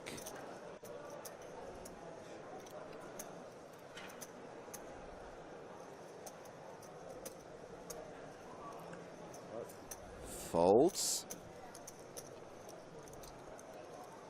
Bjorn Gravlian on the button.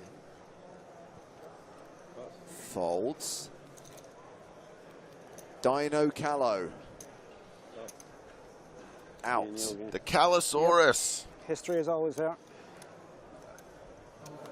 Must be very bad, will it? And Jonathan Lynch You folds love as messing well. with this big blind. It doesn't give it to me too often. though. Ticker's just gone to 231. Tom Parsons was eliminated Fight in for it sometimes, though. 232nd place. Nearly all the time. But Just like I your believe Tom did make the money jump. Tom is the first player to cash for 2,600 euros. I said we had 5 minutes left on R.I.P. Pred Poker. R.I.P. Tom Parsons. Yeah. I wasn't I'm not sure if anybody knows this, but I actually brought him to his first ever live poker I was late tournament. too. Hashtag fun fact that everybody knows. I've said it 1,000 times. I never get bored of hearing it. Exactly. And I hope he doesn't either. All of his success is up to me. None of it is his own. I own Tom Parsons and all the success that comes with him. GG, buddy. Thank you, Tom. Tom in the chat, 214. Yeah, 3 hours. Solid. You guys had a good hiatus there.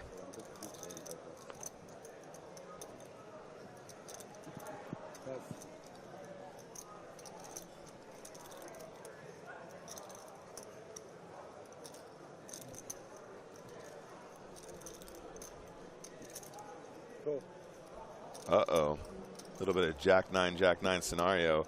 Now Lynch with the opportunity in the small blind. I don't think this would be the craziest shove of all time, guys.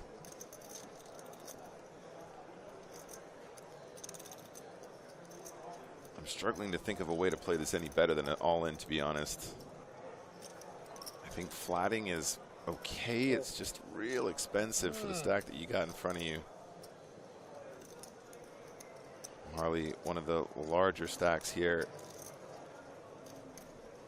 Sub 30 big blinds effective.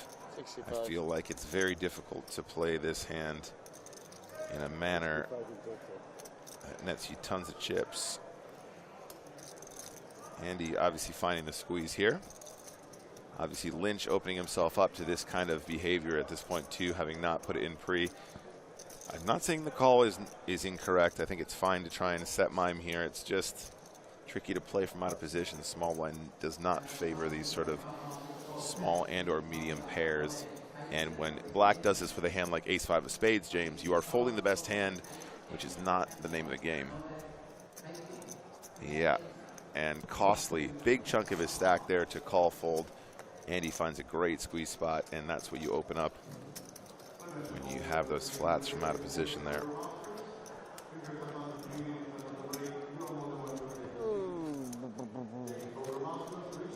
Like he would have raised that too. Yeah, yours? Oh, 100%. He's a net, though. Yeah? You heard it here first. I didn't know he was a real net, is he? I've watched him enough now, but yeah, he would have raised. Yeah. He would have raised. Every. Ace 5 suited? No. You're making it I seem had like it's some, like... No, I had a hand. Oh, you had It was a Even raise. Marley knows it could have been ace-5 suited. The pros among us know that the squeeze is possible. Marley correctly identifying that, absolutely. That should narrow it down to about one hand. Tens. That's that kind of thing, yeah. Like ace queen. Ace queen. Oh. 20. Ace queen or tens. What? Roll a pair. I know, it's fair. I put everyone in, but if you have ace king, you know, I make a lot of fucking hands fold there. I have ace queen. Pocket deuces? Ace queen. Ace queen off. I have to raise. Fucking call that. You know? But it gets pairs to fold, it gets, you know. Do you have a pair as well, or king queen? He's probably king queen. What have you got there? Ace. Everything. Lords. Ace something. Anyway. Either way. That would have been my perfect Flopping flushes all day long. You would have had ace queen. No, I nearly raised myself. What? I said that would have been my perfect flop.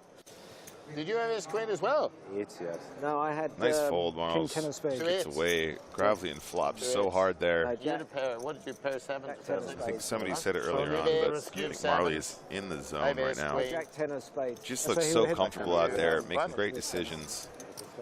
Jack 10 is Jack Paying queen. attention to the table, obviously Jack queen, picking up maybe. on the Probably opportunity Jack there queen, for 2-8, 2-7, Andy to have a lighter squeeze there if he wants in that Next sort of time. four-way situation we just saw.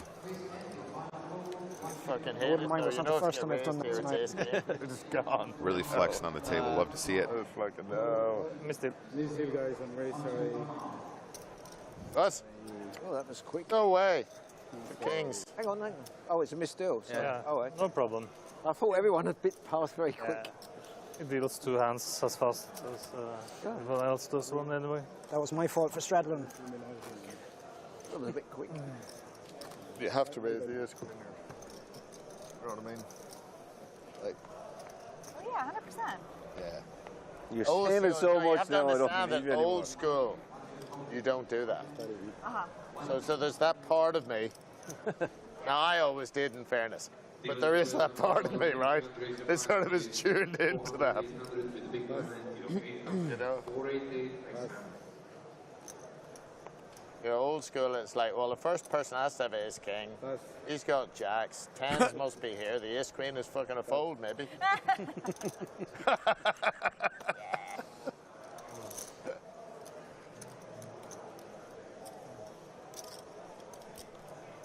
King 10 suited for Lynch.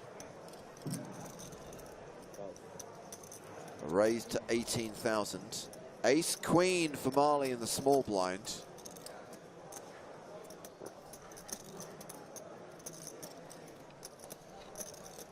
All in. All in. Raise all in. And this likely to get through.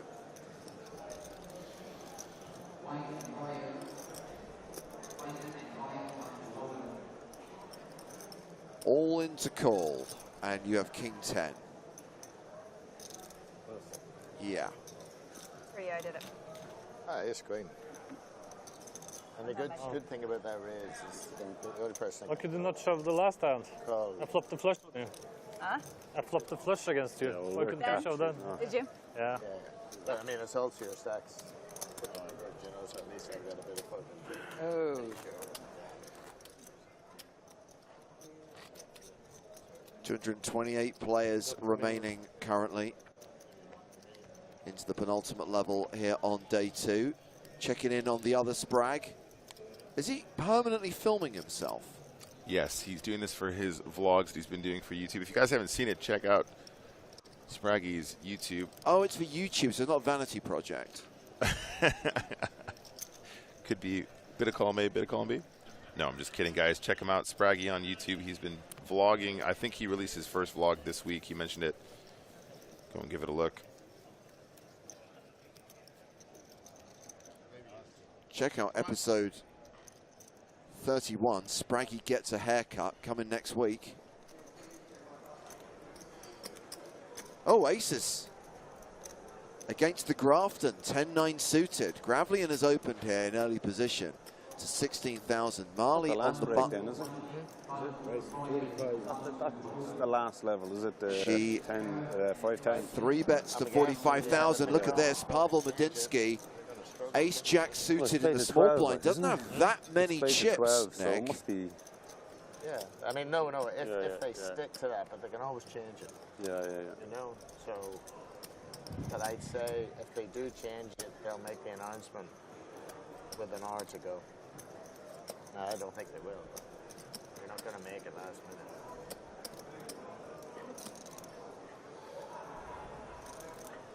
minute.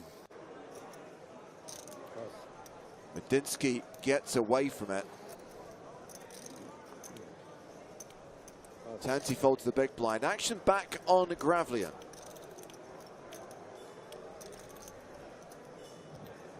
Who knows? You can't fold the Grafton. So calls out of position. Will go to the flop. Heads up. Oh, wow. Oh, and wow. flops, trip, nines. He's got Marley covered, by the way. The stacks are pretty even, but he's slightly ahead of her. Yep, going to be really hard not to do some chips here, James. The question is, how much? Yeah, exactly. And the answer could very easily be all of it, and you would not blame her. Yeah, it's going to be, I think, being aware of effective stack depth here is super important, just because you need to understand how the bets on various streets are going to affect SPR, which of course affects the ability for chips to go in the middle for entire stacks. 80. And having a check raise on this flop makes that very easy. This is going to be a real test for Marley here, because of course, ask yourself, how often does my opponent have a bluff here, maybe a semi-draw? How often is it 9? How frequently is it king? I think there are very few king X that check raise this flop, so alarm bells should be going off. But definitely not folding at any stage on this flop. But not shoving the flop. Yeah, calls of course for not, 45,000. And is now drawing dead. Oh, no. Quad nines, but Marley with the full house. Oh, this is a nightmare, James. I mean, I don't see how you get away This with is a nightmare. This is an absolute nightmare. This is one of those horrible spots where you're just meant to go Oh, broke. checks the quads. Well, of course he checks quads. Nice check there. Okay, cool. So 270K in the pot. SPR is less than 1, though. Oh, yeah. I guess there's only one more move left. I think you're just going to ship the river and hope for the best if you are Gravelian.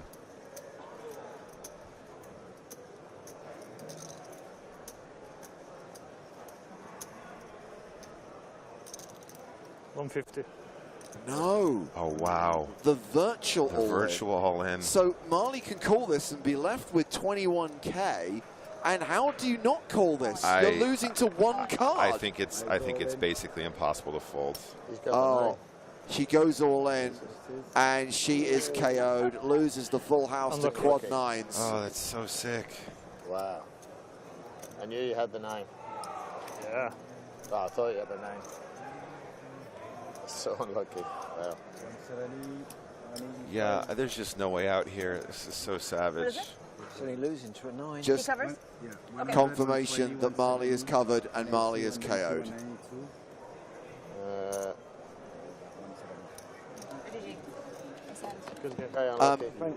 More bad news, by the way. At the same time that we lost Marley from the feature table, I'm hearing that Adam McCullough was KO'd from one of the outer tables. Marley gone, Adam gone. Benjamin Spragg, though, is still alive. When the third 9 came. Spraggy still has chips. Only losing to a 9. Yeah, and I shouldn't have many nines in my range. Yeah. So Such a great performance from Marley. Very, Really very played lucky to have the super, aces super there. well. It's the best turn for you. That should have the king is every time, just you know? about as cold as it gets No, there, unless you have James. the 9-10 suited. unless The power of the Grafton, though, eh? Fucking knew it. I've been so carded. I knew it. I've been so carded. I thought you had today. the 9 when you The raised. 9-10 I suited thought you had looked the like a 9 when you monster. raised on the flop. Yeah. Right or wrong? You know me. Well, I You've I been thought you sitting did. a full day with me hanging up. Is every Andy hand, so- saying he would have got Yeah, away from play aces the- there because he yeah, play it knew on. his opponent had the 9? Oh. Is there someone coming? Yeah. Claps in the chat for Marley, To guys. the rescue. Really great performance. Always gives me Just the double. such Oh, a man, cooler. that's horrible. Cashes for 2-6. Fucking hell. 2-6 indeed. Now, get a million pot. He's on a roll. It's my favorite dealer. We get a million pot now. Go on. Wow. Wow. I folded one of those on telly once. Heads up. What, 9? Yeah, how's this? Against quads, and I folded it. Heads up. But it was a bit more, much more difficult than that, though. Is that raise, re-raise, yeah? Correct.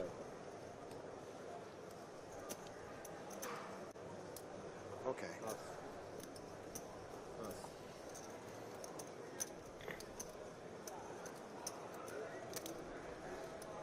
There is someone coming, yeah?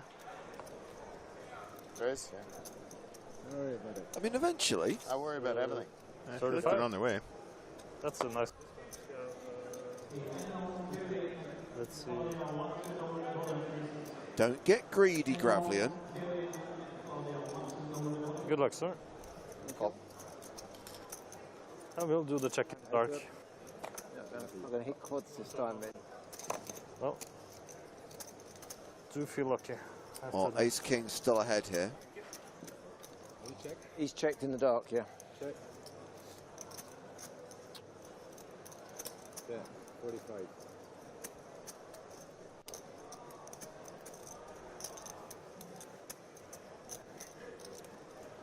$140 behind. I'm not surprised you call it a re-raise there.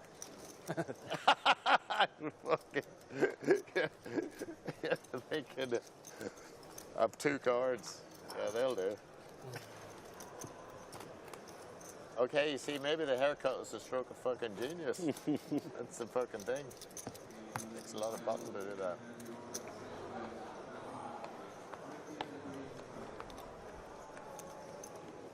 We are getting someone, right?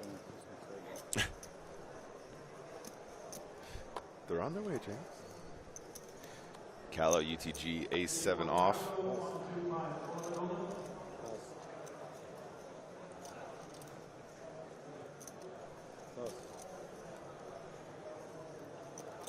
Medinsky, 9-8 of strawberries in the cutoff.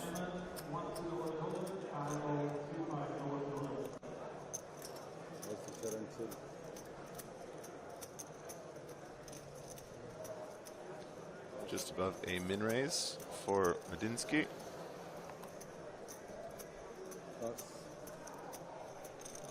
So aces again. I love to crack your aces. 17.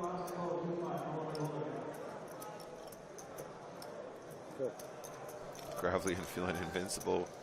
Still a perfectly reasonable defend here. Ace 6-3 and Queen High is the best hand pre, is the best hand post. So Medinsky here, about 15 big blinds effective. Should be able to put in a really small c-bet here and get this through a ton. Yeah, 10K. So I guess it was king. This is basically exactly where you want to live. We were on the same table all day. Wow, Gravelian really feeling it now. Ended up like the leader. Finds the check raise to 33. And if you're taking a look at Medinsky's stack here, James, this really it puts a real threat on his tournament life, which I really like. I think he's aware of the fact that his opponent is going to c-bet this board pretty much 100% of the time, both with value and all the bluffs. And this is a very well-timed check raise. King's on the back, nice. Kings in the muck, nice hand, he states. Let's go.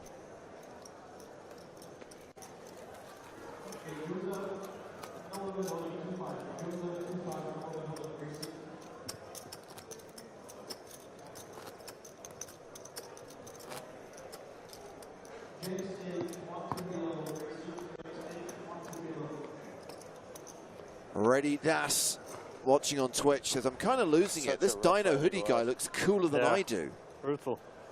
Dino Hoodie guy looks cooler than everyone.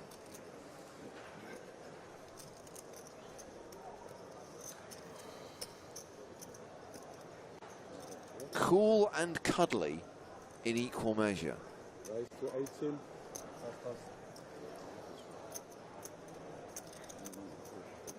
Jonathan Lynch opening with jacks under the gun. 18. Gravely and 7-6 of clubs. Go. Pass. Heads up. Okay, so gut shot, straight draw, backdoor flush draw. Jack's still ahead, but Gravelian has equity.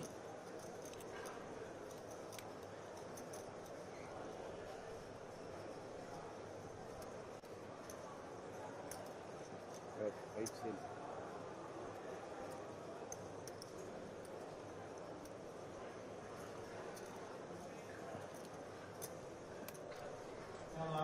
Gravelian calls the C-bet of 18,000. Turn card. It's the King of Diamonds. Lynch now an 88% favorite. No club draw for Gravelian. Wow, quick check with the jacks on the turn. And is this where Gravelian attempts a bluff on the river? I don't think it's going to work. Oh, that's unexpected. You're not going to win with 7 high. What if Lynch went really, really small and Gravelian just puts him in on the river? That would be hilarious. Not sure it happens really realistically. Two jacks. Check. Two jacks. Gravelian just decided he was going to float for the gutter and then give up if he didn't get there, and fair enough. I don't think it was a poor move. I wanted on some this buzz particular there. occasion. You threw the guards away. You've got to think of my feelings a little bit. Surprised he didn't Just a put little, in you know. some kind of a bet there. Still I know plenty you're of hands that will sensitive. fold. Yeah, thank you. They That look might at see guy. bet flop. I'll try to behave. Yeah, thanks. No need to bring it up in public, though.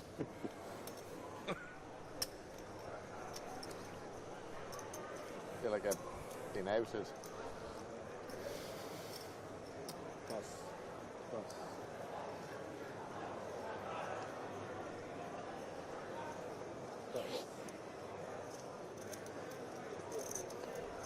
We are getting someone, right? Seaver's in the cutoff. Is this it? One of the prettiest hands in poker, Can't Jack say 10 of anything. clubs. I can't say anything. No.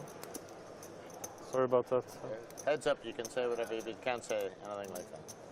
I didn't look at my No, cards. I only caught you once the first day and then you commit. It's the same on day one. I said it to you once and then you never did do it again. So, Chief Superintendent I mean, Andy it'll be Black really of the bad. Poker Police. Just Poker had a feeling Garda. it was it.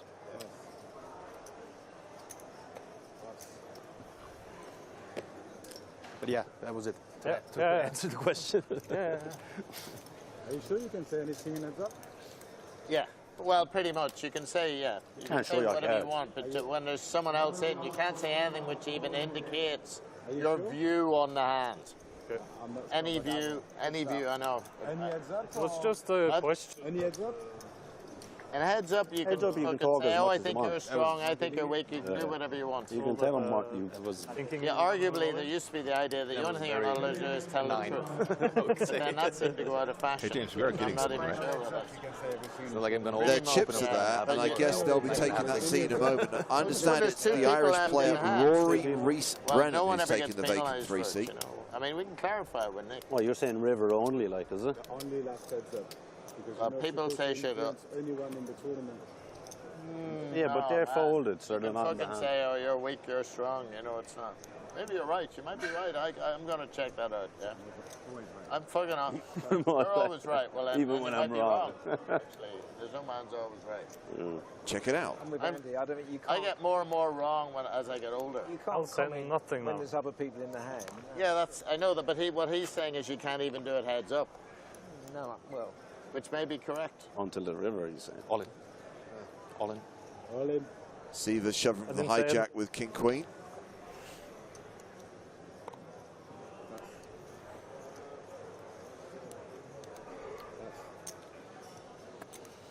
Can't believe you just raised my blind again. It's unbelievable. Okay. Time. Is that okay? Oh, look at that. Look, I just flipped that over. We have to call now. You're not calling, Andy. We have to call now. Yeah, waiter. Queen with the tray. That's historical, okay? Yeah, we don't use that one anymore. What it Andy. usually calls. We don't use that one no more. Well, straight in the big blind. Amen. You're actually a downgrade from the beauty of the last person. Okay. Person who was in that. So it was just. Oh. It was Girl, yeah. Sprague's wife.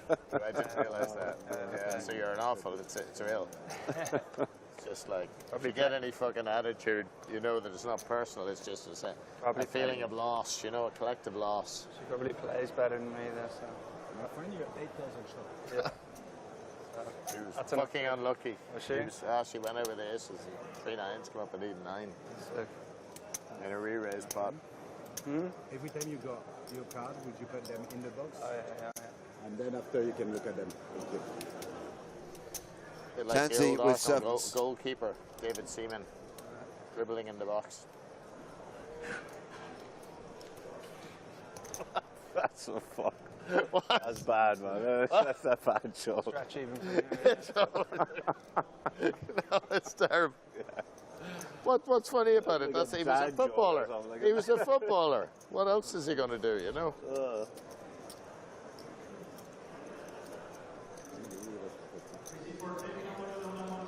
Unfortunately for Tansy, Bjorn Gravlian, who is taking control of this table slowly but surely, has picked up aces. Absolutely. Gravlian just absolutely invincible.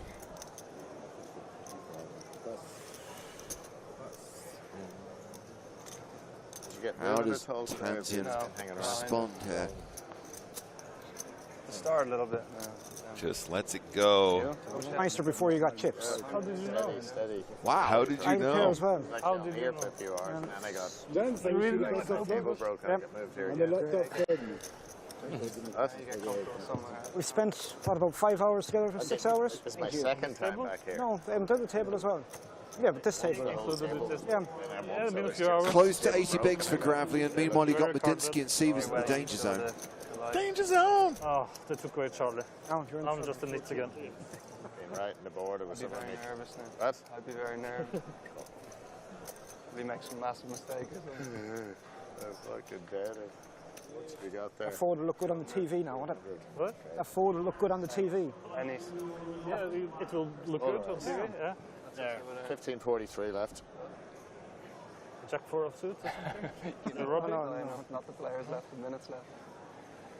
Kayla asking, what is the first prize in this? Up top, 365,000 euros.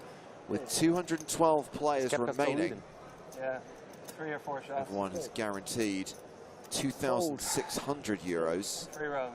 Yeah, it's like, I was going to say, how good are you running? This will be my second time on the feature table. Last time I was here, I was 4 hours on the feature table. Yeah? Did you enjoy it? Yeah, that was fine. It was just before the bubble, and then I got moved, or we got broken on the break, came back, and then I went out on the bubble.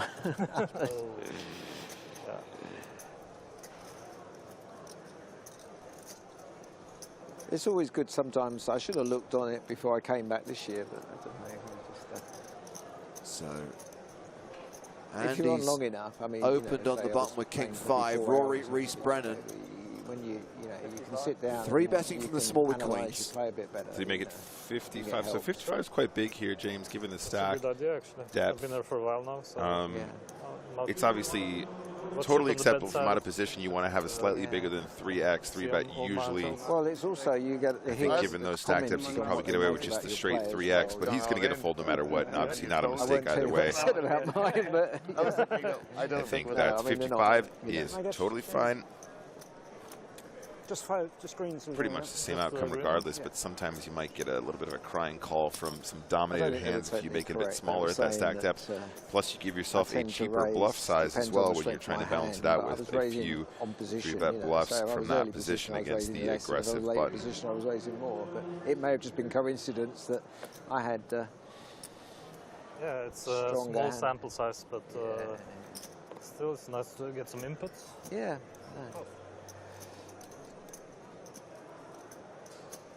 Level 80 says, I've ordered my Dino hoodie. Now I know I'm ready for next year's IPO. Great stuff. Next year, 2024, the year of the Dino hoodie.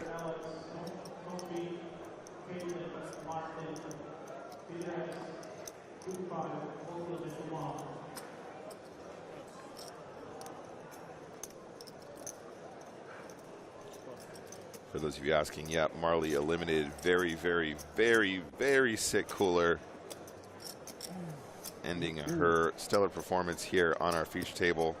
It was a cooler Andy Black could have got away from. Yeah, because he knew the guy had quads. He knew the guy had the 9. He knew he had a 9. Lots of people pushing. Push it. Push it real good. Push it real good. Yeah, that was very unfortunate, but otherwise very, very great poker from Team Sprague. Going to be folded to Andy Black here. King 8 of diamonds in late position.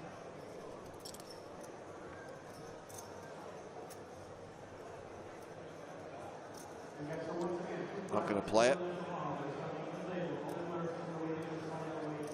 Rory Reese Brennan, Queen 9 off in the cutoff. He opens to 16k. Rounds the big blind, one of the short stacks. Nicholas Sievers. He folds as well.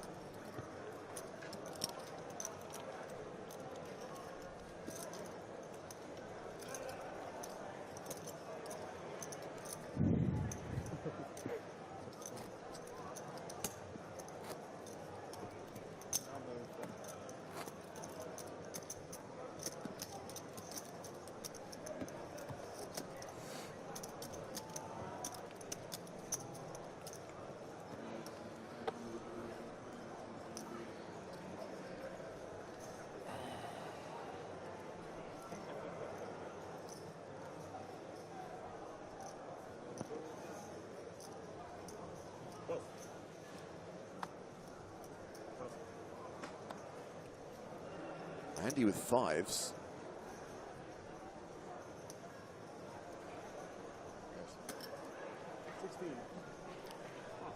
Raises to 16.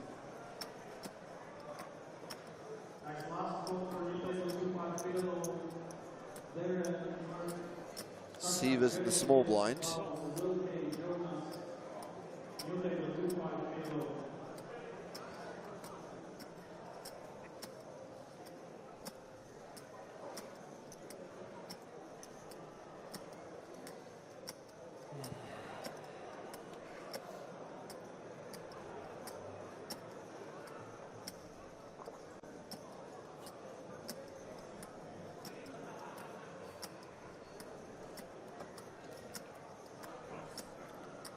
Folds the ace-4, Gravelian Jack-8, and a lot of chips. Defends, and we have a slightly unconventional non-all-in race in our hands. The flop is 7-5 deuce, the set for Andy. Fortunately for Gravelian, he's pretty much whiffed. Yeah. I think that there are plenty of situations where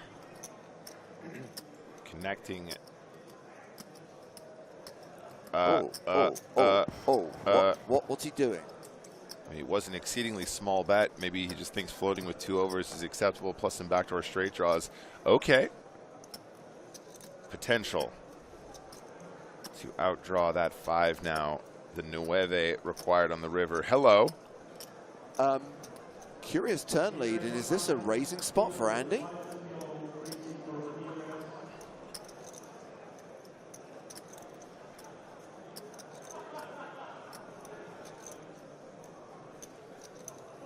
Yeah, a fistful of green.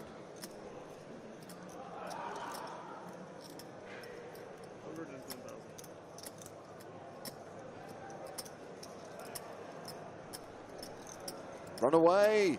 Run away! Nice bluff. Nice bluff. Say thank you. Oh, fuck it. Yeah, it's okay.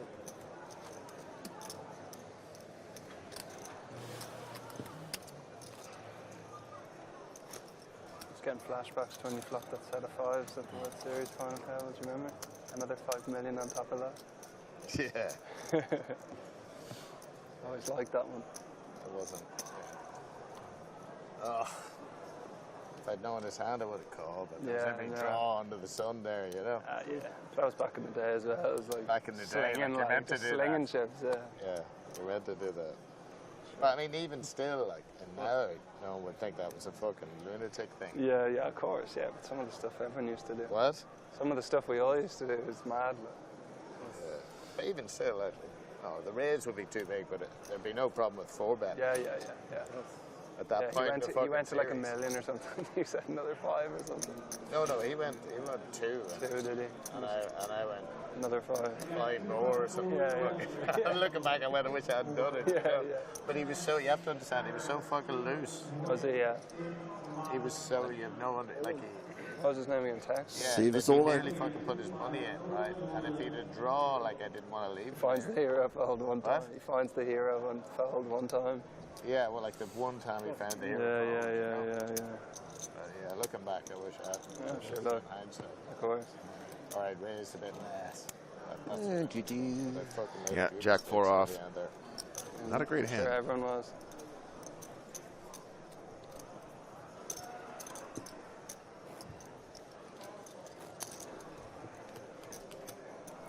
Just 207 left in this Irish Poker Open. So 10 minutes left on this level, then another hour to play.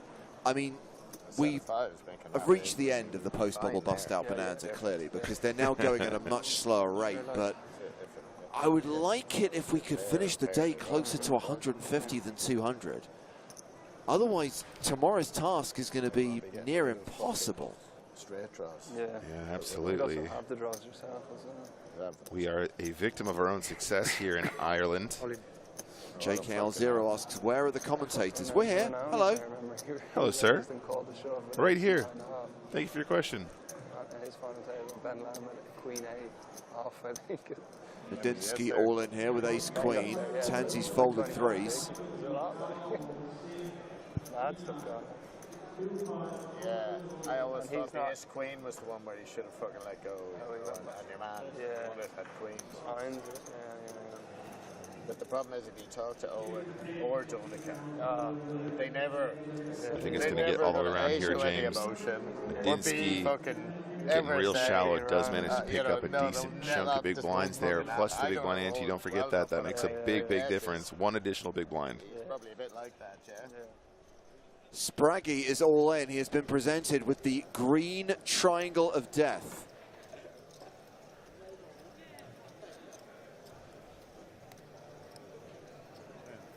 Opponent folds the turn. Spraggy's all in, gets through. Keeping his head above water. Flying the flag for Team Pro. Flying the flag for Team Sprag, now that Marley's gone. Indeed. Come on, Spraggy. We believe in you, buddy. Team Sprag all the way.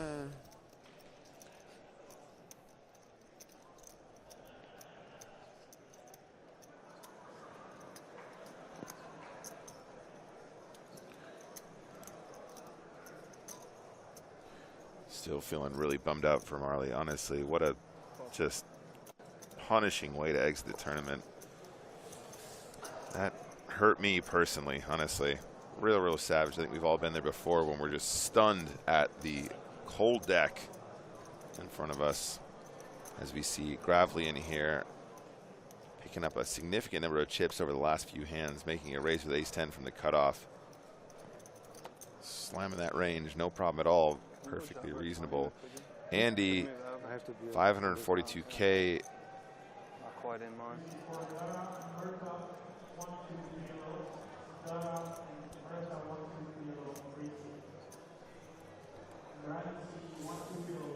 Good fold. Yeah, it looked a little bit, so.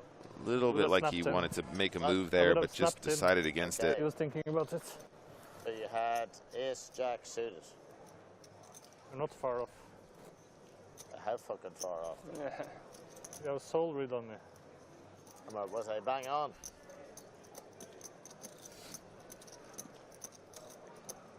It's on the stream, which no one's gonna fucking watch. Well, I mean, no one here. I'm sure other people are watching, but I'm not gonna go back and look at it. No. Too much danger of me being a fucking cunt. Okay, that was no need for that word. You'll be talking about it in 10, 15 years. I'll ring you up and go, no, just make it no. And then you go, no, but there's what I'm going to tell you about. No, let me talk. Misery loves company. Yeah, misery, exactly.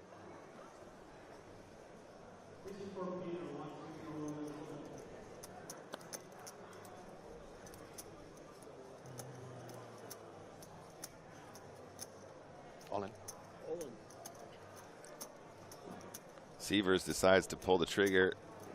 Makes sense, doesn't have that many bigs. UTG +2, king, queen, very nice hand to get it in with.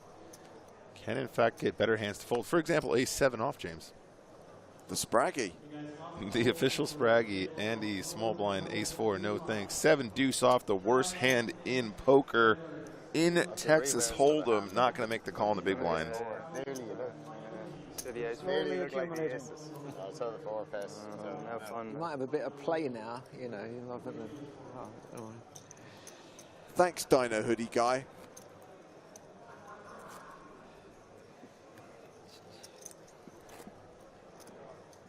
Close to 200 players as we come towards the end of level 19.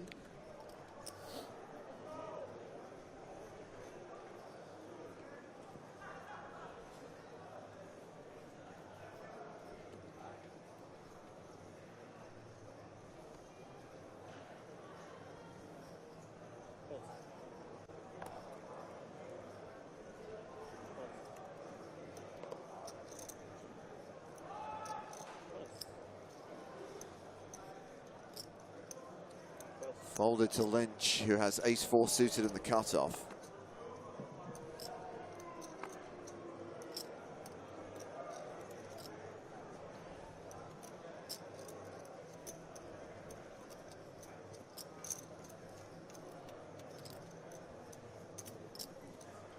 And Lynch raises.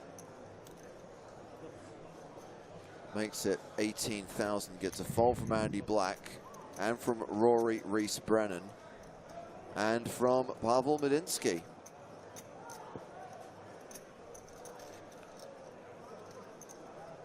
That'll do it. Sometimes poker is an easy game.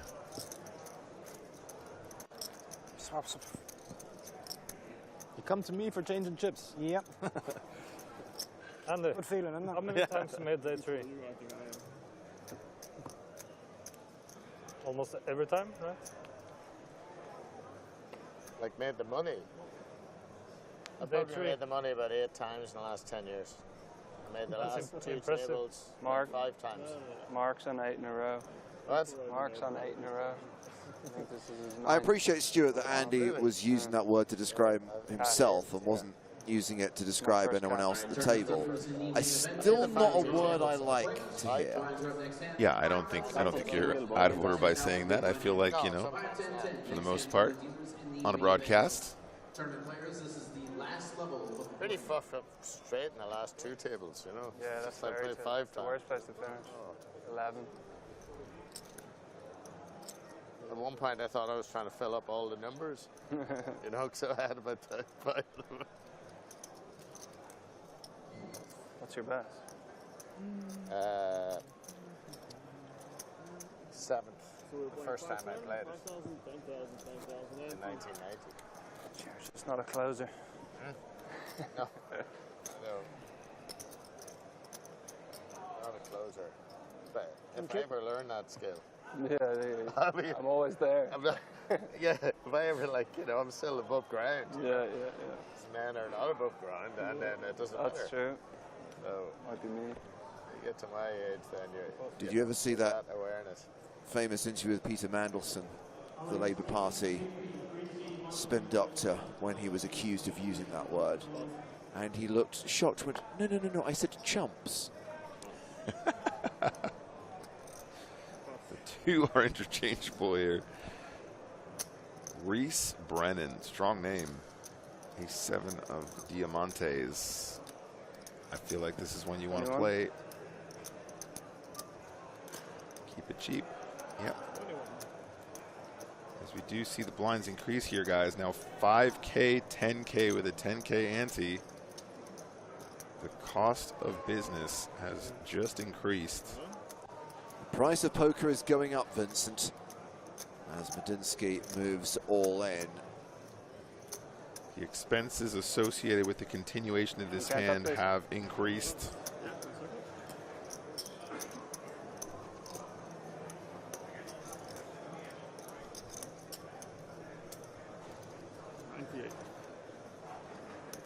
Rory Reese Brennan,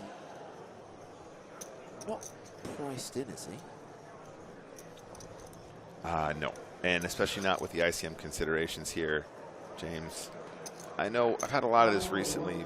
He does call. I mean, it's an additional 7 big blinds. Yeah, I mean, it's not completely outlandish, but I think that at this stage, there are some ladders to come. I know we might not be near one necessarily, but we are still on our way towards some big ones. Medinsky with the James and Joe, the JS, the JH. He is invincible.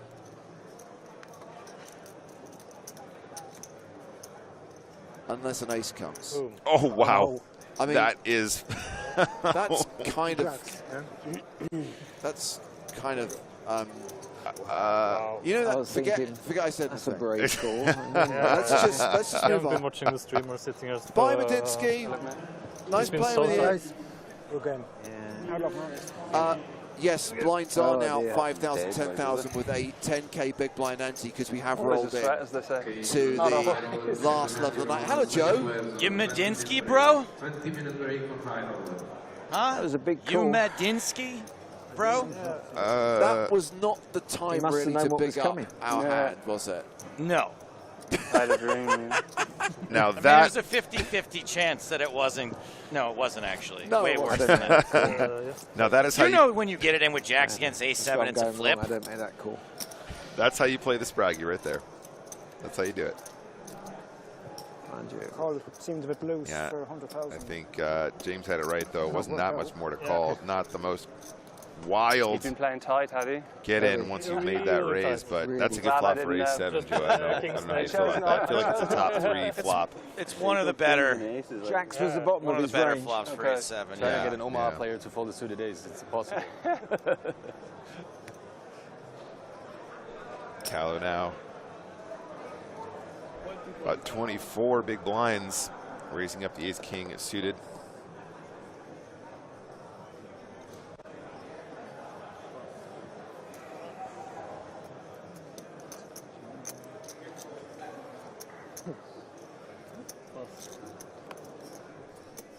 So I guess you want some action from me, Yeah, then? you want to give me a spin? Yeah. It's getting late now, guys. Okay, This will be the sweet. last blind level I of just can't do it. I day can't 2. pass that. Still 202 players remain in this Irish Poker I Open. only knew what you had, I will play. What? He said your brother wanted you to never. Well, that would be Raise and too take easy it, though. then, We've seen yeah. a few of those in a row now, Joey. Yeah, what's the vibe? What's the vibe been like? know, First of yeah. all, I see Marley's not at the table. I know, yeah. No good. It's like a hospital. Did you not see the hand? No. Oh, it was so rough. Marls has aces. I was watching Love is Blind.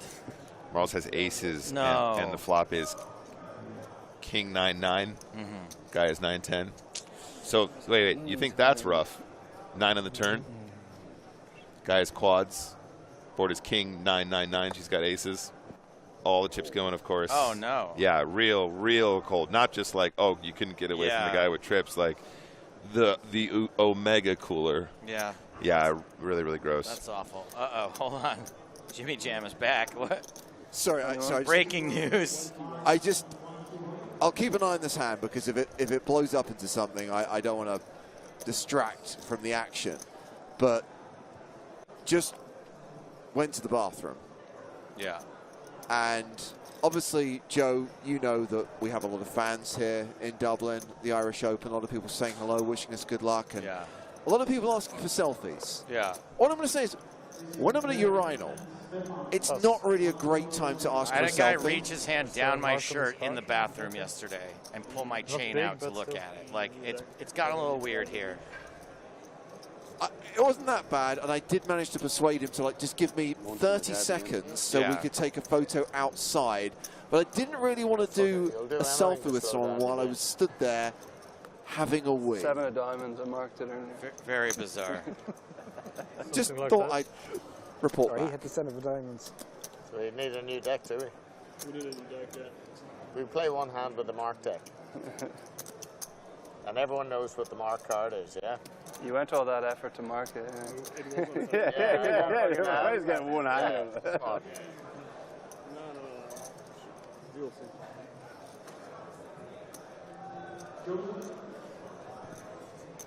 No. I mean, look, it's good to be wanted, right? It's good to have fans. Beside your man, so I think they know. Yeah, the corner on the card is really scratch. There's a chip off it, is there? Sorry? There's a chip off it, is there? Yeah. What's that going to set them back? How much is an RFID deck? What card is it? How much is an RFID deck? An RFID deck We're not going to being use cheap. the deck anyway. 150, I think. The deck is gone, like. But it's not the 7 It's not the important card. Random card.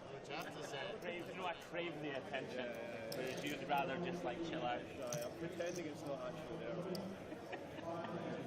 Yeah. So good. Hi, Mom. That was like on that was like on Who Wants to Be a Millionaire when they used to pan across the people and it was the cringiest thing in the world. David Docherty. Like Sarah Blakely from Berkshire. Hey, that's pretty good. That room looking a lot more empty than it was just a few hours ago, Joseph. Lost a lot of players. Hopefully that means more room for cash games. Am I right, people? Taking a look at those feature table chip counts. Gravely in 58 big blinds, 582K. We're at one of those cool blind levels where the math's real easy. Sievers. He's got 10.8 big blinds, Joe. 10 big ones. Well, small ones. Well, big ones, but, you know, it sounds better than it is. Hashtag human calculator.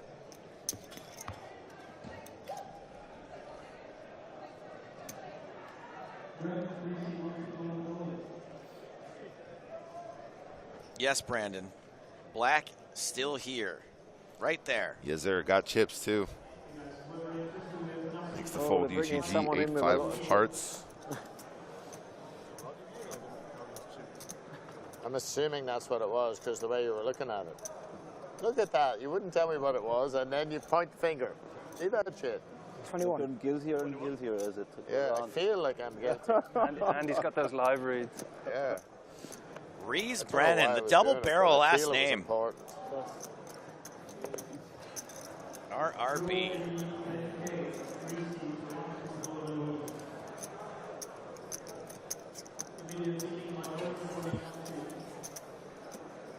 I've missed you.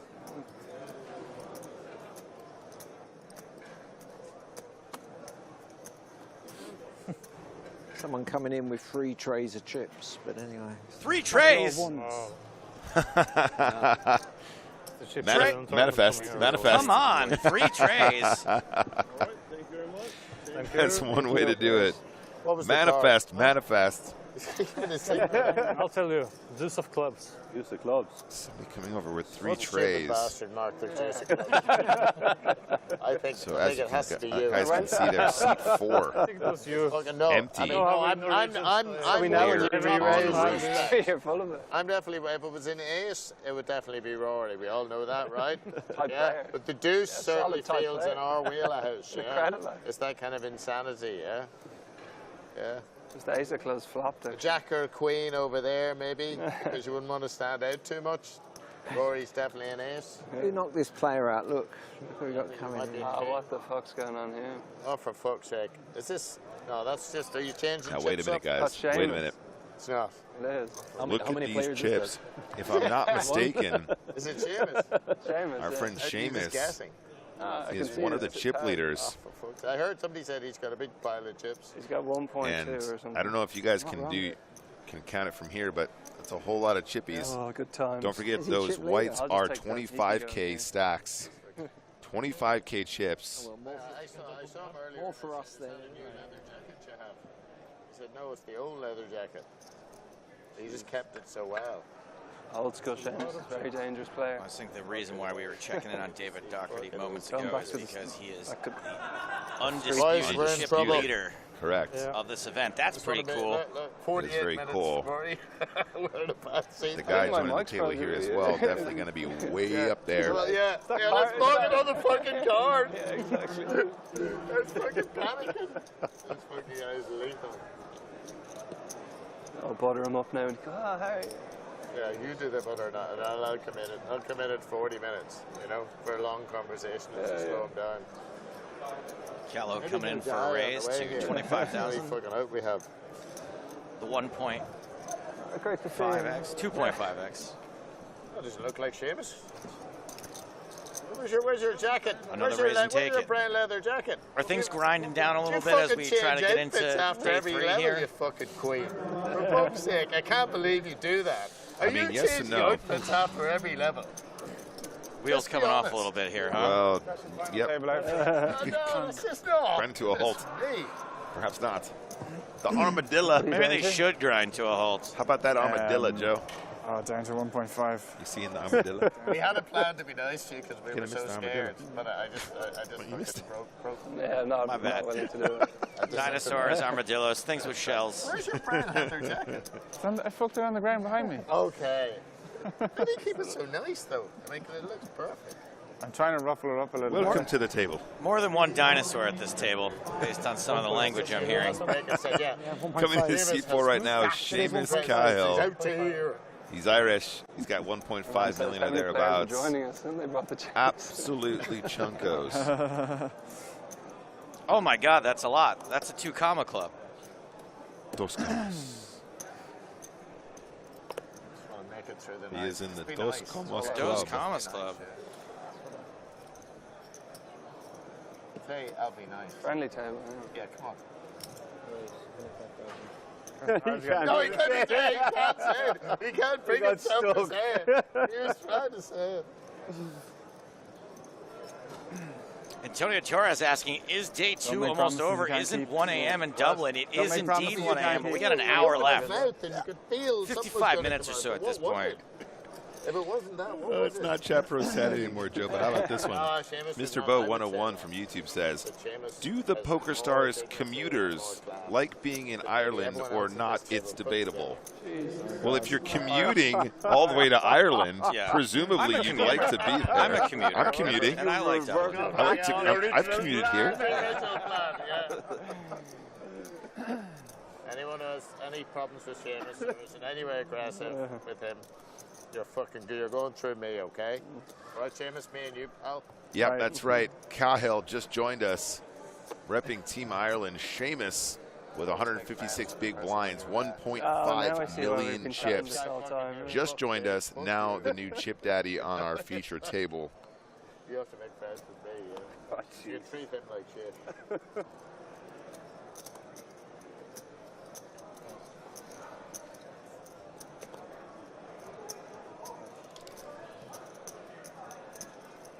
My pen anyway. I'll keep this. Thank you. Gallo with ace-9 suited. before you came here that Juice of Clubs was marked? I think we're all marked at this point. I certainly am. Irreparably marked. Irreparably marked. Not dealing with the smartest bunch. Somebody replace the deck. You can We're all afford to marked. call, I thought.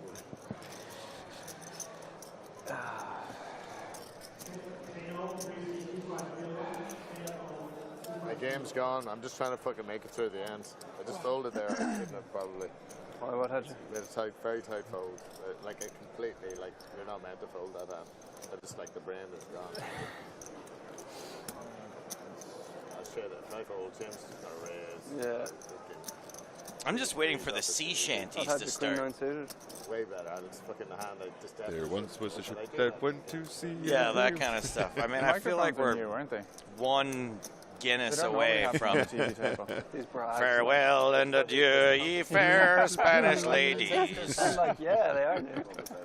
Actually, I haven't told you. No, PokerStars, like this is the first time PokerStars have done it. You know what I mean? It's been a purely Irish enterprise for a while. They've muted yours, Andy. So. They've tried. Muted yours. Fucking mute your top, didn't they? His is a problem. Oh. He's got a Scandinavian top. Don't be messing on my Dino hoodie. Don't be goofing on my Dino hoodie.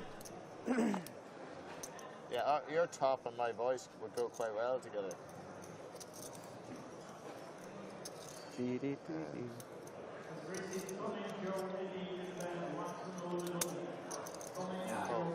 Eyes Wide Open says, Irish Poker Open, no good this year. Every other year the Norwegian Open was on in Ireland. Before it, and all the Norwegians stayed on this year. The Norwegians moved to Prague. Sure. Eyes Wide Open. Cool. Yeah, no, that's not even what happened. They were in Bratislava, actually, but sure. Yeah, you got it. Oh, wait, it's not Saturday. You're banned. Yeah, break 99 minutes. Rees Brennan making it just over the min raise, 21,000. Pocket threes. Tansy has 3-bet from the big blind. Ace-7 off. Are you still going to Westwood? Yeah. What are you doing? Prague? Prague? Mostly just How do I get Pregarat? Yeah, you beat me to it. Am I pertinent? I know that. I'm sure I've made the classes with you. Is it possible to poker in pertinent? Mainly tennis, yeah.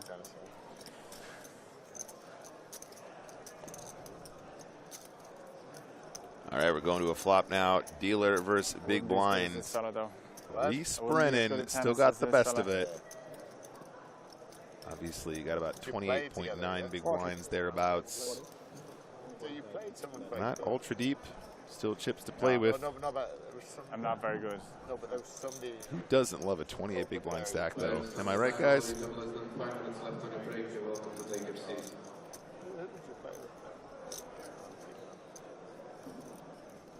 Kind of tough to withstand the heat with pocket threes here. Maybe on the flop, obviously, you might like your threes, but you get double barreled in this spot, and you are not liking it at all. Yeah, Joe, I think you got it. I think calling is fine, but as you say, you're gonna face more aggression. I just stack that though. I mean, maybe not as much as you might have if you were like sort of 60 big blinds deep, where you might players might consider a third barrel on you. I love this comment from Jambi, who says, Andy Black said the C word. Am I prognorate? A little bit unethical. But I don't know why. Yeah, I understand the fold. I think Tansy's fully, Reese Brennan, is fully aware of the fact that the trays might be good here. Unfortunately, as Joe points out, a lot of ways for your opponent to improve and continue aggression, even if they are not ahead. So I think you can set mine there, no problem, especially given the fact you're closing the action. Yeah, they haven't got a... Top left there, guys, 201 players remain. They treat their elite players a whole lot of players to get through. What about Clontarf and Ormo? Yeah, make it to a final table. Manana. Almost not great, like crossing over the 200-player threshold. Play with every Tuesday and Wednesday, and you have to try and get to know people. They have some tournaments, but only been there about 6 months. Sutton, it's near enough, isn't it, Sutton? Yeah, I was thinking about joining a third club. Yeah, you're just hemorrhaging. Yeah. Lynch, UTG +2.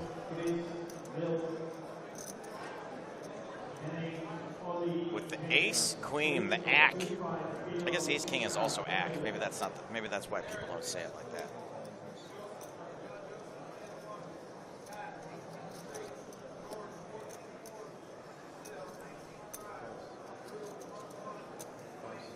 Black out, Reese Brennan out, Cahill, 7-8 suited. Folds the button. Oh no, ack on ack action. Tansy. Guys, the effective stack here is Lynch. 19 big blinds. No, that I'd like to though, but need to find the right club. Oh wow. Oh wow, Joe. This is a small 3-bet. What is there anything else around there? There's St. Anne's. 3 bets only to 43,000. I went out on last year. 4.3 big blinds total. This is a small 3-bet. Something might be kind of nice, is it? Like and from out of position. Yeah, I've heard that. I was playing with the fella there for a while. Generally speaking, OOP, you want to have some bigger 3-bets, but this is small even by in-position standards. With the smile and the nod. I didn't feel that. All I felt was like blankness. Makes a call. Clearly, keeps ace queen in. Lynch makes the call. Will he live to regret it? Big flop coming at you. We've got coaching before, but 8, 5, deuce, 2 spades, ace king faring quite well. That's on his number. And Tansy, let's see the size of this C bet. 106,000 in the middle. I got it off. Yeah. That's just under half pot. And I feel like you got to stick around for one more street, but Lynch does not have a ton of chips. Probably be able to tell you that they have. Yeah, no, I think it's fine for him just to give it up here, Joey. Does give it up, okay. Yeah, no, but I wasn't looking at the chip stack size when I yeah, sure. There mentioned doesn't that. seem to be much organized in Clontarf. Even though I think I it's do gonna, quite often, to be honest. Yeah, they're building 2 I think it is nice to have a 3-bet not all in there, but when you're out of position and you make it that small, you should get looked up like by literally everything, which is really not what you want when you're out of position with that kind of a hand where you're not always going to connect hard enough. Still, great board, nice C-bet, good size there, and takes it down. It's fairly jumping. Oh, yeah, right on that. The average chip stack is fairly jumping. Advantage. The Turbo asks, what is C-bet? Synthetic, And assuming, whoa, we just jumped down to 186 players. Wait, what? It was at 202 like a minute ago, right? Yeah, maybe there was a mass update there. They're just updating, yeah, a couple tables at a time. Anyway, worth mentioning that. Just in case the C-bet question is real, I do like to address these questions every once in a while. The C-bet stands for continuation bet, and all that means is you raised pre-flop, and then you continue telling your story, continue your raising story on the flop. That's what a C-bet is, a continuation bet. You continue the aggression. Also, those are the only sorts of questions I can answer, so I like to address those, like the simple ones. Thank you for your question. Yeah. Just information for the players of high roll. The late registration is going to finish. Miku says, don't do that. That was scary. I agree. That was kind of unusual. What's that? A completely genuine response to a question. Oh, yes, please. But yes, he's absolutely right. I feel like I have a good eye eye for knowing which ones are real. Wear it in for him. Pass me over Yes. a chair. I would agree with that statement. Yeah, just a chair. Any Sometimes chair. people are just asking questions because they want to hear their name read Seamus' aloud. jacket is on the ground. What time's dinner? How much longer is left on this level? Actually getting one. Thank you. He needs a chair like That the kind of next stuff. It's like, what's starting stack? It's really irrelevant. Yeah, a big Somebody tell is leave when it the there, same leave it person there, asks the leave it same there. question for the 5th time, even though Yeah. you've answered it legitimately twice. That's another one. If you got a coat Those hanger. always seem a little bit disingenuous. Anyway, guys, 186 Why can't I players have your remaining chair? in this Irish Poker You Open, brought to you by stand. PokerStars and Paddy Power I'm okay. Poker. Yeah, I'll do that. Seamus, would you like me to stand? Or suggested that? No, you're not allowed it in the shot. No, You yeah, know, yeah. it's not like... Fair enough. You could crouch. Andy Black. UTG +1, that's directly to the left of the first player to act on this table. Makes an open with ace-10 off. Tansy pocket fives, wants to call. This is totally fine. At this stack depth, the only reason why you might want to shy away from flatting with fives from the cutoff here is if you think your opponents in the blinds will be very squeeze happy. And on very aggressive professional tables, that will happen, and you're just going to be forced to fold basically a lot of the time. Given the action so far, though, I think the call from Tansy here is fine. You're definitely deep enough to justify set miming. Is there a 5 on the flop, though, is the question. No, there is not. However, 5's still the best hand. I'm expecting Andy to continue firing here. This is a C-bet in action, ladies and gentlemen, for those of you asking. Andy opened. He made a raise. He will continue to bet here on King 8-4, some frequency. Okay, chooses not to check. I take it back. But if he did, if he were to choose, if he were to choose to bet there, it would have been a C-bet. Thank you. Tansy gets a little bit closer to showdown by getting to check back the pocket fives. There you go. And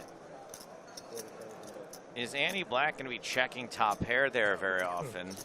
Good question. So this is what we call a delayed C-bet because he didn't do it right on the flop. He's going to delay and then do it on the turn. I might be inclined to call a bet there. I would have been tempted to do the same. I think the biggest issue you have there, Joe, is that he might check like 9s or like 7s. Okay, right. I'm very narrow-minded in my thinking a lot of the time. No. It's either a king or it's nothing. I actually completely see where you're going with that, but.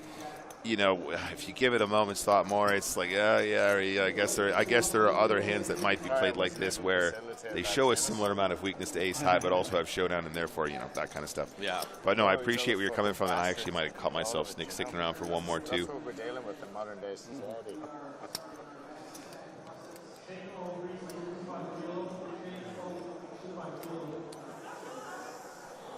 I can't believe y'all brutalized Marley like that. Yeah. Pretty savage. Aaron Paul Kramer says, great analysis, Nick. Didn't you say you aces into kings for a lot, did you? Yeah.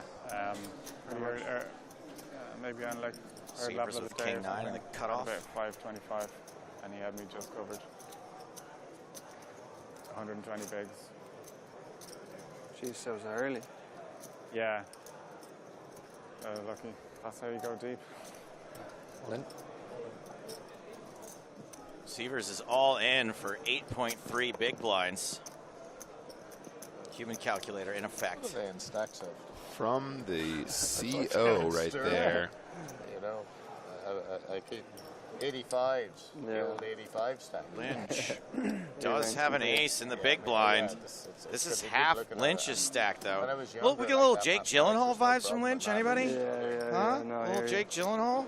Oh yeah, if you kind of. A little end of watch. If you squint your eyes a little bit. Ambu LA Ants. Yeah. Seamus likes some stack. Yeah. Okay. No. I'll take it. No, I'm glad I changed. Yeah. Lynch pretty short himself. Oh man, honestly, like I think Lynch knows he could be ahead, but ace-6 off is just such a garbage hand to call it off with. Even if you know you got the best of it right now, King 9 is basically a coin flip. Sure is. Apparently, it's not one of the coin flips that counts towards coin flips in, you know, Dwyer's eyes. No. And therefore, we're talking pure flips. We don't have to revisit that whole thing again. I'm just kidding. He wants you to stop as well. Oh yeah, 100%. You can understand why Lynch would fold ace-6 there. I all of the better aces are also making this. If King 9 is shoving there, so is ace-7, ace-8, ace-9, ace-10, yada yada yada, and so on and so on. I'm going to go out on a limb and also confirm that, I think that it would pretty much always be a fold, and I think it is the correct thing to do, even if you are ahead once in a while. Not worth it. Ace-6 off, not a good hand. Well playing. I'd rather you call with 9-10 of spades there than ace-6 off. Who would do that? Hold on. Oh, sorry. Apologies. No one round penalty. Oh, sorry. No, I stopped. Sorry. It just down to 175 on the ticker. 30-minute penalty. How low will we go in the last 40 minutes of the night? Sorry, this doesn't cut it. Pieface Poker says Nightcrawler is my favorite Jake Gyllenhaal film. Nightcrawler's solid. I don't think I ever watched it. Is that the one about him being like a paparazzi? Yeah. Yeah. I'm not going to lie, even though it's kind of, I didn't mind Ambu LA And for Guinness again, is it? Could be the first walk in the way. I think in 29 heads and 30 Okay. seconds. Jake Gyllenhaal was a pretty cool Mysterio. I thought he was great as Mysterio. That was actually. cool. Yeah, I thought he was excellent. Yeah. I thought he played that well. Started up with that I like one that break character. that was too long, and then it kept dragging on. Prisoners also fantastic. I agree with you, Benny Alice. You got half you got Jackman and Gyllenhaal in that one. So Lynch shoving small to big for 15 bigs. King 7 suited is close, but I feel like it's just under for 15 bigs. Yeah, so it's close, but when you add in the big blind ante here, it changes things very significantly. Theoretically, I think you actually call here, but it's really, really, really tough, and it's very player dependent. Let me look it up, guys. Why don't I look it up for y'all? And while Nick looks that up, I'll talk about something I'm qualified to talk about. I think right here, Eamon has the answer. We're talking Jake Gyllenhaal movies. Zodiac is probably, other than Donnie Darko, I don't like to pick a person's first movie. Yeah, so 100% this would theoretically be a Nash call. In fact, it's miles within a Nash call. Okay, miles. All right, here we go. However, small blind doesn't necessarily follow that prescribed sort of mode of thinking. A lot of players aren't going to be shoving hands like 9-10 off here, for example. Right, of course, sure. Of which actually would sneak in there once in a while. 10-9 off, 9-10 off. Yeah, exactly. 10-9, 10-9. Yeah. A lot of players aren't going to be shoving, 6-5 suited here, even though you should. Right. So if you're playing against someone that's not showing 6-5 suited, King 7 suited isn't necessarily as much of a call. Correct. So obviously, so what if Queen 9 suited is the worst hand that they're showing? And he does let it go. I don't hate it, despite what Nash says. Yeah, no. Nash is obviously just a toy game. It's a theoretical concept. What did you have? It's theoretical. You don't necessarily need to make the call, but I think it could be in there against the GTO Cards champion. on their backs. Ace, Queen for Spraggy against 2 9s. Big flip. Spraggy needs an ace or a queen. And that's going to do it for the Sprags. Marley dispatched. Spraggy. They're going to do a quick count of the chips, but it's not looking good. I think that's going to be it for Poker Power Couple number 1. Mr. and Mrs. Spragg. Busto. In poker, they're still good as a couple. To my knowledge. Very disappointing to lose both Marley and Benjamin. Don't think I could root any harder for those two individually and I have 400 left. or as a couple. Absolutely. GG. 50 big blinds. I assume computer says call. Yeah, I feel like I heard Andy. He just said, I assume computer says call. It's pretty fucking close anyway. I actually feel like it might be. 10 big Can I blinds. buy one waters from you? Yeah, I assume computer says call. And just to follow that up, guys, as well, like when I say stuff like, this is a call, like I tried to explain there as well. I think it's King 8 suited. I actually got some flack earlier for, Nick, stop talking about solvers. Stop saying it's solver approved. Stop talking about GTO. That's fine if that's your opinion, but I say that with a pinch of salt because what I'm trying to get across is that on some level, the meta of the current state of the game suggests that you should do X. Is that what you do every time? Absolutely not. Poker is a game of nuance, a game of context. And it is a game of knowing where the line is and whether or not you should be above and or below it. And I think making the fold there totally reasonable as well. I'm glad that Andy appreciates that computer says yes, but that doesn't mean that player says yes.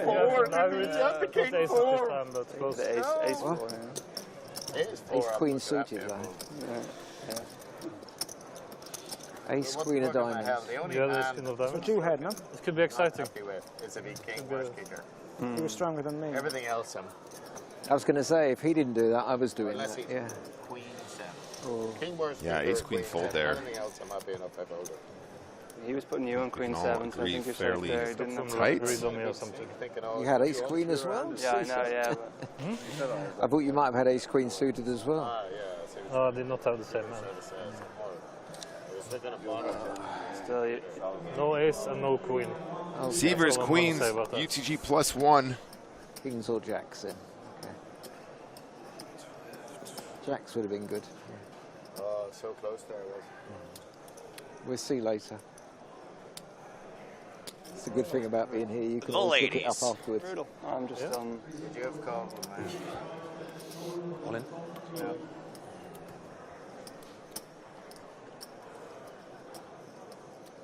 Yep, Severs just going to put it straight in here. 108,000. 10.8 big blinds. Callow versus Shallow. Stack, I mean, not his personality. I couldn't speak to that. Lynch with King 9, a nay. Andy, Ace Jack. This feels like this one is a little bit more clear cut. Oh, yeah. Yeah, this is an easy call for sure. It's he's going to be significantly behind and dominated, but you have to make the call here if you're in Andy's shoes. It is only 10 big blinds, still a decent chunk of his stack, though. You're not playing blackjack, Andy. You're not playing blackjack, Andy. I mean, if it's blackjack, this is an instant win. Unless you're playing one of those weird ones where the dealer can still tie you. So Severs at risk here, guys. Andy's still got about 30-ish%. Too much, if you ask me, in this situation. No offense to Andy, but when you have the queens here, you're like, gulp, here we go. 10 high flop. Queens with 2 cards to fade. Getting slayed. Sweat on the turn would be a big diamond. Oh, wow. Not a diamond, but big enough to be a sweat. Andrew Black now with an open-ended straight draw. Severs fades it all. Thank you. Wow. Double up to 24 big blinds. Huge. If it was the at 9 this of stage diamonds, of it the would have been tournament. first. Yep. Time it gets cold. Absolutely right. Have you had the big pairs every time? Maybe. Of course is the answer. Of course. Of course. Every time. Every time. Yeah, big hold there for Severs. Very significant. 169 players remaining.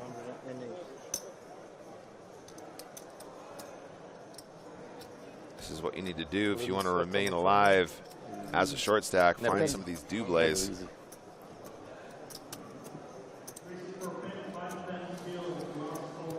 Big double up at this time.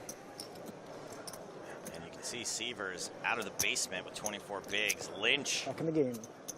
the bottom stack at this table. That was an important one. Cahill riding high with 154 Pretty good hand big to pick blinds, cruising into day 3. And get cold. Could probably punish the table a little bit at this point, should he choose to, because I think folks are going to be a little passive. Yeah, I should think so. We see it every time, don't we, Joe? People locking it up here, looking for that bag. And not a spice bag. The plastic kind that you put your chips in so you can tell your friends you're coming back for another day of poker.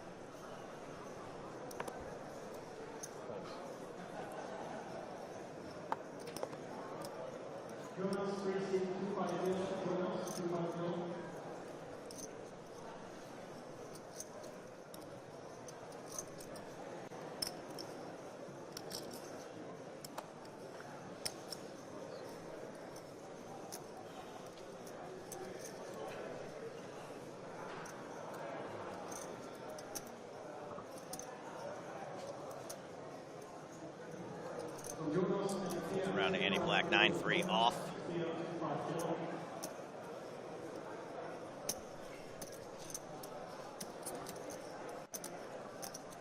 Nice. Folds. Reese Brennan. Ace deuce on the button.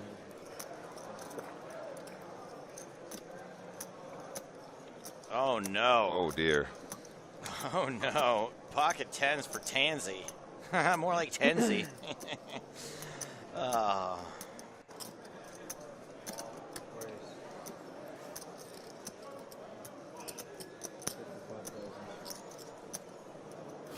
WRM Daily, their first time ever chatting, says, what is a blocker bet? We can get to that in a moment. Yep. But take that as serious if that's your first ever question on here. That seems reasonable. Tansy 3-betting, which is a re-raise. If you're new to poker, it's just there's been a raise, now there's another raise. So once again, Tansy opting for quite a small 3-bet. It's obviously going to work against ace deuce off, but we saw that once before from out of position. I wonder how frequently that gets him in trouble.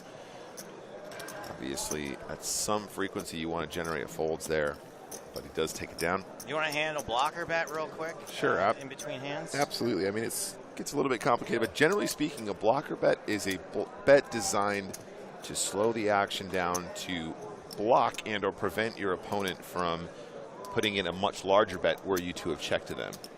And for the most part, blocker bets driving home are meant to be a form of value bet where you can get called by a worse for a very small bet, but you also prevent somebody who thinks they have the best hand from putting in a big old chunky bet that's going to cost you a bunch just in case they have you beat.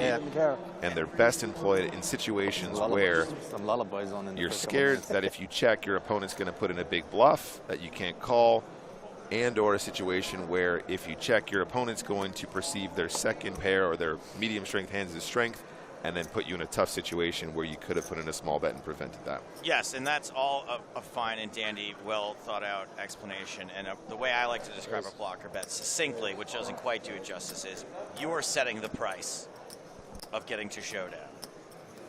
Correct.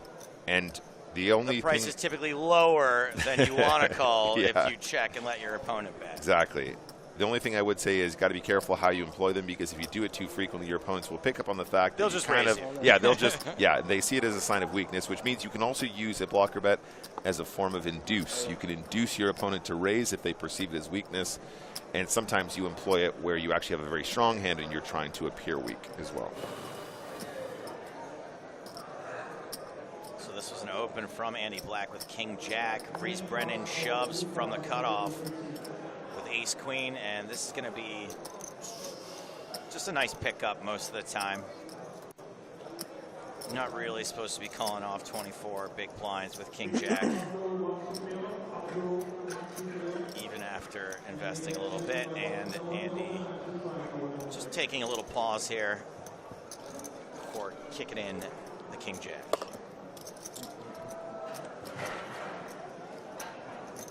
Good eater.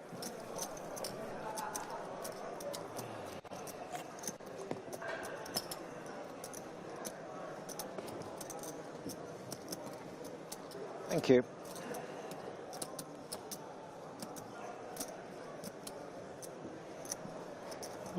Cahill still top of the hill.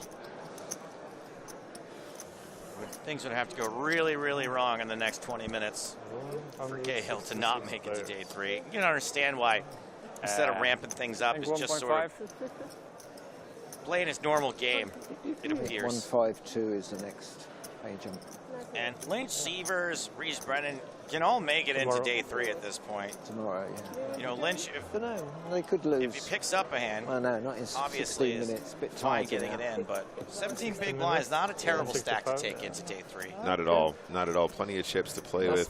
Still plenty of chips to win this tournament with. Cahill still king of the hill. Spin it up, get the big stack. Have Sunday off, yeah.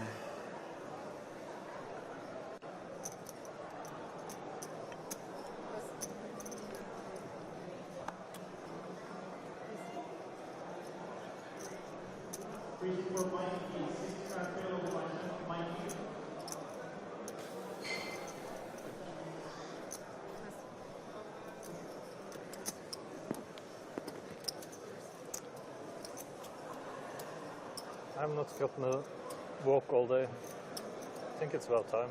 Tansy. 41.9 big blinds, ace-9 of spades. If you're not playing this, why are you at the table? Puts in the raise. Nicely done. Nicely done. Doesn't get much nice. Oh, my days. I don't know how to... Speaking of putting in the raise. Be that definitive about things, but I appreciate that you are willing to go out on those limbs, Nick Walsh. How many white ones got? 10? Yeah. 12, I think. 12. 12, wow. Ravlian. Only call them. is going to peel. We're going to see a flop. Yeah, baby. All Love right. to see it. Jack Both 8 hands. suited. It's a fun hand. Oh, it's so fun. So fun. Pretty hand. If you're folding, hey Joe, if you're folding this big blind with Jack 8 of clubs, are you even playing poker? What are you even doing 40 here? bigs deep to put the shades on, like at least. Both feel good. Otherwise, Trade deuce. Just one club on this flop. Pretty. Otherwise, it's just a bit sad. Pretty meh. It's reshoving. Like.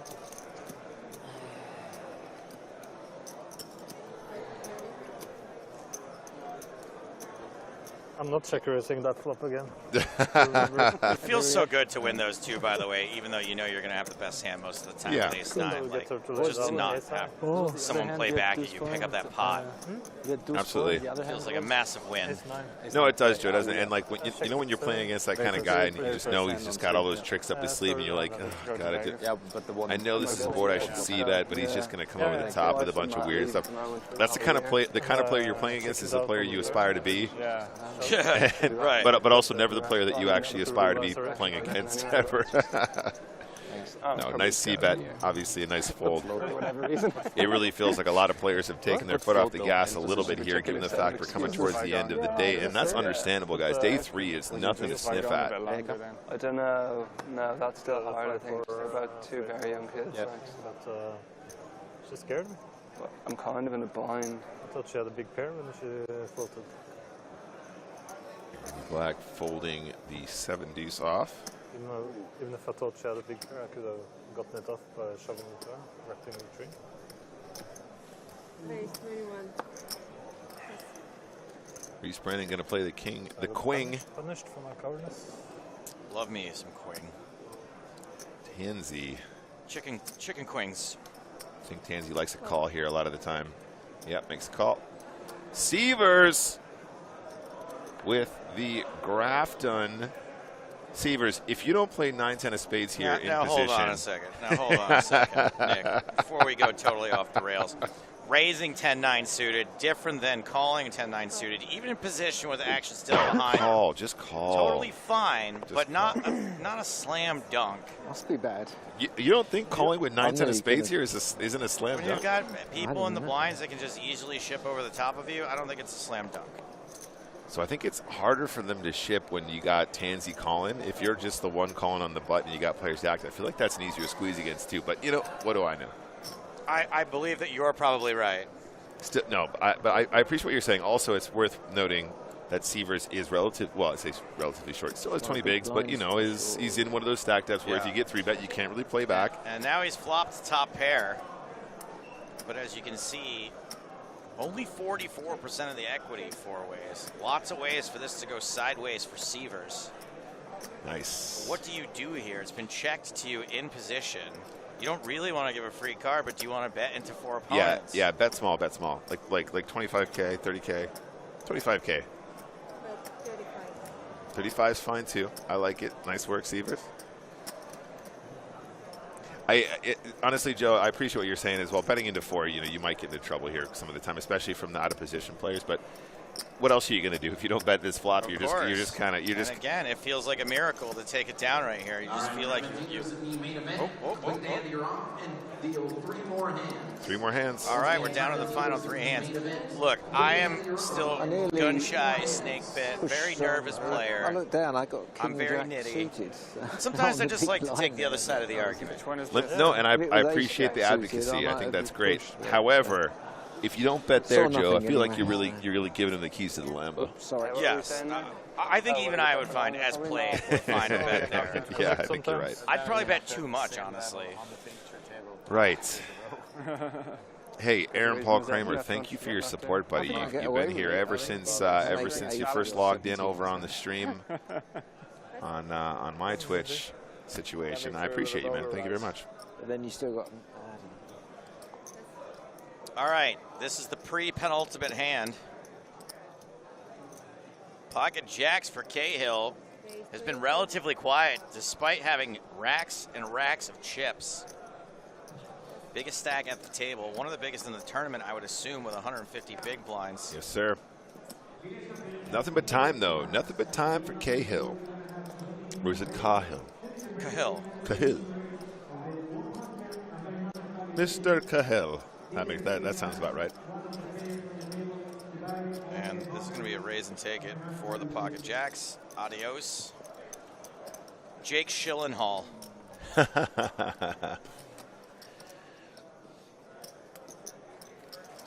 Yeah, so I'm probably not going to go for that long, but it's annoying. There's like, I kind of have to choose between like the 10k and 25k PLO window, or I like main event, and there's like a 3k. Wow, what a tough decision. Smaller PLO stuff.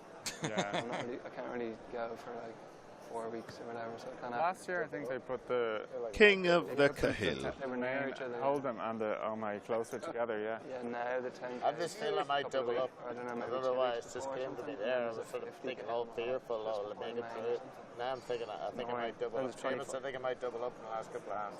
Yeah, it'd be I nice. realised I was being quite fearful, and all of a sudden it's left me. I feel a renewed sense of courage and confidence. Well, there's only 2 hands left. You should put out your big blind. Aaron Paul Kramer asking, is Seamus still the dominant leader? Has anyone caught up some? Last we checked, it was David Docherty. Yep. That was the chip leader. That's always in Yeah, and last time I saw a chip count, we were talking like a few millis, but I don't want to misquote. But we were told far and away chip leader was David Docherty, although Mr. Cahill also way up there.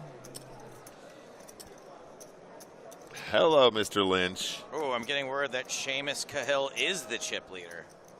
No more David Docherty. Ooh. Yeah, I've never been for more than Lynch, you're all in, buddy. There's only one move here. Yep. Where are you staying? Thank you. Good job. Lynch is no bubble boy, despite the fact that he looks exactly like Jake Gyllenhaal. Gravlin just goes, you know what? Come on. Let's see him. Let's see the cards. I can just fucking go up to the room. Yeah. Get a nap. Oh, controversial. Not really. Makes the fold. Seems good. Lynch does the right thing. What else are you going to do there? The last hand? Yeah. Last hand of the day, Joe. Fucking shoving.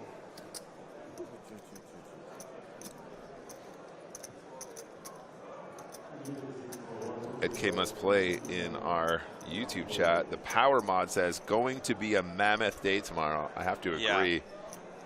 Mammoth in stature, mammoth in the number of players we have to get through in order to get to a final.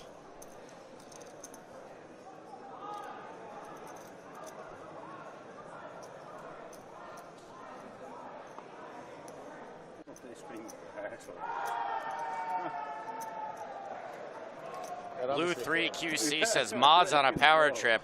Hey, why don't you use this time to make something of your life? You banned. Five-Face Poker says the way you spell frustrating is frustrating. All right, guys, last hand. Focus up. Mr. Cahill. Cahill with ace-7 of diamonds. Action on over to Lynchy Gyllenhaal, 8-6 suited on the button. That's going to be a no-go.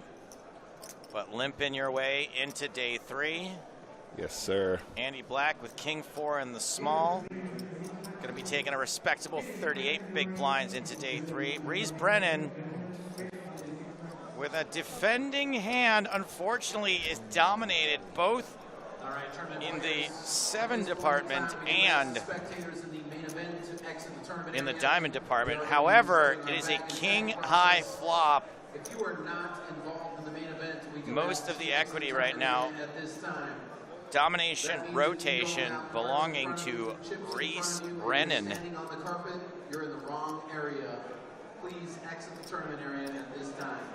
32% equity still feels like a lot for Cahill. Yeah, I'm not sure those are correct, Joe. I feel like they've been a bit off all day.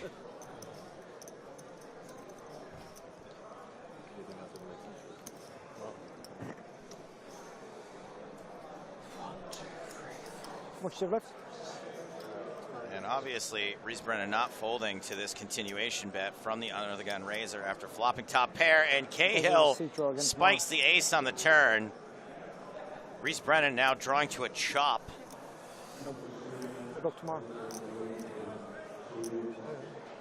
How is the king not an out though? That's weird. Never mind. I'm gonna gonna sit this Nice out. playing with you guys. I guess the kings are folded. We'll be back at the same table tomorrow, won't we? I don't think they redraw. Oh, well, look at that. What a hand to go out on, my babies. I'm not sure. Unbelievable. Nuts on the board. I would guess it's a redraw because it's in the Reese day, but Brennan checks. 50. 15K bet. Snap call How did you dog me like? by Cahill. Oh, it's so sick. The straight on board. Wow. It's 3 outs. This hand ends in a chop, and you know what they say?